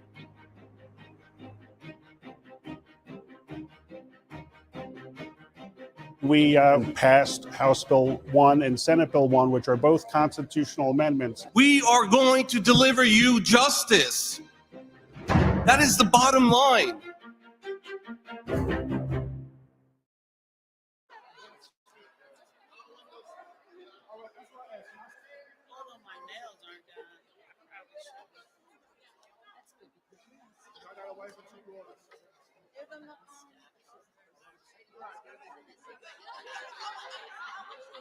forward.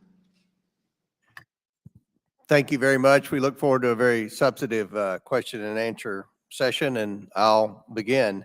Mr. Comptroller General, what is the total amount of improper payments that GAO estimates were made last year across the federal government? Last year across the federal government, the cumulative total of the estimates made by the agencies was $247 billion. Now, I don't believe, Mr. Chairman, I might add, if I might, that estimate's not complete. There are a number of programs that estimates were not made, like the Pandemic Unemployment Insurance Program. Since 2003, these estimates have totaled $2.3 trillion. This is a trend that was a problem before the pandemic. It got worse during the pandemic. 2.3 trillion. So since 2000, it'd be roughly 2.5 trillion. Yes. $2.5 trillion. What are the worst programs for improper payments over that time?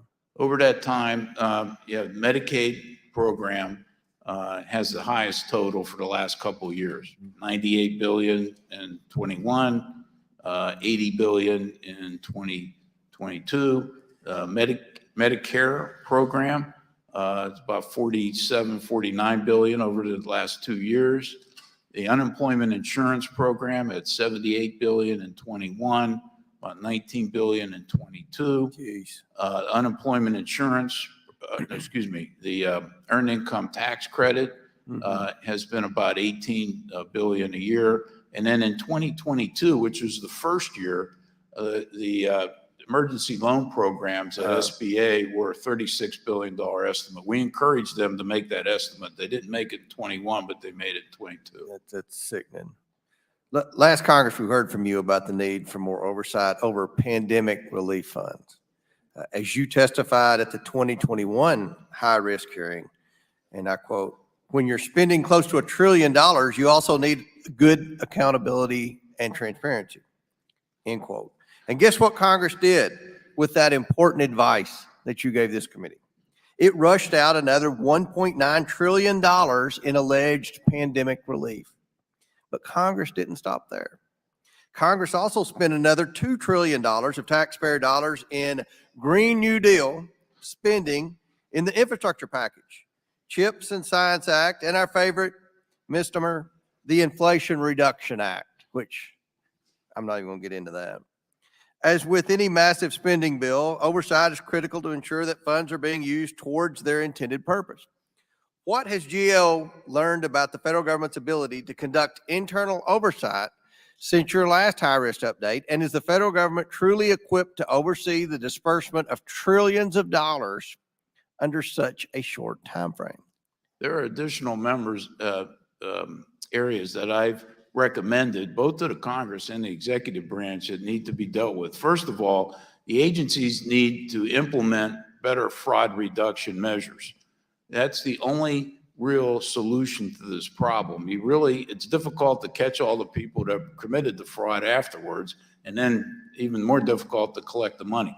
So with the agencies, I worked with the Congress back in 2016. We passed this Fraud Reduction Act, and the agencies were slow to implement it. So they weren't very prepared for additional funding.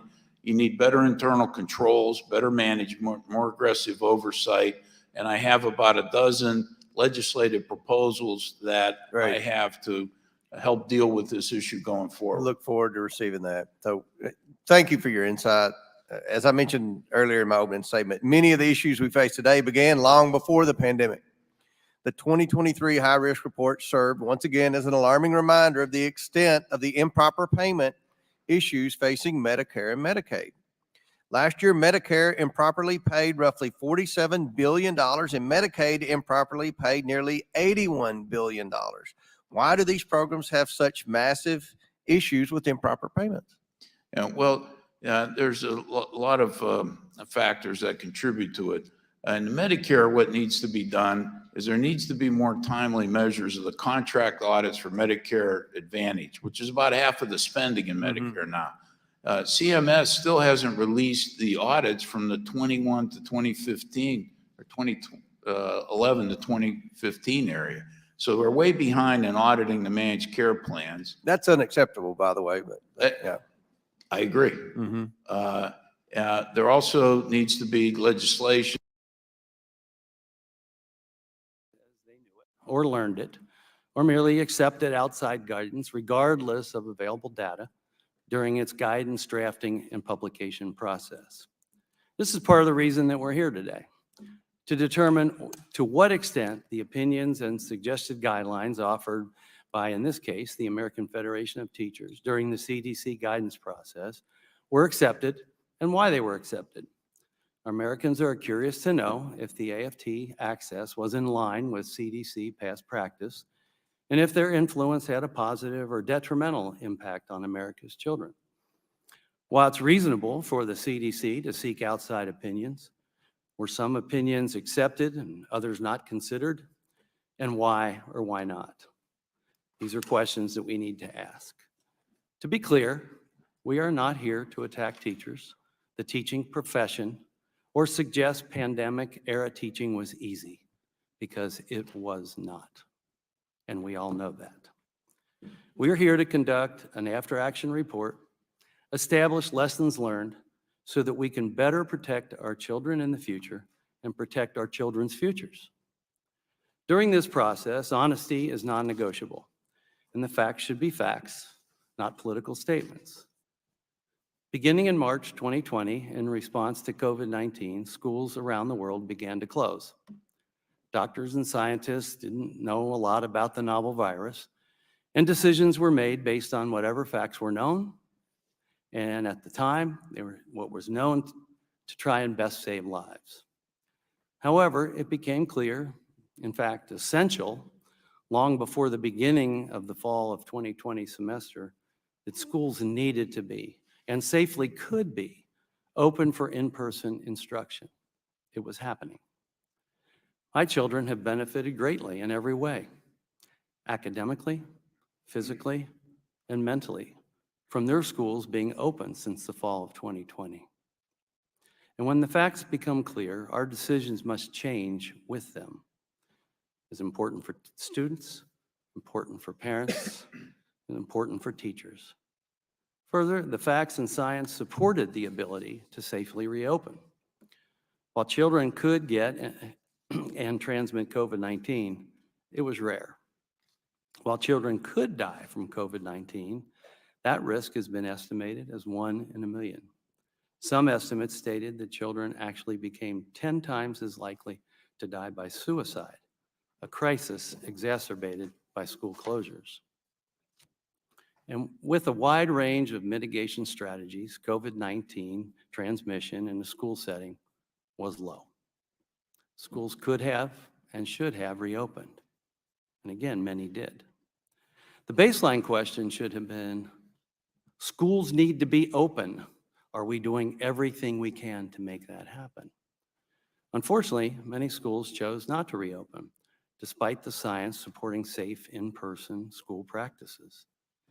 This all came to a head in February 2021 when the Biden administration and the CDC issued its first school reopening guidance entitled The Operational Strategy for K-12 Schools Through Phased Prevention. According to reports, when this guidance was issued, its recommendations would keep 90% of schools, including almost all of the 50 largest counties in the country, from fully reopening. Why? Primarily because of 3 recommendations. The use of community spread rates to determine reopening, a requirement for routine screening testing, and 6 feet of distancing instead of 3 feet.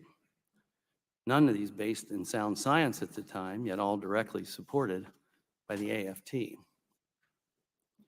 Community spread does not reflect school spread. Data showed that it appeared safer to be in school than in the community in many, many cases. So if the goal is to get kids in school, and it's essential for America as we determine things to be essential or not, then why was the recommendation to follow the community spread data and not the in-school spread data, which is actually the environment in question? The AFT is, of course, allowed to have an opinion. I respect that. But opinion should fully explain how the opinion was reached. This is how science works. and how science is debated. Teachers teach science. In an email on February 11, 2020 to Director Walensky from AFT staff, AFT takes issue with the current CDC language that stated, at any level of community transmission, all schools can provide in-person instruction. Seemingly to weaken that statement, AFT proposed adding, in the event high community transmission results from a new variant of COVID-19, a new update of these guidelines may be necessary. The CDC obliged and added that edit to the final guidance. Why not, in the event of a high in-person school transmission rather than community transmission? They're two different. In an email to the president of the AFT staff prepared a document for the president for a February 1, 2020 phone call with CDC. AFT staff wrote that the CDC should support the adoption of screening testing. In notes provided to the President Weingarten, before the same February 1, 2020 call with the CDC, AFT staff wrote, emphasize 6 feet of distancing. The guidance is fairly good on 6 feet or more of distance. It could be made stronger by rebutting directly school systems that are using lower standards to keep students in school. Let me say that again. Basically, AFT objected to schools using less than 6 feet of social distancing so that kids could return to school. AFT's support for these unscientific mitigation policies calls into question why it was offering scientific advice to the CDC in the first place. The scientific expertise of the AFT is called into question, and also called into question is the high level of access and influence the AFT was provided by the CDC. In the AFT letter to this subcommittee on April 19th, lawyers wrote, quote, releasing guidance on how to safely reopen schools without attempting to address the concerns of these educators would not only be irresponsible, but also futile, end quote. Lawyers continue, in short, the failure to consult would have been foolish and self-defeating, end quote. To me, these statements sound like a form of intimidation. Is this more political than scientific? Of course, in the letter and prepared statement that President Weingarten submitted today, she mentioned former President Trump 12 times. As best that I can tell, President Trump had nothing to do with the crafting of AFT guideline recommendations. That's the topic today. The purpose of this committee is to examine the procedures followed, the decisions made and why, what motivated decisions, and what worked and didn't work. Then ultimately, I would hope that we can produce a product, bipartisan, that will guide future generations so that we may have the ability to predict the next pandemic, prepare for it, protect us from it, and maybe even prevent it.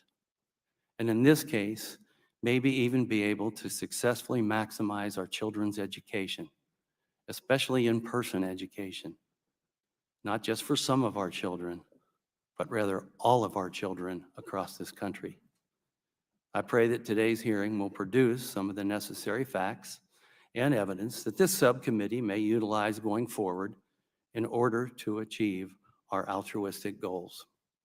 I would now like to recognize Ranking Member Ruiz for the purpose of making an opening statement. Thank you, Mr. Chairman. The COVID-19 pandemic has taken a heavy toll on our nation's students, both inside and outside the classroom. Nearly 230,000 children nationwide lost a parent or primary caregiver to the pandemic. Adding to this loss, job loss, economic hardship, and food insecurity weighed heavily on families across the country. These stressors, in combination with the prolonged suspension of in-person learning, have had a profound impact on our nation's youth, their mental health, and their academic performance. According to a 2021 CDC study, nearly 45% of high school students suffered so severely from feelings of sadness and hopelessness that they were unable to engage in regular activities. Nearly 1 in 5 students seriously consider suicide, and 9% of surveyed teenagers actually try to take their lives during the previous 12 months. These are alarming statistics, and as a physician, an emergency physician, and a father, I am deeply concerned about this growing mental health crisis among our youth. It is crucial that we address this, as well as the startling declines in learning caused by the prolonged suspension of in-person learning and the psychological trauma of the pandemic and losing a parent. According to a January 2023 McKinsey report, we've been set back 2 decades of progress in learning because of this pandemic, and it may take until 2050 for some students to recover. So now is the time to get students the resources they need to live and learn healthily and safely so that they can succeed now and into the future. The mental health crisis our students face and the acute learning loss they suffered demand a response that is driven by data-informed solutions that put people above politics, not extreme budget cuts that threaten our children's health, safety, and well-being. You see, when we invest in education and prioritize our children's health, we see the results. Under the American Rescue Plan and the Biden administration's leadership, we doubled the number of schools open for full-time in-person learning thanks to bold investments in education and school infrastructure.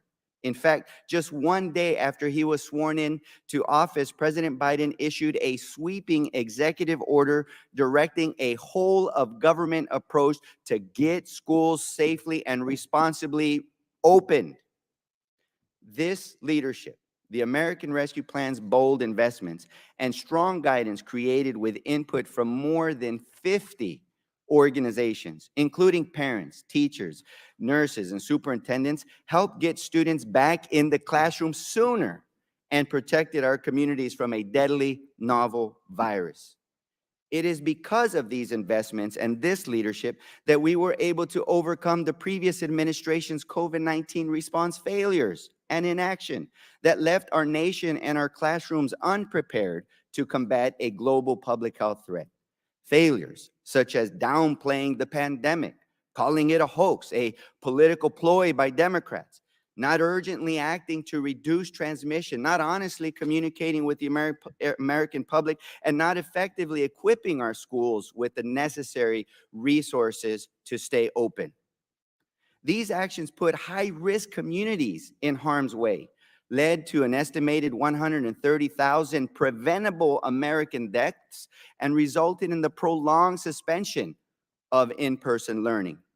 These failures should have taught us all a lesson about what happens when we leave our schools and our communities under-resourced, under-equipped, and vulnerable. And yet, here we are holding this hearing today along the backdrop of the Republican extreme budget plan that makes reckless 22% cuts on critical education and healthcare programs that serve Americans' children and families. The extreme Republican budget would have disastrous consequences for our communities, such as removing 60,000 teachers from schools serving low-income students, eliminating more than 101,000 childcare slots, excluding nearly 1.2 million children and mothers from essential nutrition programs, and decimating life-saving mental health programs. This doesn't help our students suffering from mental health or struggling with their grades. It makes it worse for them and their parents. Right now, America's children need our support. They need resources to make up for lost classroom time, overcome struggles with mental health, and live, learn, and grow in a healthy, safe environment. Ripping away critical funding and focusing on and prioritizing partisan allegations that seek to vilify our nation's dedicated teachers will get us nowhere in addressing the challenges our nation's children face. Instead, let's cut the partisan allegations. Let's get down to business and let's prioritize our children's health and well-being both inside and outside the classroom. And let's prepare our schools for the next deadly airborne pandemic to save lives, reduce transmissions, and keep schools safely and responsibly open. I yield back. I thank the ranking member. We'll be able to have these conversations again when that's the topic. And so I appreciate you setting the stage now. Our witness today is Ms. Randy Weingarten. Ms. Weingarten has served as the president of the American Federation of Teachers since 2008. In this role, she oversees a union that represents more than 1.7 million members, including teachers and other school-related personnel. Pursuant to the Committee on Oversight and Accountability Rule 9G, the witness will please stand and raise her right hand. Do you solemnly swear or affirm that the testimony that you are about to give is the truth, the whole truth, and nothing but the truth, so help you God? Thank you. Let the record show that the witness answered in the affirmative. The Select Subcommittee certainly appreciates you being here today, and we look forward to your testimony. Let me remind the witness that we have read your written statements, and they will appear in full in the hearing record. So please limit your oral statement to 5 minutes. As a reminder, please press the button on the microphone in front of you so that it is on and the members can hear you. When you begin to speak, the light in front of you will turn green. After 4 minutes, the light will turn yellow. When the red light comes on, your 5 minutes has expired, and we would ask that you please wrap up. I now recognize Ms. Weingarten to give an opening statement. Thank you, Chair Wenstrup, Ranking Member Ruiz, and members of the subcommittee. I thank you for the opportunity to discuss my members' work during the COVID pandemic. Teachers work creatively, often past the point of exhaustion, to teach and reach their students, like Kara McCormick-Lyons from White Plains, who's here with us today. I'm going to ask the three of them to stand in a minute. School bus drivers drove their routes to drop off meals and learning materials, like Lisa Rogers from Albuquerque, and school nurses like Beverly Scott from Cleveland navigated the challenges and the uncertainty of the global pandemic. Would the three of you just stand to be recognized? And I appreciate what the chair said about teachers and what they have done during this period of time.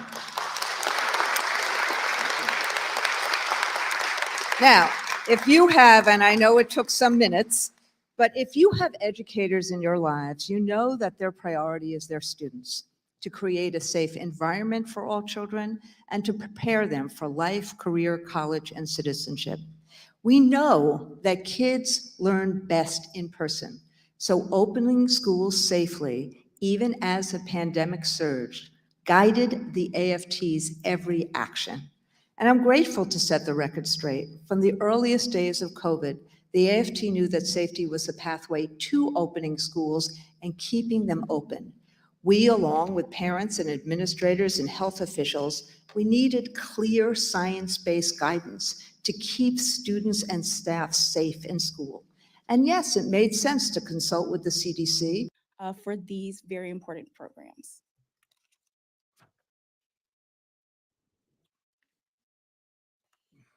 The mission of the COPS office is to provide public safety by building trust and collaboration between law enforcement and the communities they serve. The fiscal 24 budget proposes $651 million for COPS. Many state and local law enforcement agencies in rural and low-populated counties critically underfunded and understaffed. Chronic law enforcement understaffing poses a significant threat to communities. How can COPS programs assist critically understaffed or under-resourced law enforcement agencies?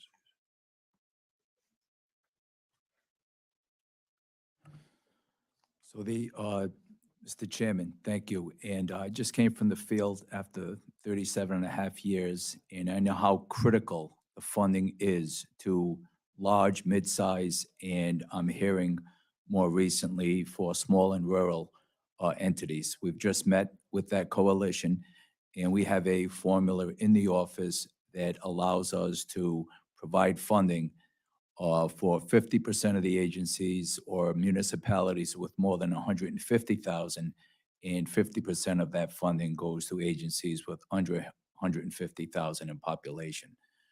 So I know coming from the field, this funding is critical to provide the proper workforce in combating violent crime and fentanyl, which is a crisis in this country, small and rural, right up to large cities.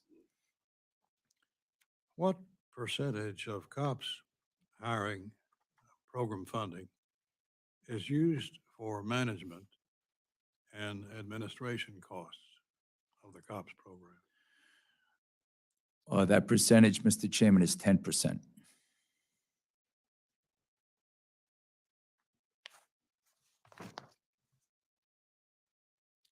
Cartwright? Thank you, Mr. Chairman. Thank you all for your testimony. I have questions. I'm going to start with you, Colonel Clements and Ms. Johnson, about the reduction in law enforcement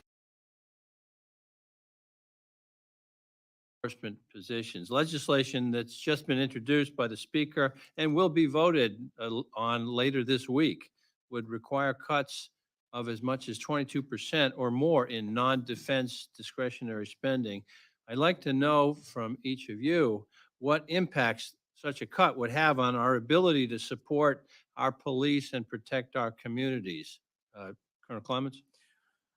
Thank you, Ranking Member Cartwright. As you know, in the field, there is a crisis as well with recruitment and retention, which has exacerbated the shortage of the workforce in large and small jurisdictions alike. Cuts in this particular area would be devastating. They would be. We have a responsibility to protect our children, our neighbors, our schools, our houses of worship, our business, people in crisis, and our law enforcement communities from the dangers of gun crimes and violence. Today is a first step, but I assure you it will not be the last.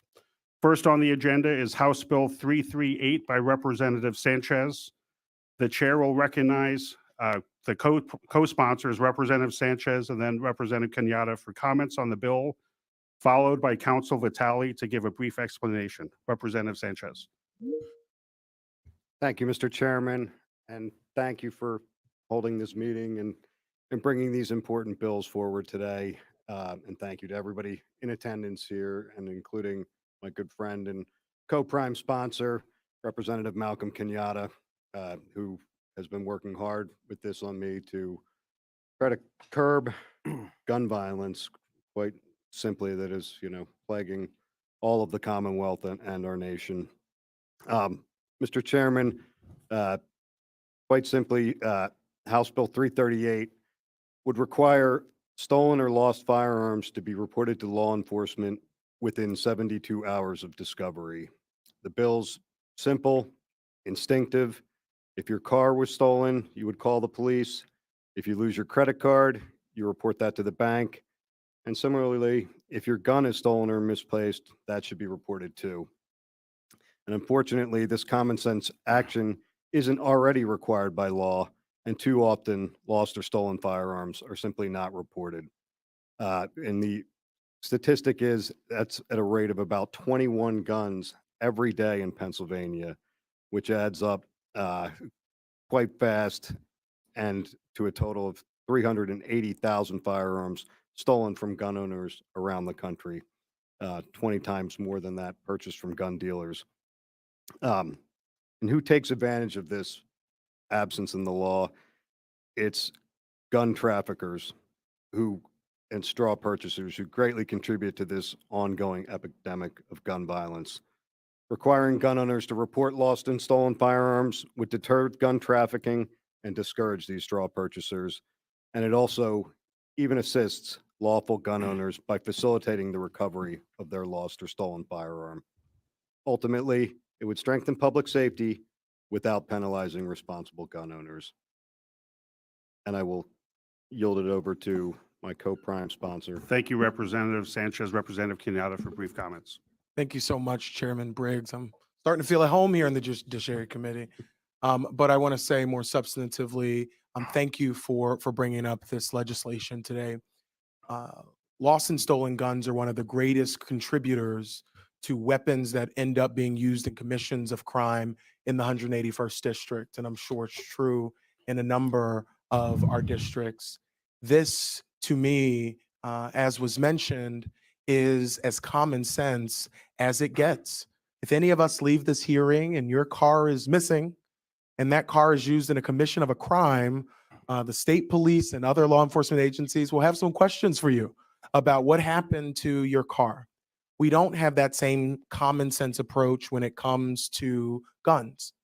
And too often, this loophole has allowed criminals, people who straw purchase weapons, who buy them legally, purport to have lost them, and then are actually selling those weapons on the streets of too many places across the Commonwealth of Pennsylvania. When Governor Shapiro was Attorney General Shapiro, he's actually able to work with federal and state law enforcement to actually disrupt a ring of folks who were doing this pretty consistently, driving down to the state of Georgia, putting those weapons in their car, driving those weapons up to places in my community, and selling those weapons on the street, in many instances, to children, to 14 and 15-year-olds. When a 14-year-old or a 15-year-old gets a gun, an adult either carelessly or maliciously gave them that weapon, and there has to be accountability, not just for the person who pulls the trigger, but for the person that puts the gun in a child's hand in the first place. This is a common sense piece of gun safety legislation. It is important, and this is a bill that Ben and I have been trying to get passed since I got to the legislature. This is my number one priority as somebody who represents a district where we know all too often what gun violence means, not just for the individuals we lost, but also for their families. And so thank you so much, Mr. Chairman. Thank you, Representative Kenyatta. For the members, we're going to go over Amendment 00237, but if Council Vitale could provide a brief explanation of the bill. House Bill 338 amends the Uniform Firearms Act to add a new section and impose duty to report a lost or stolen firearm to law enforcement within 72 hours of discovering the loss or theft of the firearm. The person making the report shall provide basic information about the firearm and the facts and circumstances pertaining to the loss or theft of the firearm. Upon receipt of the report, law enforcement shall notify the Pennsylvania State Police within 24 hours so that the state police can make the information available statewide in an effort to recover the firearm. Firearms recovered by law enforcement will be returned to the lawful owner. If a person is convicted under this section, a first offense is a summary, punishable by a fine of not more than $500. A second offense is an M2. A third offense or subsequent offense is an M3. Mr. Chairman, there's one amendment offered by Representative Sanchez. Council, you in order on Amendment A00351. Amendment 00351 deletes subsections B and C in the bill and replaces it with a requirement that the law enforcement agency that first receives the report of the lost or stolen firearm must enter the information about the firearm into the Commonwealth Law Enforcement Assistance Network and the National Crime Information Center database within 24 hours of receiving the report.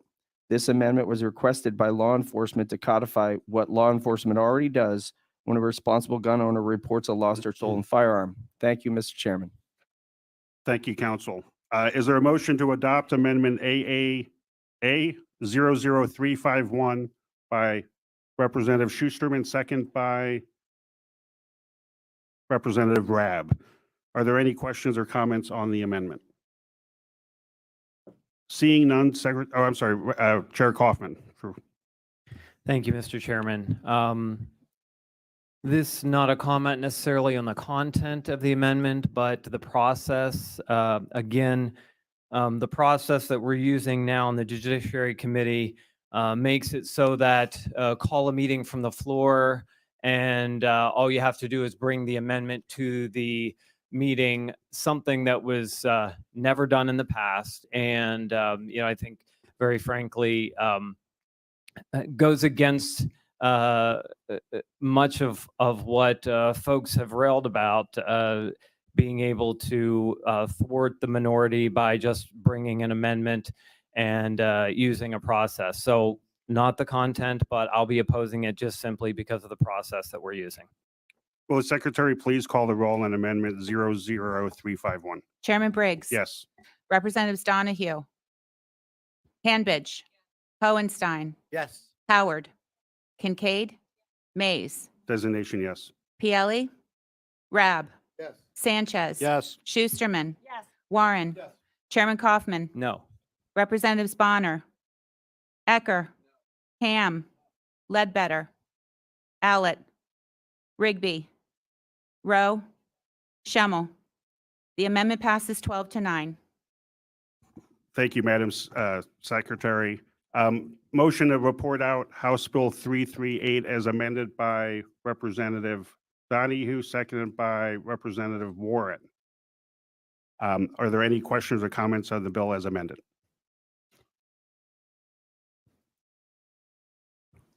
Representative Kaufman.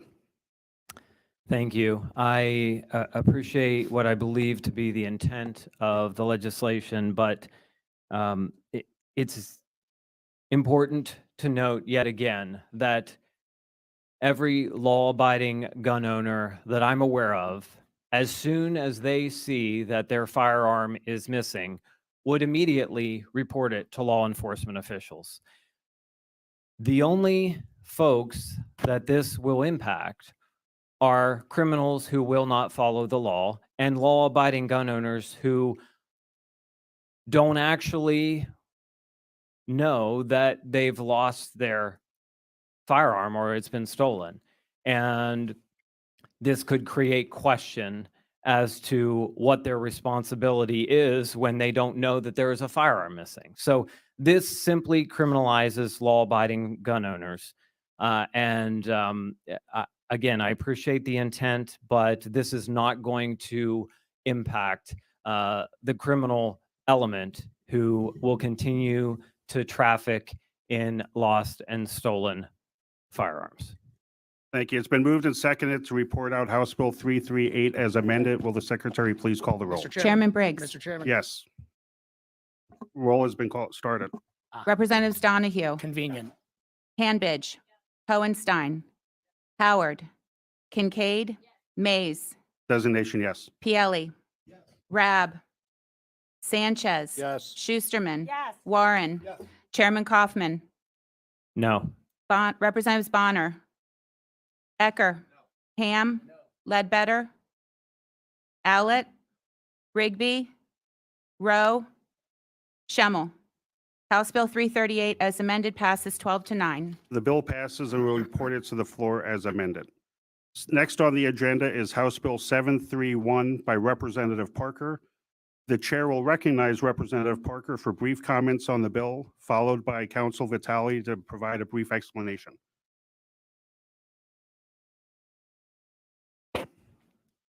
Representative Parker, you're in order. Good afternoon. I personally am very humbled to be here today. I would like to thank Chairman Briggs and thank this committee for consideration of my bill. We have worked tirelessly hard, and I'm looking forward to your consideration today. Thank you so much. And if there's any further questions, the executive director can answer them for me. So thank you so much. Thank you, Representative. Council Vitale, please provide a brief explanation on the bill. House Bill 731 amends the Uniform Firearms Act to require all firearms be sold with a locking device. This bill accomplishes this by changing the definition of firearm for the purposes of this section to include all firearms regardless of the length of the firearm's barrel. Under current law, handguns must be sold with a locking device. This bill extends the requirement to long guns. Mr. Chairman, there is one amendment. Council, you're in order on Amendment A00241. Mr. Chairman, your amendment adds a new section to the Uniform Firearms Act requiring safe storage of firearms when not in use. Under the amendment, a person must secure a firearm with a device, a locking mechanism, in a secure lockbox or a location that a reasonable person would believe to be secure.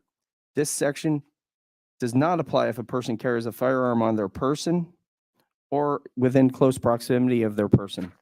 If a person is convicted under this section, a person commits a summary offense for a first conviction, an M3 for a second or subsequent conviction, or a felony 3 if the firearm is not secure and another person takes possession of the firearm, and the firearm is used in the commission of a crime or used in an event that results in injury or death to another person. The amendment has several defenses to prosecution, including if the firearm was secured or obtained by unlawful entry, and there is an exemption for law enforcement and military. Thank you, Mr. Chairman. Thank you, council. Motion to adopt Amendment A00241 by Representative Warren and seconded by Representative Hohenstein. Are there any questions or comments on the amendment? Representative Ledbetter. Thank you, Chairman. My questions are directed to council in regard to the locking mechanism. In regard to the mechanical locking mechanism, is that referring to the locking mechanism that is supplied by the manufacturer, or is that an incremental mechanism? If you follow what is currently being done with handguns, when you purchase a handgun, most dealers provide you the mechanism. They're pretty inexpensive. I think that should maybe answer your question.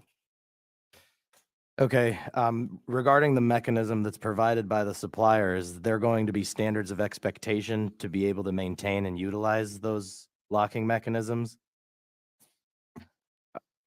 I think how the bill reads, as long as it's a reasonable step to secure the weapon, I think whatever mechanism provided by the dealer would probably be adequate. Would the mechanical orientation of the firearm itself being configured in a manner that does not allow it to be discharged suffice as a mechanical locking mechanism? I think like what I said earlier, like the mechanism that's used for handguns right now would prevent the handgun from being operated until the mechanism is removed. In regard to the locking mechanism itself, counsel, with respect? Can I just, are we on the amendment or are we talking about the underlying bill at this time? Where's the questioning? Oh, it's on the amendment. Sorry, Representative Ledbetter, continue. In regard to the mechanical lock preventing the firearm from being discharged, would configuration of the mechanical component of the firearm itself be sufficient as considered preventing it from discharging? So if you see under the amendment, section 2, with a locking mechanism incorporated into the design of the firearm that prevents discharge of the firearm by an individual who does not have access to the key or other device designed to unlock the mechanism. I think that's what you're getting at. Yeah, I'm seeking clarity, counsel, on that piece specifically, because given the mechanical nature of a firearm itself, one could orient the slide or the pistol grip to receive a magazine or magazine well that would then comply with this. And I'm curious to know if that would then suffice and not introduce incrementality in the mechanical classification of a mechanism preventing it from discharging. Yeah, the most common mechanism I've seen is a cable that has a lock at the end that you put through the chamber. So that way it can't be fired until the person wants to use the firearm. But by utilizing the configuration of the firearm itself and the mechanical nature of it, would that suffice in preventing violation of this amendment? Do you mean just putting the safety on the firearm? Like I can't understand your question. In the orientation of a mechanical slide, the orientation of the safety, the positioning of the mag well, the acceptance of the trigger assembly, those are all areas of adjustment that can be made mechanically within the firearm that would prevent it from firing. I think the legislation has in mind a mechanism, if not already built into the firearm, something like a cable or the little orange things that you put in the chamber so you can't fire it. With respect, counsel, so the orange thing you're referring to is a plug or a barrel block. And again, those aren't part of the firearm.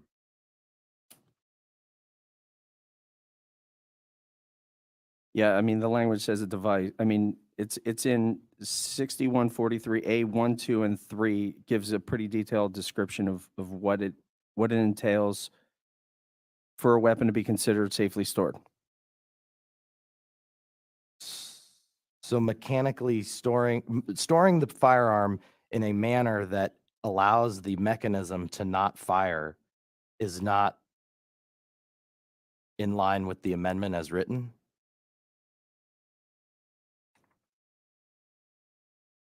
I'm not sure of the question. With respect, Chair, the amendment is vague in this, and it should be outlined more specifically, given that the nature of a firearm by definition is mechanical and can be oriented in a way that would prevent it from discharging a round. So that would render an incremental locking mechanism unnecessary. Was that, I'm assuming that there's a comment, Representative Ledbetter? Yes, Chairman. Okay. Representative Rowe. Thank you very much, Mr. Chairman. Quick question on enforcement. So I see here that we're talking about lines 32 and 33 of the amendment. It is a felony of the third degree if another person takes possession of the firearm and if that firearm is used in the commission of a crime. However, prior to that, for the summary offense or the misdemeanor, how would that be enforced?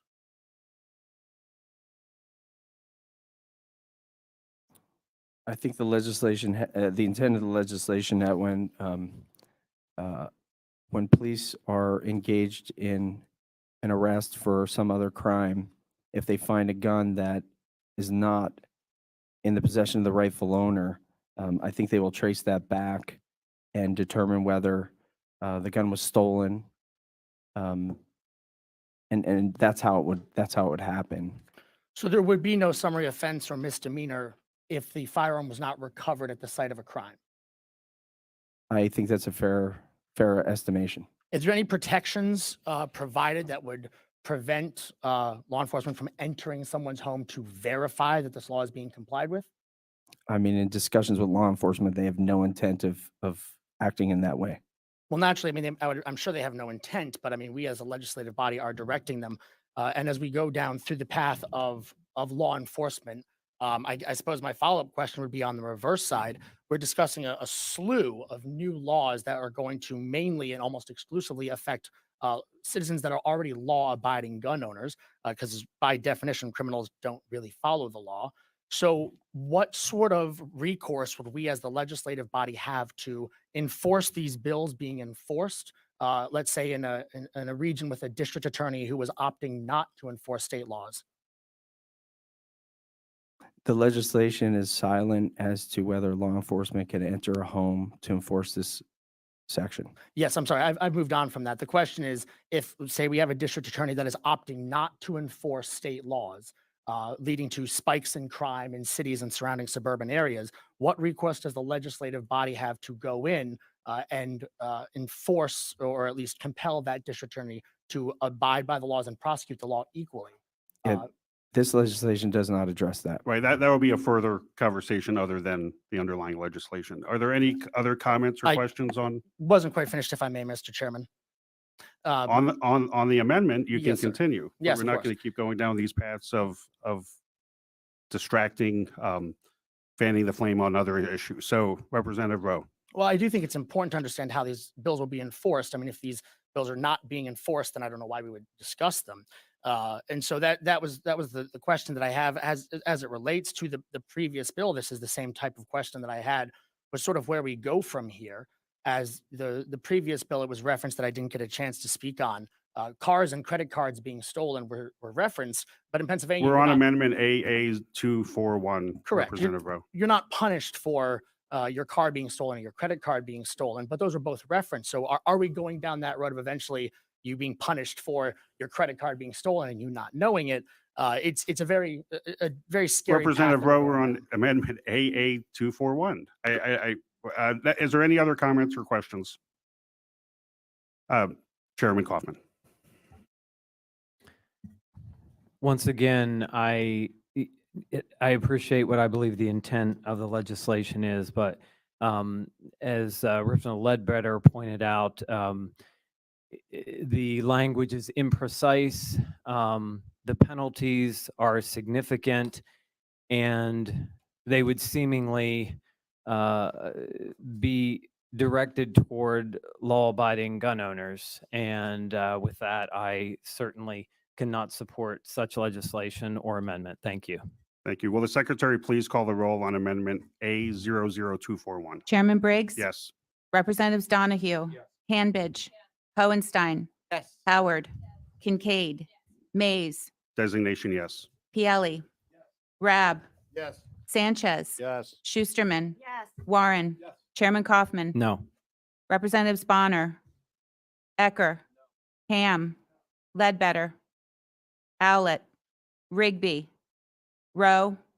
Schemmel? The amendment passes 12-9. Thank you, Speaker. The amendment is adopted. Motion, I just promoted you to Speaker. Thank you. Thank you, Secretary. Motion to report out HB 731 as amended by Representative Kincaid, seconded by Representative Warren. Any questions or comments on the bill as amended?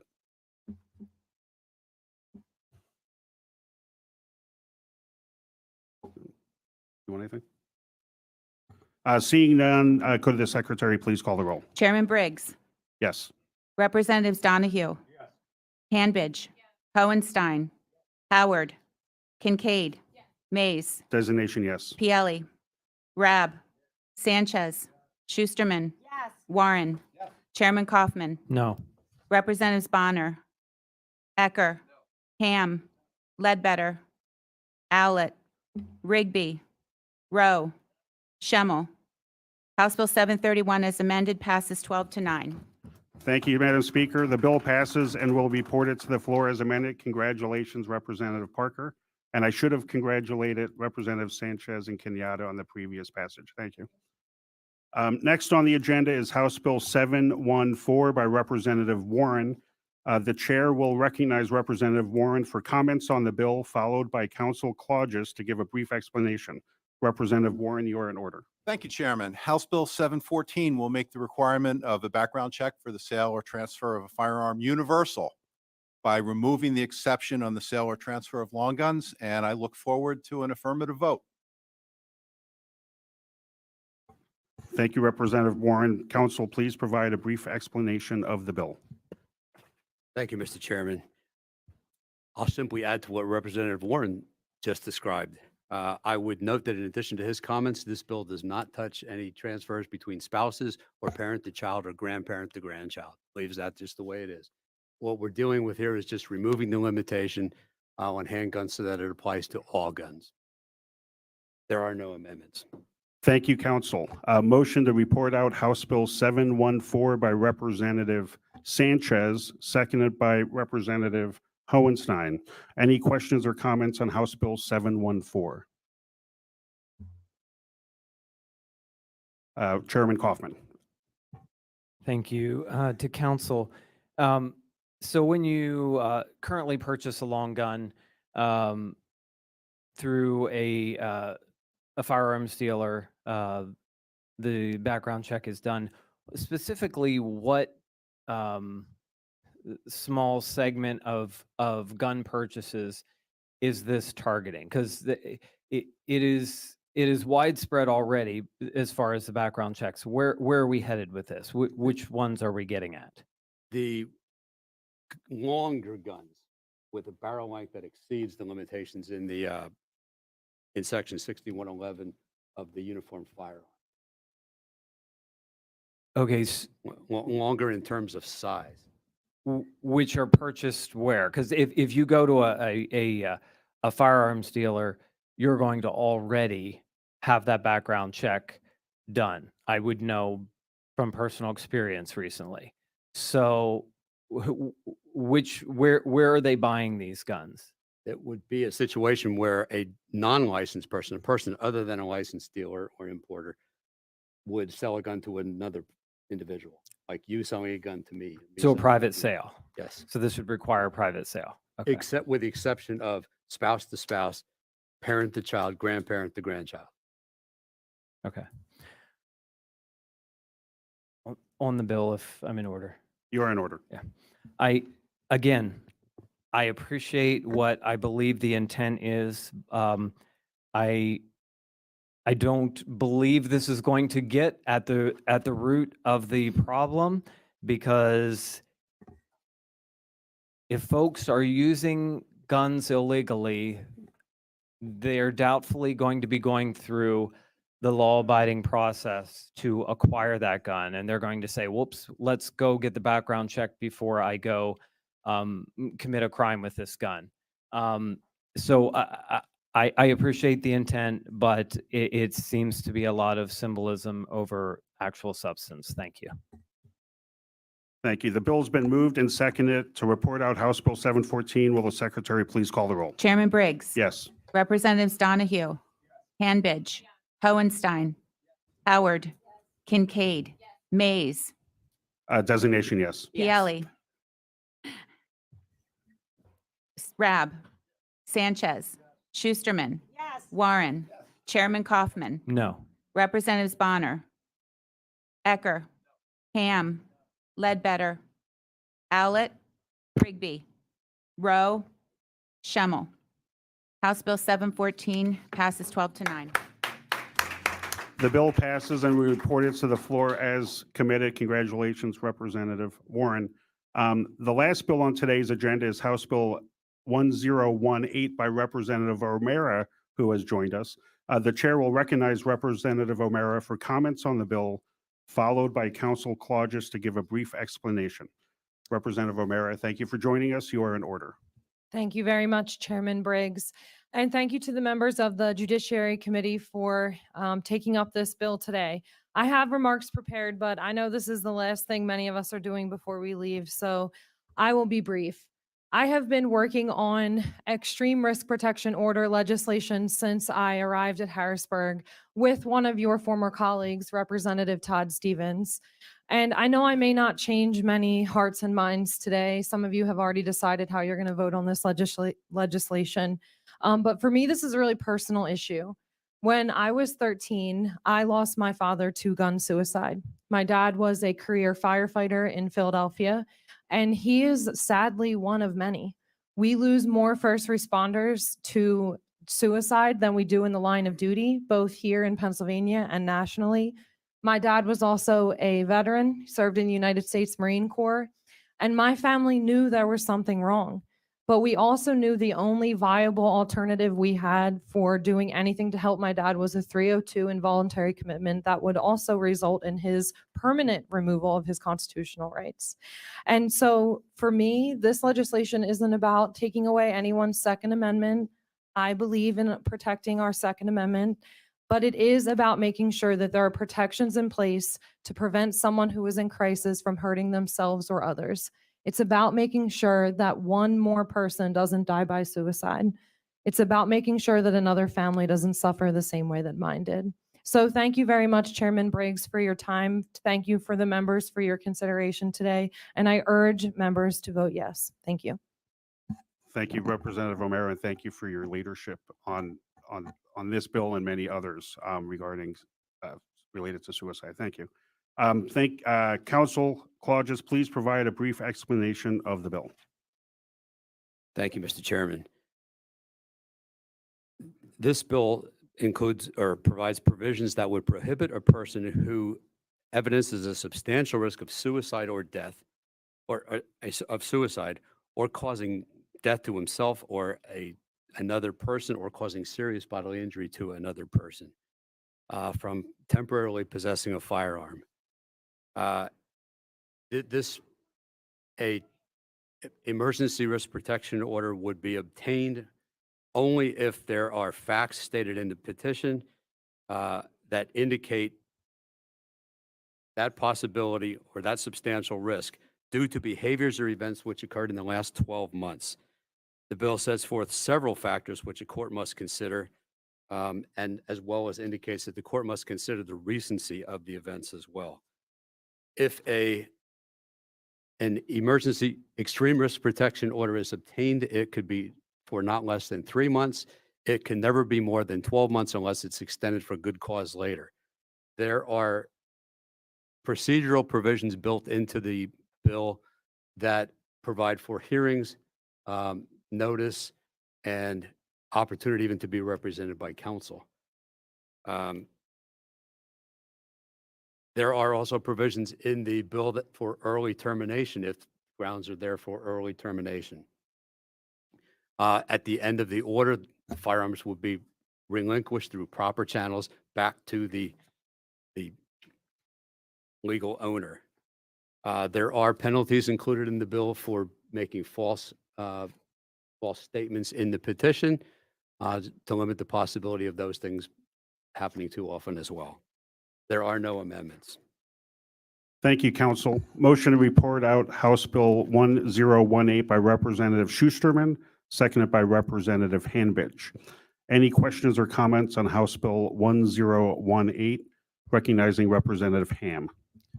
Thank you, Mr. Chairman. And couple questions. First one is who ultimately will decide whether an individual is an extreme risk?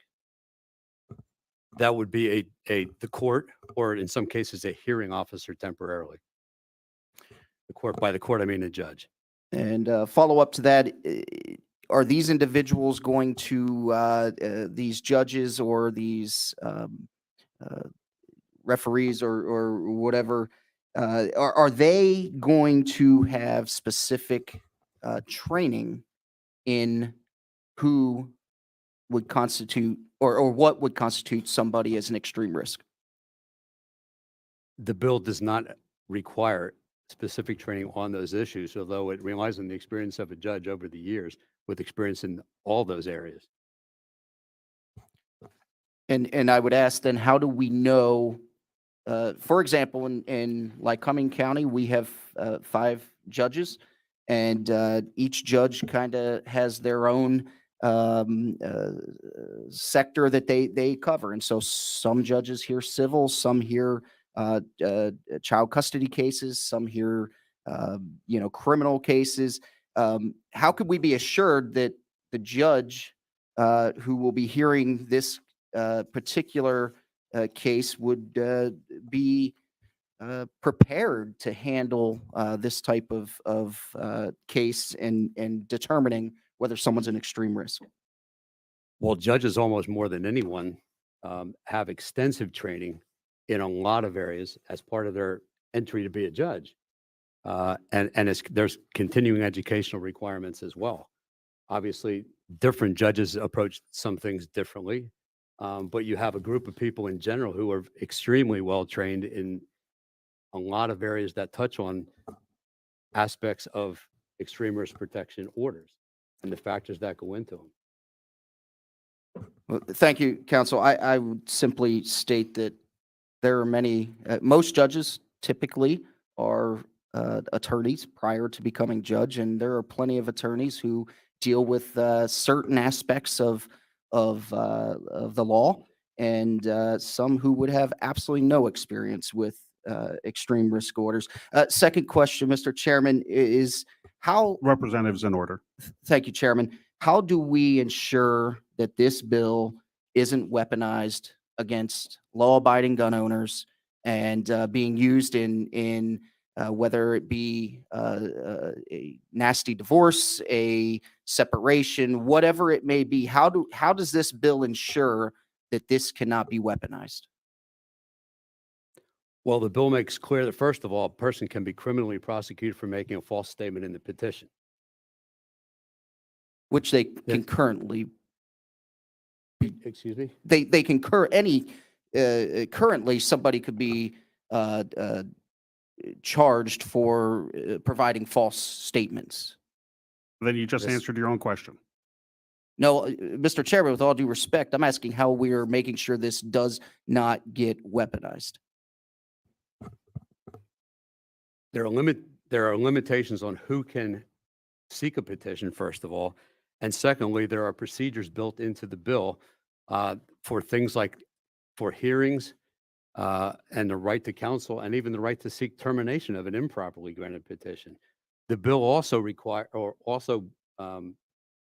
has a provision that permits restitution to be obtained if someone against the person who makes a false statement. And that actually includes attorney's fees, I should add. So there are several disincentives built into the bill to make a false statement over and above existing incentives that are already in the crimes code. Thank you, Mr. Chairman. On the bill. Representative Ham is in order. Mr. Chairman, my concern it lies around, again, the experience of those who will be hearing these cases. You know, there are many fine judges, but there are certainly others who I would say don't and shouldn't be hearing these types of cases because they don't have the experience. And secondly, this bill, in my opinion, will allow law-abiding gun owners to be put in a position of having this weaponized and used against them so that their right to own a firearm be taken. So I will be a no on this. Thank you, Mr. Chairman. Thank you, Representative Rowe. Thank you very much, Mr. Chairman. A couple of questions here. So looking through the factors in determining whether grounds exist to issue an extreme risk protection order, one of the factors is recent acquisition of a firearm. So does that simply mean if a person just goes and buys a gun lawfully, passes all the checks, and takes that gun home, that now suddenly he is potentially being subjected to a risk protection order? That, if I may, that's one factor, but not the only factor. It's similar to one of many factors in any number of determinations the court makes in any number of areas. Is more than one factor required to execute a risk protection order? Is a minimum of one required? The court looks at the totality. So a minimum of one would be required, At least. but at minimum. So yes, so simply buying a gun, or actually for our attendees, it reads as even attempted acquisition. So even if you just try to buy a gun, not even if you buy one, but now suddenly you are being perceived as a respondent in an extreme risk protection order. So that is concern. I think simply legally purchasing a firearm as a law-abiding citizen suddenly makes you a subject to have your rights violated, I think is an issue for some concern. The second question I had pertains to the entry into the database. This reads that upon receipt of the order, the state police shall cause the order to be entered into the database. The notice is provided through the instant check system, the Federal Bureau of Investigation, National Instant Criminal Background Check System. So if you are the subject of a risk protection order because you simply bought a gun legally, now are you potentially subjected to, I guess the question is, how will that impact your future attempts to purchase a firearm? First of all, you're not subject to an extreme risk protection order simply because you purchase or attempt to purchase a gun. You That's could not be accurate. based on this law. You could be if the judge said as it's written. It is a factor. Okay, so given the factor, assuming that factor is enough of a factor, and this person is now slapped with an extreme risk protection order, what effect does that then have? Say they're cleared of it. Is it permanently expunged from the record, or is this something that will then be a factor for the rest of this person's life? The bill provides it will be entered into the database. So that will be there permanently. So a law-abiding citizen purchases a gun legally, is slapped with a risk protection order, and now has a permanent record marking. So future attempts to exercise his rights legally could be potentially inhibited. And then I guess the final question I have is regarding the burden of proof. So this reads that at a determination hearing, the respondent seeking termination shall have the burden of proving that the order was issued in error. So are we asking a person to prove their innocence versus the applicant of the order to prove their guilt? A person seeking termination of the order must show grounds for termination of the existing order. Okay. By a preponderance of the evidence, the lowest standard. Okay.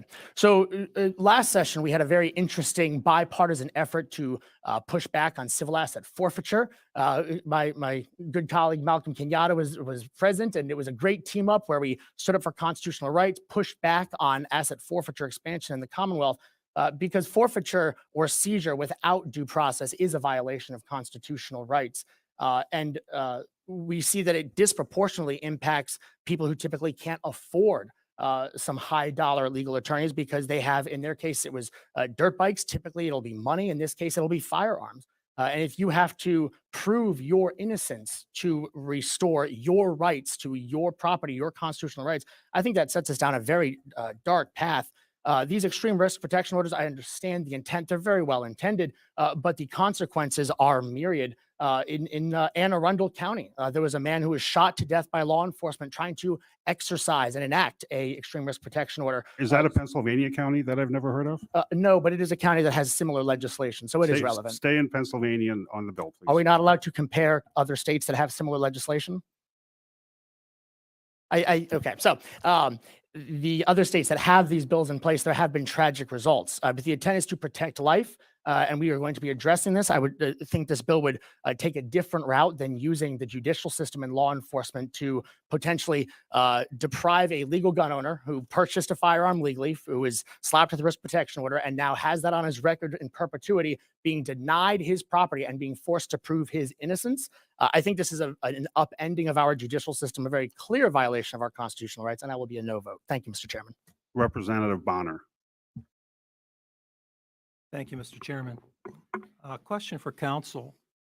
Are you aware of the recent United States Supreme Court decision, New York State Rifle and Pistol Association versus Bruin? Yes. And there, the United States Supreme Court has set a very rigorous test before gun legislation can be deemed in compliance with the Second Amendment. Would you agree with me on that? It is a rigorous test, yeah. Yes. In fact, it requires the legislature and the courts to take a historic look back. And we're not just talking 100 years. The court indicated we go back to the founding of this nation to find any support for gun regulation that it met the historical facts of gun ownership in this country. Would that be a fair summary of that particular case? Hard for me to say because I haven't read the entire language recently. Okay. Well, that was going to be a follow-up question I had. Have you had the opportunity to vet the legislation that we are considering today for its constitutionality in light of the Bruin case? We have considered that, and I would anticipate that'll be litigated. So you're already conceding then that there's a serious constitutional issue with the legislation? No, what I'm suggesting is whenever there's a constitutional issue, I would expect it to be looked at and be litigated. Wouldn't that, though, be part of your responsibility as counsel to this committee to make a determination whether the legislation complies with the recent U.S. Supreme Court decision? Whether it complies with the recent Supreme Court decision will be a decision made later by the courts But in a proper case. attorneys often give advice or opinions, though, to their clients. And I'm wondering, what is your advice and your opinion to this body relative to this legislation complying with that U.S. Supreme Court decision? What I can tell you is we drafted this legislation with that in mind and provided as many safeguards as are in the bill, actually.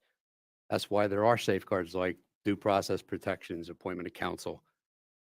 Are you familiar with the February decision that's coming out of the Fifth Circuit, United States versus Rahimi? Yes. And the Fifth Circuit specifically said that legislation dealing with domestic violence was not constitutional because there was no historic basis for seizing firearms in such a situation when we look back at the history of this country. Am I correct on that? It is, and at this point, that's a Fifth Circuit decision, and we're in the third. I understand that, but certainly the Fifth Circuit, which is an appellate court of the United States of America, carries a great deal of credibility. Would you not agree with me? In the Fifth Circuit, yeah. Yes. but it's also looked at by other circuits as they do their own analysis. I would think it's something every circuit would consider, at least as part of the analysis. Yes, thank you. But again, you have not conducted your own vetting of these bills relative to its potential violation of the Bruin case. Is that correct? We have not reached a conclusion. That's for the court to decide. Or for you to give an opinion? Well, it's hard to give the opinion right the way things are changing in the Supreme Court and some of the circuits. I don't know if we're going to keep going back and forth about. I'll Thank you. move on, Mr. Chairman. I just have one other question for the gentleman. Representatives in order. You're familiar with 302 commitment proceedings? Yes. And that is a very tough piece of legislation that allows for the immediate custody of someone who is deemed to be a danger to himself or to others. Is that correct? Yes. So in that respect, we already have legislation on the books that if a family member or just someone who encounters someone they believe is a danger to himself or to others, it requires the custodial taking of the individual for an immediate examination by medical personnel. Is that correct? I have no reason to think you're not accurate on that. Yeah, I've handled a few of those hearings. And I can tell you that that's a very quick solution. And frankly, a much more desired solution if you're truly dealing with someone who is a danger to himself or others. You don't even want them out there in that home or on the streets because those guns may be seized, but that doesn't say he or she doesn't have access to other weapons. Isn't that true? I'm sorry, in which context? In the sense that you want to take the person into custody who's a danger to himself or to others immediately, because otherwise that person could get access to guns that are not seized as part of this particular legislation. Isn't that true? In a 302 Yes. situation. In a 302, which Yeah, requires a danger to yourself or to others, which is the same standard that you're using in this legislation. 302 does not deal with weapons that a person has or owns. No, but the person is taken into custody and therefore has access to no weapons. Isn't that true? So Yes. it's a much greater protection under 302 than what is being proposed under this legislation. Shorter term, yes. In an immediate term, yes. Yes. In fact, if they are found to be a danger, then they can be committed.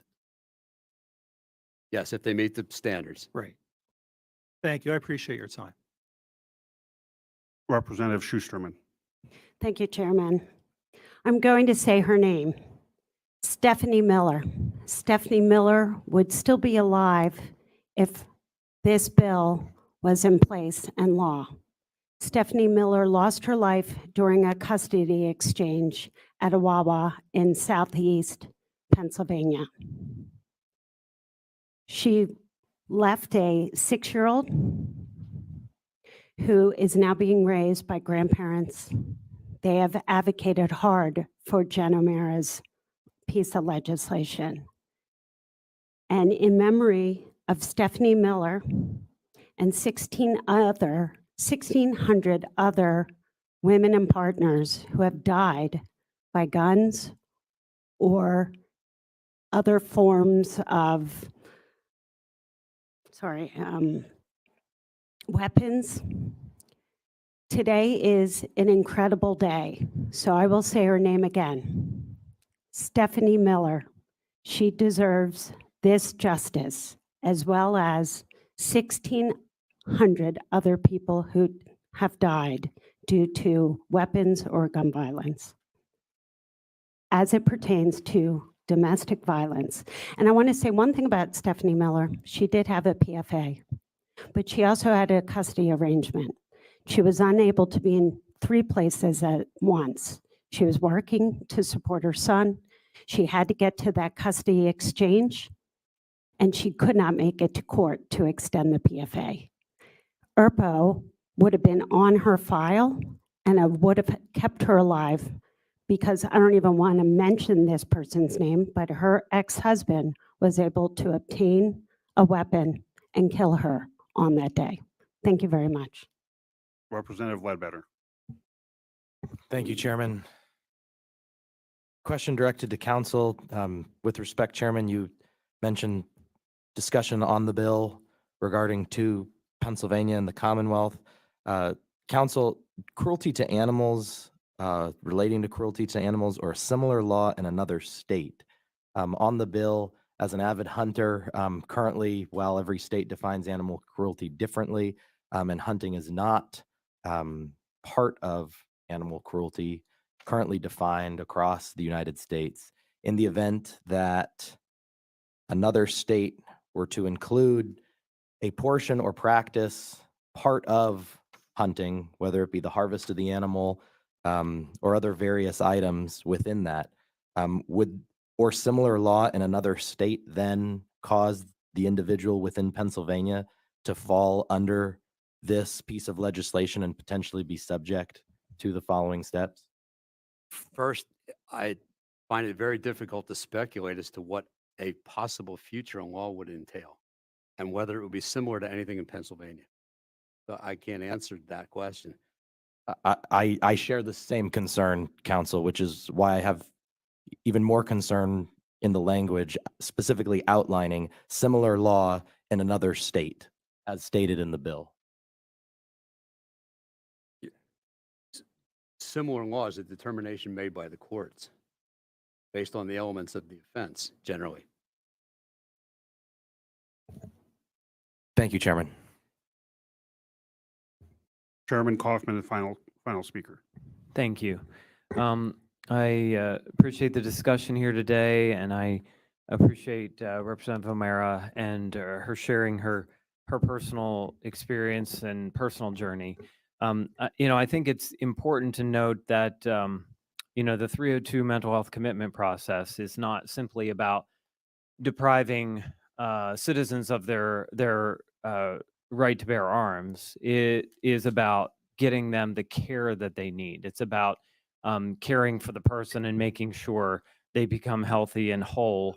And the previous reluctance to use that process, that someone would be permanently deprived of their Second Amendment rights under new rules, ATF rules, a couple of years ago, that is now reversible. So they would no longer be permanently deprived of their Second Amendment rights. I have grave concern with this ERPO legislation. It's obvious that someone could potentially have law enforcement knocking at their door, coming to remove their firearms, never knowing what was happening, never having the benefit of due process in the ERPO process. And then, as in Representative Rowe's questioning, the burden of proof is on the person who has already had their constitutional rights deprived without due process to then have the burden of proof to prove that that ERPO should be undone or rescinded. I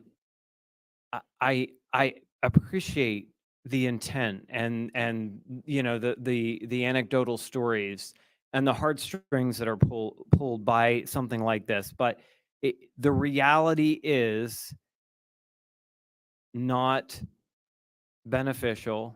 There was a RAND Corporation study that said that ERPOs did not truly impact this issue significantly.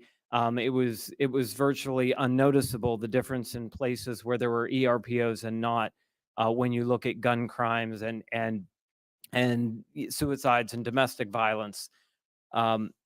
With that, I will not be supporting and would urge my colleagues to oppose this legislation. It's Thank been you. moved and seconded to report out House Bill 1018. Will the secretary please call the roll? Chairman Briggs. Yes. Representatives Donahue. Hanbidge. Hohenstein. Yes. Howard. Kincaid. Mays. Yes. Pielli. Rab. Sanchez. Yes. Schusterman. Warren. Chairman Kaufman. No. Representatives Bonner. Ecker. Ham. Ledbetter. No. Owlett. Rigby. Rowe. Schemmel. Mr. Chairman, House Bill 1018 passes 12-9. The bill passes and will report it to the floor as committed. Congratulations, Representative. Very proud of you. This committee stands adjourned. Thank you very much.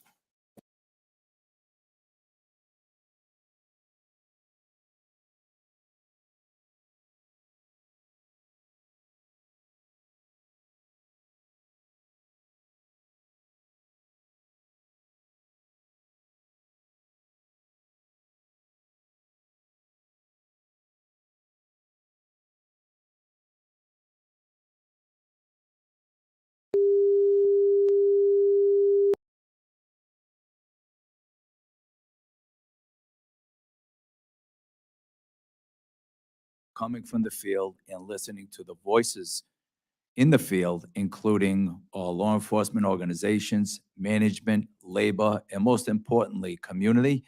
Who would suffer the most would be the community in this fight we have in our communities against the opioid crisis, fentanyl, violent crime, the proliferation like I've never seen before. My last 2 years as chief in the capital city, I never saw the amount of firearms that I saw those last 2 years. It In would be Providence. crippling. In Providence. Yeah. It would be devastating to And Colonel, communities. are you able to comment what the current number of law enforcement positions supported by Justice Department grant funding is right now?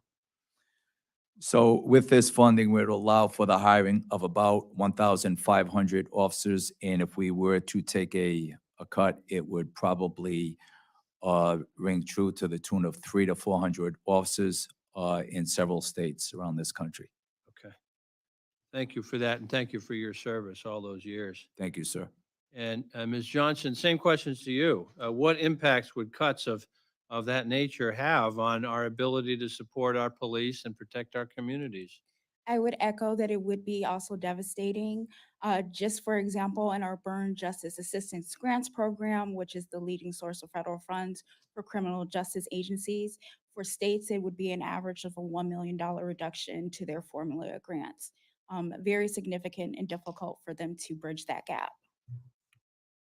Okay, and you heard Colonel Clements tell us about a loss of 300 to 400 officers under the COPS program. How about under Burn JAG grants? How many positions would be lost if we had a cut of 22%? I believe it would vary based on the how the states and localities deploy their grants. So I'm not prepared to give that number to you today. Okay, I don't know is acceptable. A lot of people in Washington don't understand that. Well, over to you, Acting Director Randall. According to the National Alliance to End Sexual Violence, fewer than half of local sexual assault programs have a full-time sexual assault therapist on staff. And we know that rape crisis centers are struggling to maintain staff and serve the needs of all survivors. You emphasized something in your testimony. You said how important it is that we meet survivors where they are. What do you mean by that? Well, we've heard and seen the exact same thing that you've mentioned, that sexual assault service providers don't have the resources that they need.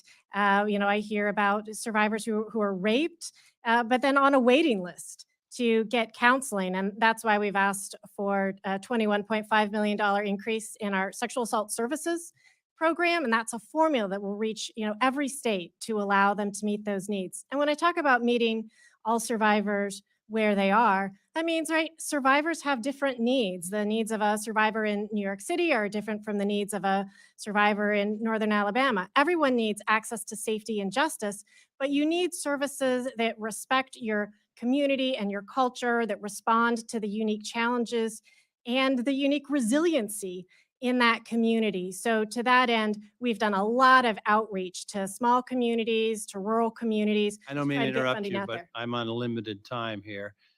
Ms. Randall, you are the acting director of the Office of Violence Against Women. What is the impact of a 22% cut on the programs that support your office? It's life and death. We estimate that tens of thousands of victims would not be served. Thank you. Yield back. Mr. Garcia. Thank you, Mr. Chairman. I got to be honest, I'm a little underwhelmed. The fact that, first of all, I apologize that your budgets haven't been behaving like you probably expected them to.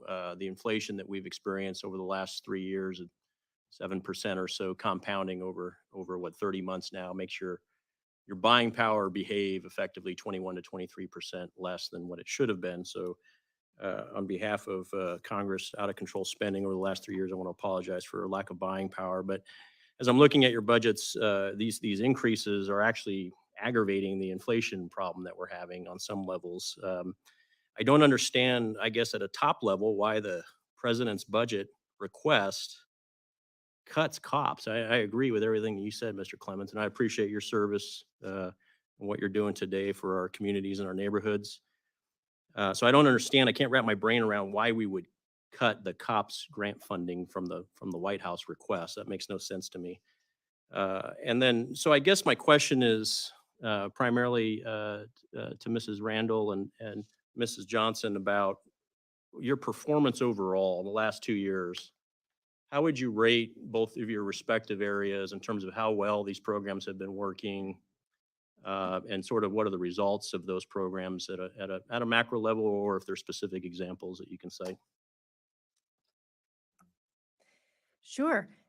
We examine the performance of our grantees. They provide regular performance reports. We're out there in the field meeting with them, seeing the results on the ground, and we're funding evidence-based best practices. So for example, when we fund sexual assault nurse examiner programs, we know that, that they're collecting better evidence, which leads to more convictions, and that survivors will be How many better more served. convictions was it? I would have to take a look at our data and get back to you on that. Like to see that? Yep. Delighted to do so. Yeah, the more database testimonials you have, the better, I think, for us, so that we can make these decisions. There's discussions around a 22% cut. I don't know where that number's coming from, but when you look at what you guys have received, in FY22 it was 3.3 billion, and now the request is 4.9 billion, and this accounts for obviously the aforementioned decrement to the COPS grants within this overall budget.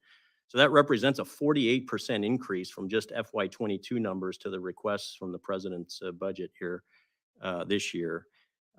So I guess the fundamental question is, are we getting a 48% increase in terms of performance, whether it's more convictions or better protection of women? By the way, I was an original co-sponsor of the Violence Against Women, the clean reauthorization that was included in the FY22 Omni. So I'm a big supporter of VAWA, and I think we need to do better on this front. So this isn't me saying that these programs aren't valued or aren't important.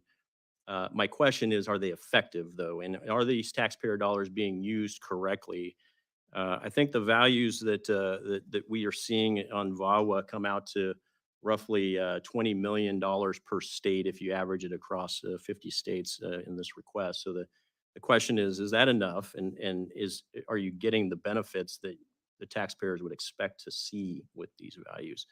I frankly don't see it. I hear the words you're saying, but I'm not seeing the metric and the data behind the value proposition of your funding line. So I would love to get that, if we can get it offline, and for the record, whatever data and statistics that you show, either in OJP or in VAWA, that shows that these increases are merited. I would also assert that if you're doing a good job with the 4.1 billion from FY23, and if you did a good job with the 3.3 billion from FY22, then then those budget levels shouldn't preclude you from also being successful in FY24. So if you can expand on that offline for the record, whatever data you have, success stories, I don't understand why the president would request less money for the COPS grants. We've utilized those in my district in California to great success. That's us getting maximum dollars to the local agencies with great efficiencies and great results. But I need to see that type of data and results-based decision-making here coming out of the other two arms of this if we can. So with that, if you guys can commit to providing that data, that would be fantastic. Absolutely. We would love the opportunity to share more. We have a lot in our reports to Congress, but even more that we can share. Okay, thank you, Mr. Chairman. I yield back. Ms. Ming? Thank you, Mr. Chairman. Director Clements, I wanted to piggyback a little bit off of what Ranking Member Cartwright asked before about the awards for COPS hiring program. As you know, the fiscal year 24 budget request totals $651 million, with over $2 million dedicated to the COPS hiring program as required under the Bipartisan Safer Communities Act. The money is intended to keep communities safe by hiring and training 100,000 additional police officers for community policing. What ramifications do the House Republicans' recently proposed 1% growth in budget caps mean for the DOJ's ability to comply with the Bipartisan Safer Communities Act? And what would the impact specifically on the ability to hire and train these additional police officers be? So thank you, Representative. So yes, it really would be crippling and devastating to lose any funding towards putting more police officers on the street with what we're seeing going on in our communities. And furthermore, the large stakeholder groups that we entertain and speak to all the time, we're close to the field, and our mantra in the COPS office is by the field, for the field. We listen to the field, and we're hearing that, you know, with all of the major issues, the escalation, use of force, specialized units, there is great guidance that comes from this office in the form of publication or convening sessions. We use the bully pulpit of the office to have convening sessions to give the best guidance to the field around these hot topic areas. So it would hurt our police agencies, our police leaders, but more importantly, it would hurt our communities. And it would hurt the ability, as required by the bill, to be able to hire and train 100,000 additional police officers, correct? Correct. That forecast several years out, yes. Thank you. And Ms. Johnson, I wanted to applaud the work that OJP has done thus far to engage communities and local law enforcement in preventing and combating hate crimes, especially with the money you've provided directly to communities through the community-based approaches to advancing justice grant program.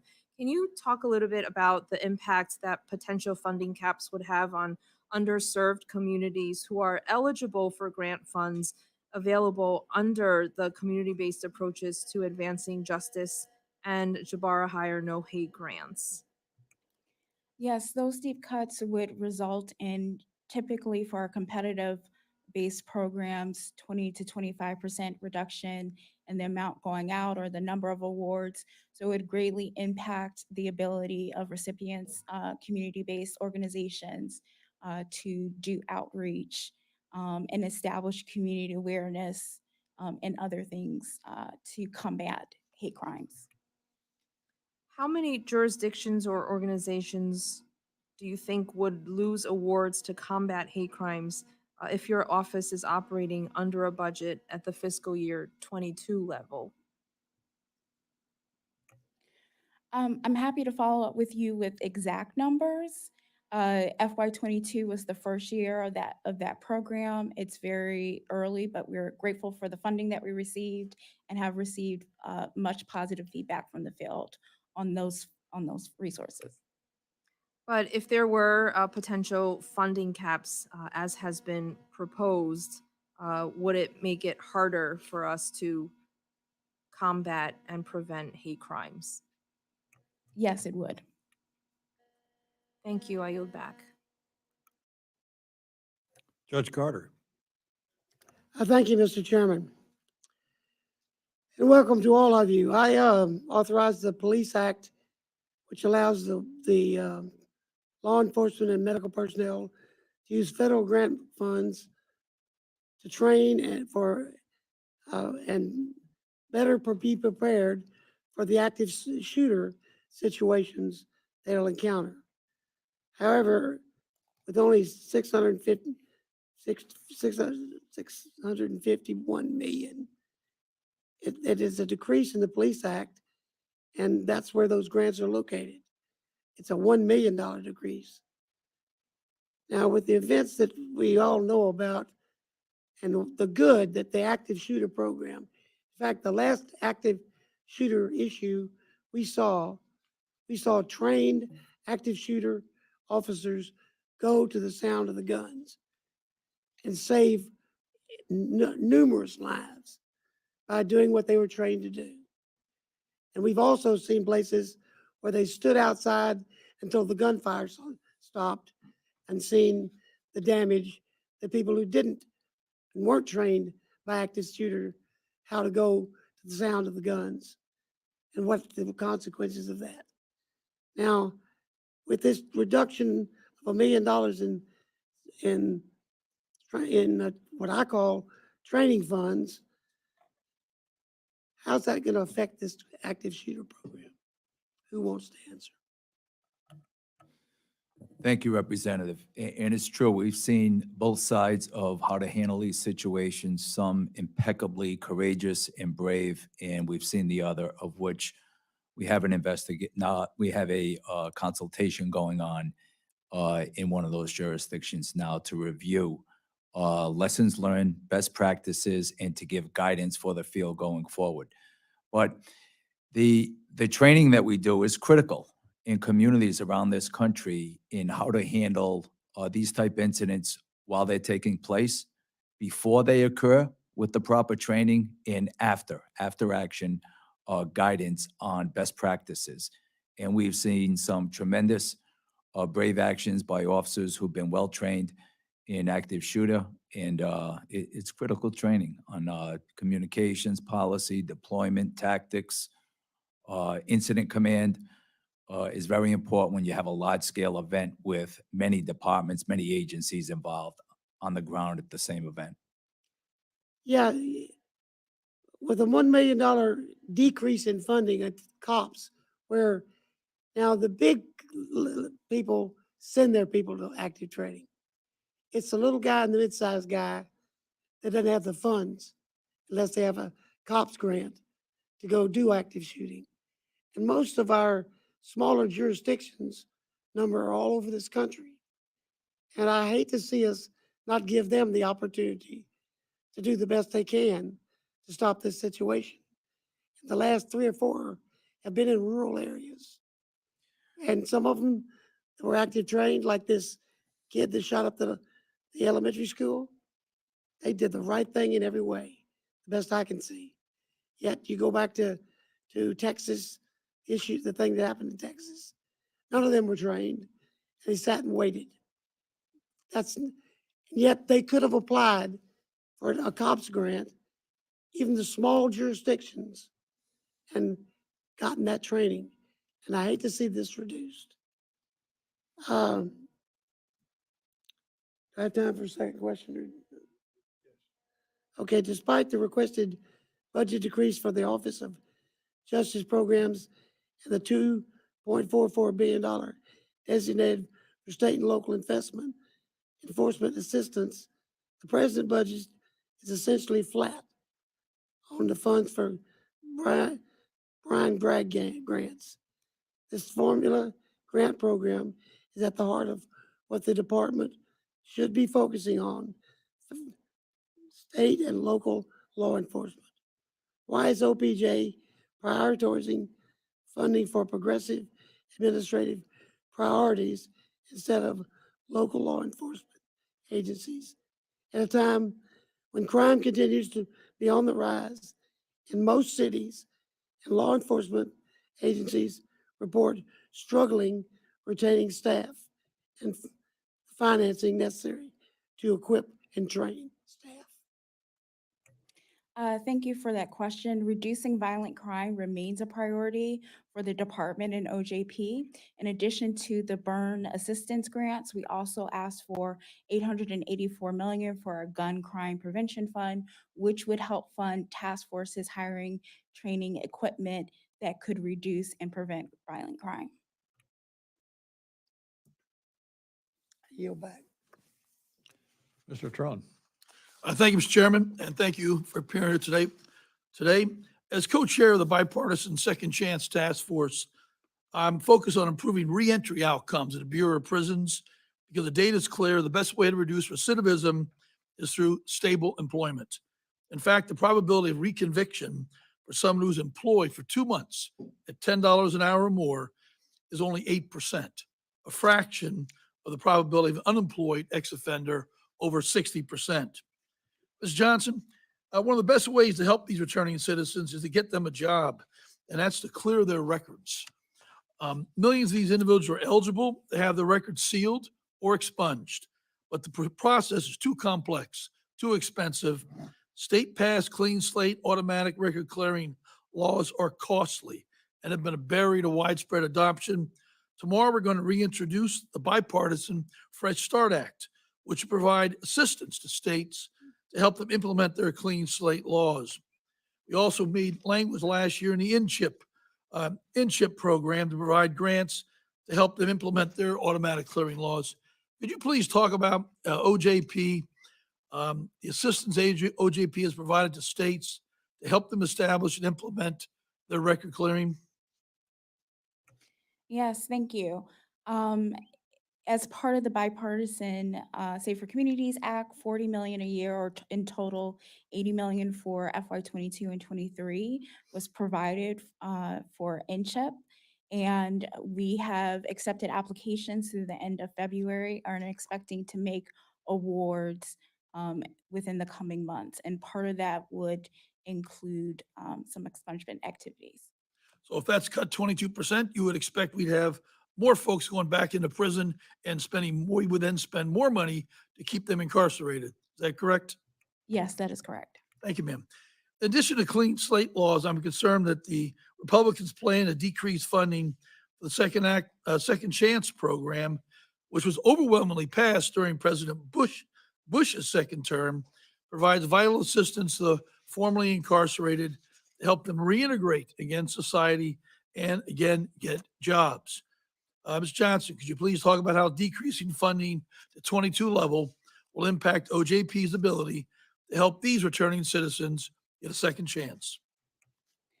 Our Second Chance Act programs and providing reentry opportunities, supporting those reintegrating to their communities are very important. And a 22% cut, again, would have a devastating effect on states and localities and jurisdictions trying to support those reentering the communities. Ms. Johnson, would you agree with the statement that if these folks don't have a job, they're more likely to return to crime? And therefore, these cuts of 22% are making our country less safe every day? I would agree that the cuts would make the country less safe. Too bad. We ought to be safer. A few weeks ago, I attended the RX Summit hosted by Chairman Rogers. One of the themes we kept hearing about was the importance of comprehensive opioid stimulant and substance use program, COSAP. The program is vital in our efforts to address the opioid crisis. Despite over 108,000 died in 2021, similar number in 2022, cutting levels of FY22. Could you talk about how decreasing that funding will affect OJP's ability to combat the opioid crisis? Again, we would be looking at 22% cuts, which would reduce the number of awards by 20 to 30%, and the size of the awards, reducing the amount of services that could be provided in terms of substance abuse treatment and other services. So at the end of the day, these 22% cuts proposed mean our country's less safer because folks don't have jobs. And it means folks are going to be more likely to be sucked into the opioid fentanyl crisis, and we have more deaths. Let's sum it up. again, it would have a devastating impact on our programs and ability to make people safe and provide services. Thank you, ma'am. I yield back. Mr. Clyde? Thank you, Chairman Rogers. And I'd like to thank our witnesses for being here today. Given the current trajectory of our national debt approaching $32 trillion, I think it's more important than ever that we really take a detailed look at how our federal government is spending taxpayer dollars to ensure fiscal responsibility. That's what taxpayers demand. Ms. Johnson, in May 2021, President Biden submitted his FY22 budget to Congress. The budget included a request for $100 million for a new community-based alternatives to youth incarceration initiative to offer incentives to states, localities, and tribes that introduce reforms designed to reduce youth incarceration. In the ensuing FY22 CJS bill cycle, the House majority and the Senate majority each proposed $50 million for the program. It did not survive the conference process, and the program received no funding when FY22 appropriations were completed in March of 2022. In May 2022, DOJ released a solicitation for grant applications for the Community-Based Alternatives to Youth Incarceration pilot program. Despite the solicitation being unsupported by both authority and funding, at least one funding award was made. And Mr. Chairman, I would like unanimous consent to submit this award of $500,000 for the record. Thank you. So my question is, where did this money come from? This $500,000 that was not authorized and not appropriated, where did it come from? Yes, we made a $500,000 award using authority under the Justice Reinvested Initiative from the FY22 appropriation for a solicitation to pilot the community-based alternatives to youth incarceration. So this particular program that Congress specifically did not authorize and did not fund, did not appropriate money to, you simply took money from somewhere else and funded it yourself. As part of our spend plan process, we did notify our intention to issue a solicitation under the Justice Reinvestment Initiative program to pilot the community-based alternatives to youth incarceration. And this was done because of the field has identified this need, and we believed it was in the best interest of supporting those needs. Okay, well, I think the best interest is what Congress determines, because we speak for the people, not the Department of Justice. We speak for the people. All right, on April 24th, 2022, in an interview that aired on 60 Minutes, FBI Director Christopher Wray singled out violent youth as a major factor in the 29% increase in the U.S. murder rate in 2020. Following the CJS Subcommittee's 2023 Department of Justice budget hearing, Ranking Member Adeholt, at the time Ranking Member, raised concerns about the proposed program and submitted questions to Attorney General Garland about the program's dangerous purpose. You know, if you do the crime, you need to do the time, as this keeps criminals in jail and off the street and prevents more crime. So in its FY23 budget submission, DOJ once again requested $100 million for the unauthorized program. Again, in the FY23 process, no funds were provided for the community-based alternatives to youth incarceration program. But in February 2023, DOJ once again announced funding and solicited applications for the program. And this is the actual community-based alternatives to youth incarceration solicitation right here, which the deadline was yesterday, actually. So why is DOJ making a solicitation for grant applications for the community-based alternatives to youth incarceration pilot program, again, when there is no funding and no authorization, specifically from Congress? We make awards and advertiser solicitations within the confines of our appropriations. I would say that this program is not an attempt to say that youth, especially those who commit serious and violent offenses, should not be placed in a locked facility. This program is focused on repurposing emptying juvenile facilities. Okay, so how much federal funding is being set aside to support this program? I believe it is, I don't have that number in front of me. I will have to follow up for the record. Okay, would you please, and are you signing off on these actions? The decisions about these solicitations are ultimately made by our agency head, And that would be Garland? by the Office of Justice Programs agency head. Okay, all right. Okay, I guess my time has expired. I yield back. Mr. Klein? Thank you, Mr. Chairman. The Office of Justice Programs has requested a 16% increase in funding, with some programs receiving an increase of 80% or more. While I appreciate Ms. Johnson coming to testify, I do wish that we had the department director here to speak more about the various programs and grants operated by OJP. Ask about the Project Safe Neighborhoods Block Grant Program, which seeks to combat criminal street gangs and transnational crime groups and is up for reauthorization. Can you describe the types of grants utilized by this program? Yes, the budget requests $40 million for Project Safe Neighborhoods. It's a nationwide initiative that brings together federal, state, local, and tribal law enforcement officials, among other stakeholders. It's coordinated by the U.S. attorneys in the 94 federal judicial districts. And it's customized to account for local violent crime problems and resources. I note that a bipartisan group of senators has legislation to reauthorize the program, but also adds much needed transparency requirements. For example, how the area that received the funding spent the funds from the program, the total number of criminal prosecutions carried out, disaggregated by the number of federal and state prosecutions, and the results of those prosecutions, community outreach efforts performed in the area, and the number and description of the violent crime offenses committed in the area. Wouldn't you agree that these transparency requirements are necessary to ensure an effective grant program? I believe that transparency in general is favorable. Thank you. Roughly 2.2 million has been awarded to the Vera Institute of Justice, which according to their website is committed to pretrial justice by ending money bail. Last week, the House Judiciary Committee, which I'm also a member of, held a hearing in New York City to shed light on pervasive problems we're seeing in Democrat-led cities across the country, a result of progressive policies like ending cash bail. In fact, in New York, the state legislature passed bail reform in 2019. Since then, a March 2023 study by researchers at John Jay College found that recidivism rates increased for violent felony offenders after implementation of the new bail reform law.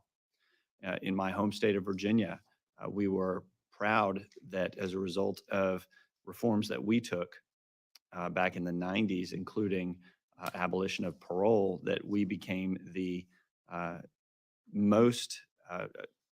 we had the least, the lowest rate of recidivism of any state in the country.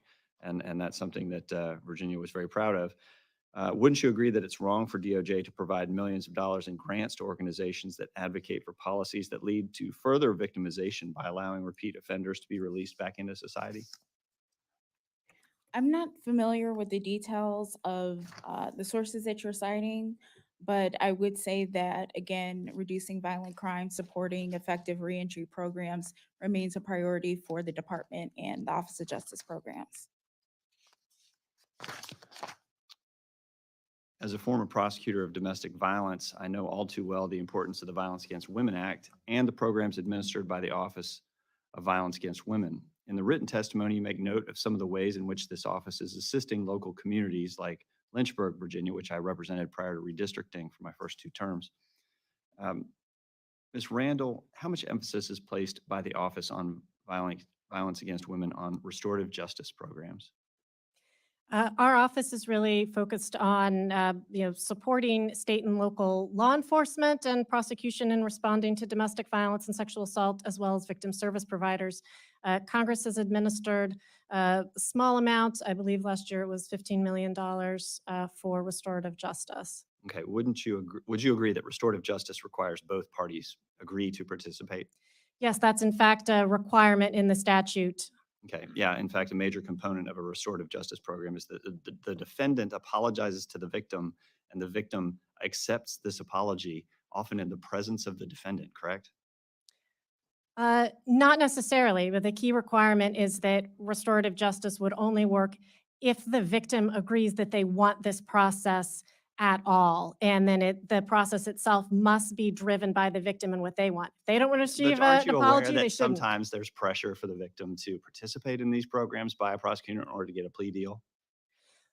While we haven't launched our program yet, it won't be connected to prosecution, but there should never be pressure on victims. I completely agree with you that pressure on victims is a problem. I agree, and that's why restorative justice is a poor fit for domestic violence cases, but I yield back. Gentleman yields back. That completes the first round, and we will now proceed to a second round of questions. And I'll begin by yielding to myself. Ms. Johnson, let me draw your attention to two set-asides. One, the training and technical assistance set-aside, and secondly, the burn JAG set-aside to combat increases in crime. Tell me how much was made available by DOJ in the current fiscal year for those two set-asides? I don't recall for the JAG set aside what was made available for FY23. For the FY24 budget, it would be approximately 27 million. Based on the request, it would likely be similar. For training and technical assistance, about 6% or 330 million was identified in our FY23 spend plan to support key training and technical assistance programs for grantees. And how much was the JAG set aside? I don't have that number for FY23 in front of me. Well, you have the numbers for the other two. For training and technical assistance in FY23, we identified slightly over 330 million in our spend plan that we submitted to Congress in February. Well, can you get me the burn JAG set aside amount? I absolutely can. Does anybody on the staff that's with you know the answer?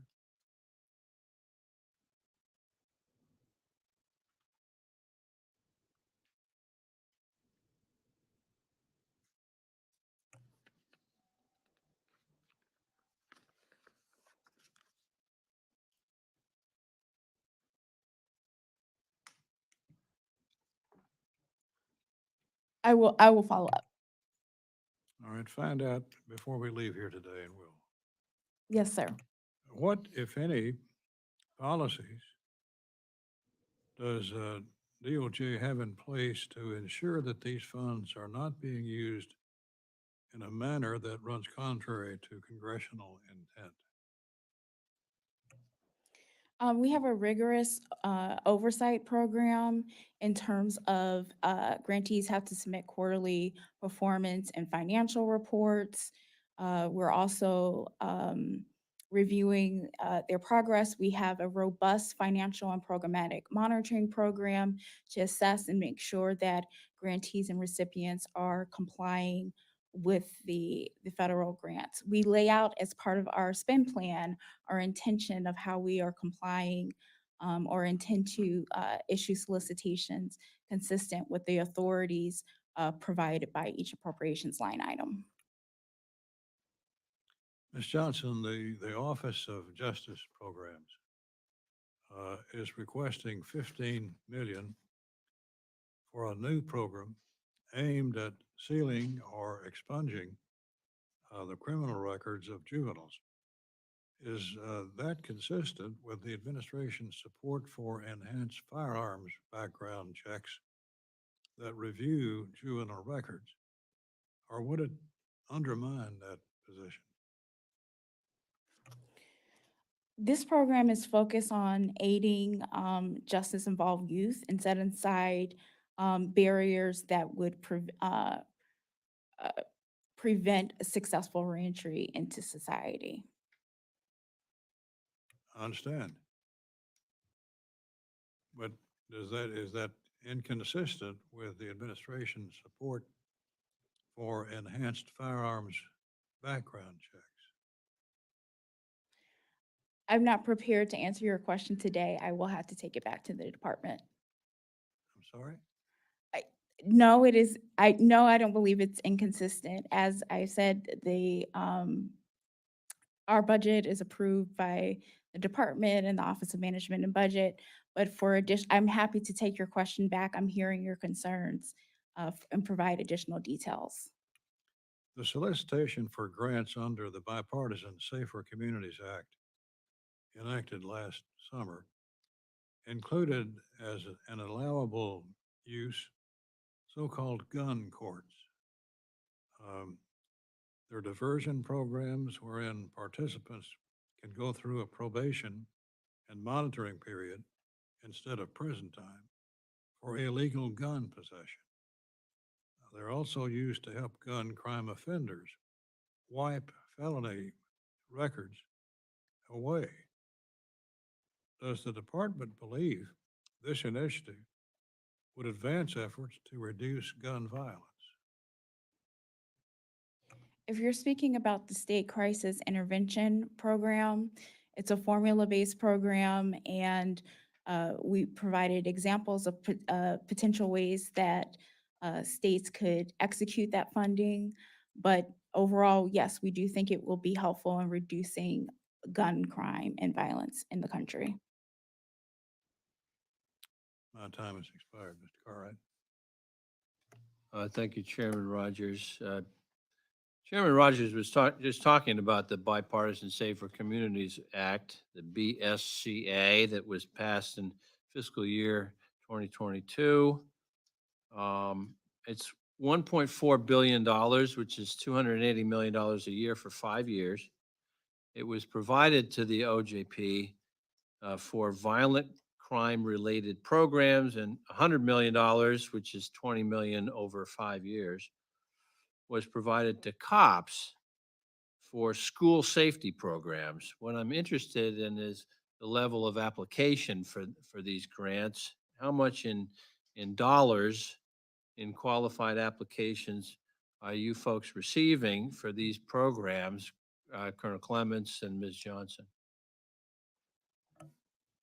Thank you, Ranking Member Cartwright. So the programs at COPS remain wildly popular, and we just had a workshop session yesterday when over 1,600 participants took part in the workshop. On the SVPP side, school violence prevention, there to date, and it's not closed yet, there are 641 applicants. So the needs outpace the ability to award these programs. So not everyone will be funded, and it's a concern. But we do have a provision in the formula where those previously not funded are taken into higher consideration. Do you agree with that, Ms. Johnson? Yes, I would agree that the number of applications are outpacing the number of awards that we can make. In fact, am I correct that the combination of BSCA funds and FY24 requests in the president's budget request would still not cover the anticipated volume of qualified requests for these programs? Yes, that's correct. Is that right, Colonel? That is correct. Okay. Now I want to jump over to the Crime Victims Fund and talk about the stability of that, Ms. Johnson, if I can. 2021, Congress enacted the Victims of Crime Act, fixed to the VOCA fix to sustain the Crime Victims Fund. It's a bill that allowed for revenues collected from deferred prosecution and non-prosecution agreements to be deposited into the Crime Victims Fund. Can you give us a brief update on the fund and any suggestions on options to help further stabilize this fund? Yes, the Fixed VOCA Act has been wildly successful. Approximately 960 million since it was enacted has been deposited from non-prosecution agreements and deferred prosecution agreements through March of 2023.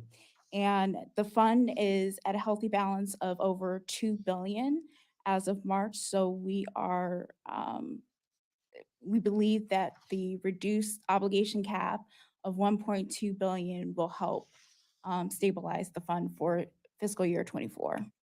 All right, we're going to check in with your office from time to time to help monitor that, if that's all right. Now, Ms. Randall, last question for you. We are aware of what they call a shadow epidemic of domestic violence and sexual abuse, especially during COVID. I'm told service providers are still dealing with the more complex cases of that. And according to the National Alliance to End Sexual Violence, there's been a 70% increase in the demand for sexual assault services over the past year alone. How does your budget request help service providers and law enforcement personnel respond to these crimes and meet the needs of survivors? That's exactly what we've seen and heard across the country. And that's what research has shown, that increase in rates of violence and the increase in severity. So that's one of the many reasons we've requested significantly more funding for our Stop Violence Against Women formula grant, which will reach all states, and it funds police, prosecution, courts, and victim services. As I mentioned, our sexual assault services formula grant. Also through some of our most in-demand programs like legal assistance for victims and transitional housing. In the wake of the pandemic, we hear constant concerns about connecting survivors with transitional housing that allows survivors to become self-sufficient. And we believe we will have great results from those programs. Well, thank you for that. And Mr. Chairman, I yield back. Judge Carter. Thank you, Mr. Chairman. I don't have a question. Well, I got a conversation I want to have. In your, Ms. Randall, in your very rapid restitution submission, you talked about increased protective orders. Now, protective orders are in the purview of the lawyers. How does your agency deal with that? And do they do it properly? Mhm.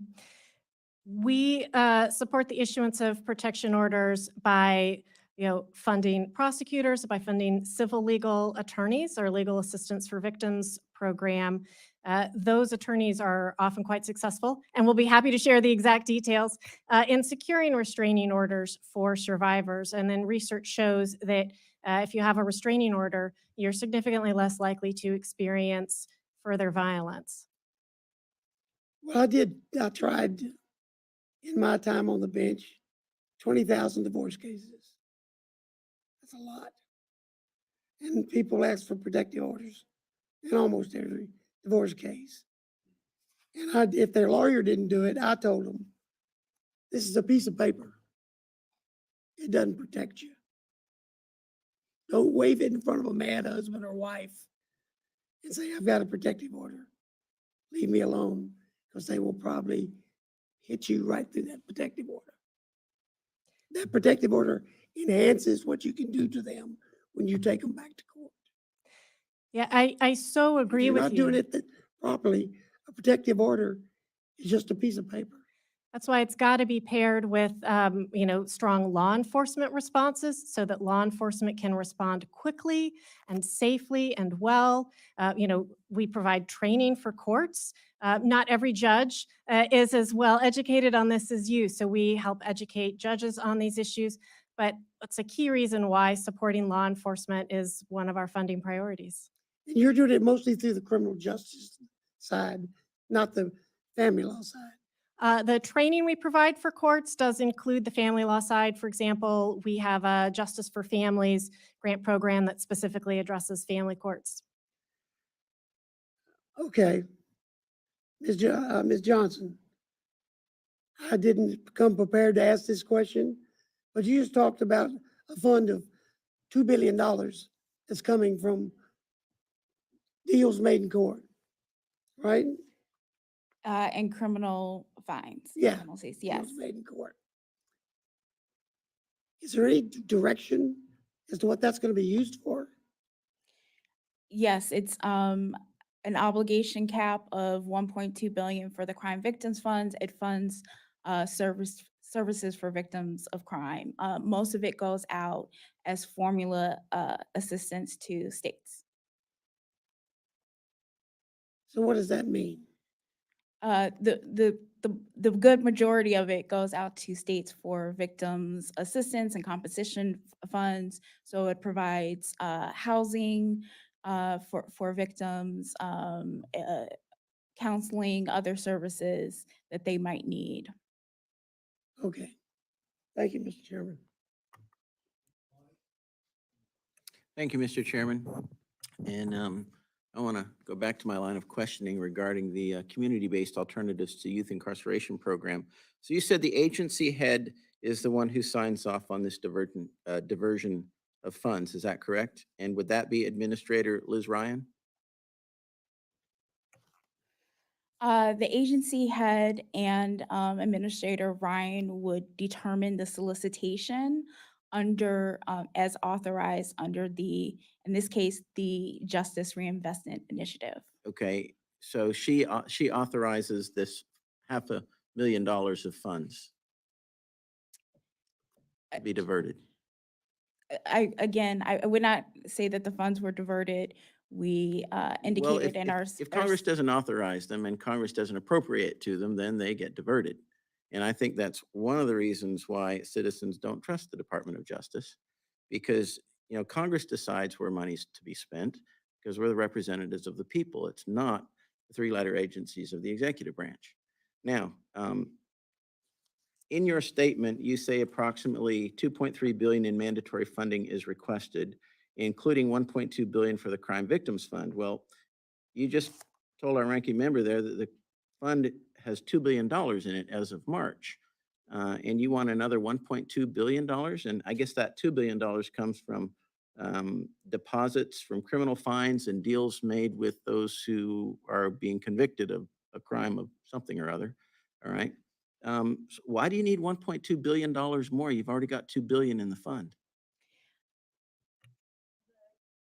The 2 billion and the 2.1 billion in the fund includes the 1.9 billion that was authorized, appropriated by Congress to be expended in FY 23. Okay. So we will also have to continue to collect deposits to expend the 1.2 billion proposed in FY 24 and to continue services to victims. Again, most of it going out to the states in the formula program. So the vast majority of the money going into the fund is from the federal government, not from criminal fines and that sort of thing. No, it's a mandatory collection. It's coming from fines and prosecutions. Okay, and you also said 884 million for a new gun violence prevention strategic fund. Can you talk a little bit more about that? That's a heck of a lot of money. I know it's on the mandatory side, but what is that going toward? That's a third of, and that's almost $1 billion.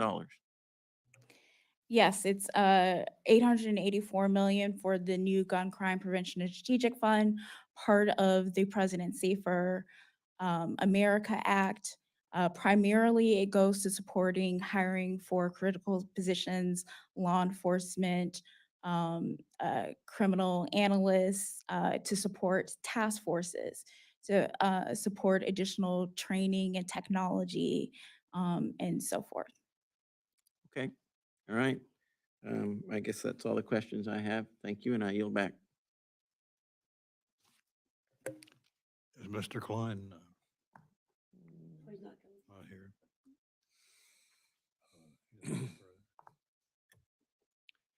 Well, this concludes today's hearing.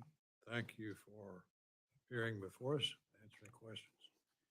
Without objection, all members will have 7 days to submit additional written questions for the witness or additional materials for the record. I'm sorry?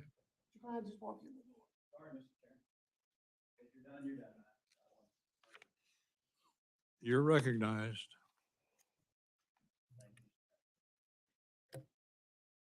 Apologize. Thank you, Mr. Chairman.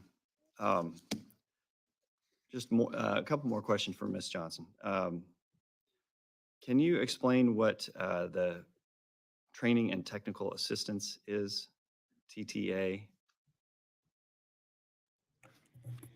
Yes, the training and technical assistance refers to a wide variety of assistance and services that goes beyond traditional training.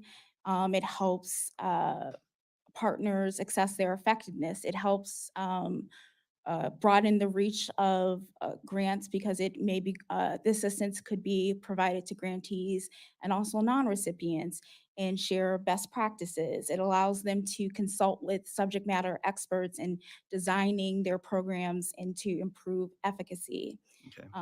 and so forth. How often do you make awards to TTA or other organizations to microfund grants? We have several programs that do that, such as the body worn camera program. Over the last 3 years, we've helped provide smaller awards to 400 small rural and tribal law enforcement agencies. And, okay, can you explain what the Gun Crime Prevention Strategic Fund is?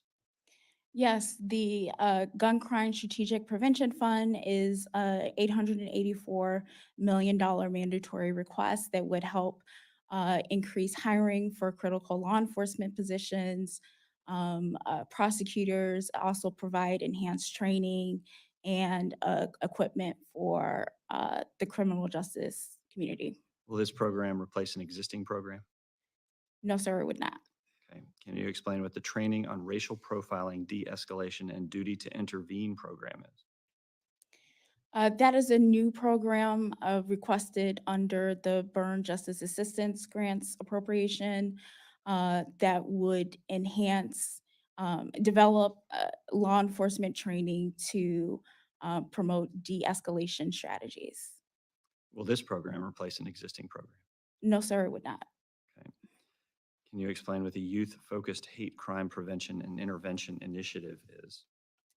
Yes, that is a new anti-hate crime program that focuses on youth, similar to the other programs that we have, but really focus on prevention strategies in the juvenile justice sphere. So this has similar programs already in existence in other areas? There are similar programs, but the eligible recipients are different. Can you explain the difference? I would say that it's focused on state, local, and community-based partners, which is different from our community-based violence prevention program or the Shepherd Bird program, but it's really focused on youth, helping them extract themselves from situations and preventing hate crimes before they occur. Can you explain what the Community-Based Alternatives to Youth Incarceration program is? Yes, that is a program that is focused on helping states and localities repurpose emptying juvenile facilities. They are already having the trends in terms of those facilities are emptying out, but just closing those facilities, which are a hub for jobs and others, is not also a solution. So it's helping them reimagine those spaces and repurpose them. And this program will not replace an existing program? No, it will not. Okay. Are you considering whether the various state and local entities that are requesting this funding have existing programs in place, or whether they are, and this funding would essentially duplicate other programs, or are you evaluating the state-by-state situations on the ground as you consider these applications? As we can, I would say that these programs are developed based on needs that we are seeing emerging in the field, and that there aren't sufficient resources that are at that level to address these needs. Okay. I yield back, Mr. Chairman. Thank you for your patience. And with that, the hearing is adjourned. Mr. Chairman, if I could just answer your question for JAG. I'm sorry. We are reconvening. Okay. Yes. For the FY '23, the JAG set aside was 38.5 million, so approximately 5 million more than the 22 enacted level. Okay, thank you very much. Hearing is adjourned.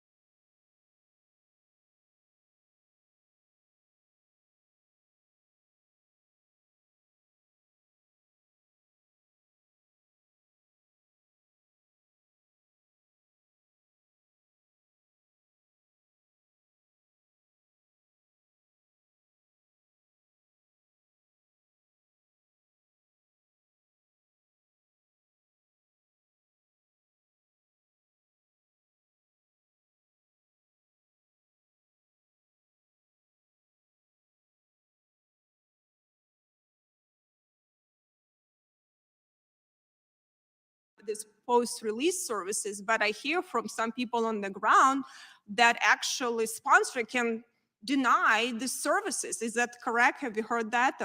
Yes, yes, Congressman, that's absolutely correct. And that actually is what contributed to the Marion, Ohio situation, is that a call was made and then the case was just simply closed. So today, post-release services is absolutely not enforceable. And it would also mean that you have a case manager who's trained enough to know to even activate the post-release services. So just because there's post-release services, it's not required, it is not mandatory, and the sponsor can say, thank you very much, do not call me again, bye, because there is no authority that HHS has or Office of Refugee Resettlement has to hold the sponsor accountable.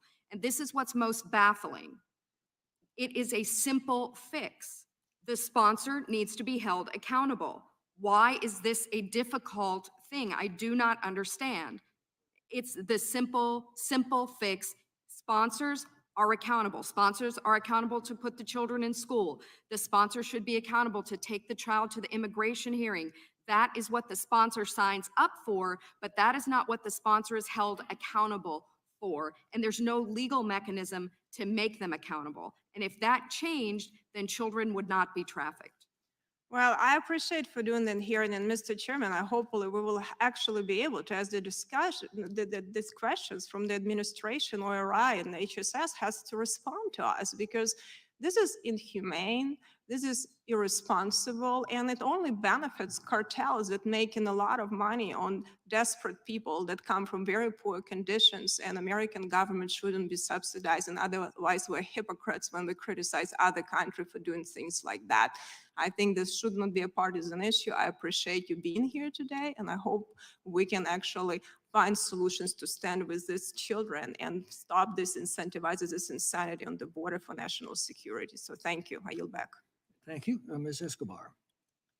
Well, I'd like to thank the witnesses for being here today, and I'd like to express my frustration.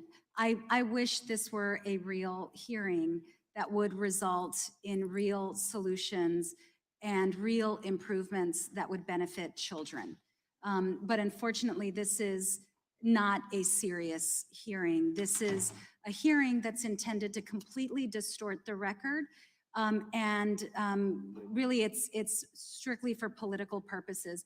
But I do agree with my colleague from the gentlelady from Indiana. We do need bipartisan solutions, and we do need a bipartisan effort if we are going to truly address this. So what would that look like? And I think first I'd like to preface my comments by sharing with you all, I represent El Paso, Texas. Fort Bliss, which is in El Paso, is home to one of the largest emergency intake facilities. I have spent a lot of time at the emergency intake facilities. I have spent a lot of time talking to children. I am bilingual, so I speak to the kids in their native language. I have spoken to innumerable staff, former, current staff, and I myself have pushed on the administration at times when I've had to. But what I have found is, unfortunately, here in the House of Representatives, there is an absolute unwillingness by my Republican colleagues to participate in real solutions. So what would some of those solutions look like? Number one, legal pathways. True legal pathways for children to reunify them with their family members would absolutely circumvent the horrific journey that many of them take. But we can't get them to work with us on more legal pathways. Another solution, investing in programs to make sure that there is robust support. We can't get that either. In fact, the president's budget, the amount of funding that he requested was actually ratcheted down by Republican colleagues. And then when we had the omnibus vote, the vote for the budget that would fund HHS and the Department of Homeland Security and a number of other agencies, the chairman voted against it last December. So when you starve a system and you do everything possible to create legal pathways, you're not serious about solving these issues. And in fact, when you called for the reinstatement of horrific policies by the previous administration, including deliberate family separation, you're not interested in solutions that help kids. And last week, when we were here trying to create protections for children so that they could have access to legal counsel, or so that they would not be deported, even infants, by themselves, my Republican colleagues all voted against those protections. So let's not pretend this is a serious hearing wanting to truly help children. There is nothing further from that fact. Mr. Chairman, I'd like to enter into the record a fact sheet by HHS, the Administration for Children and Families.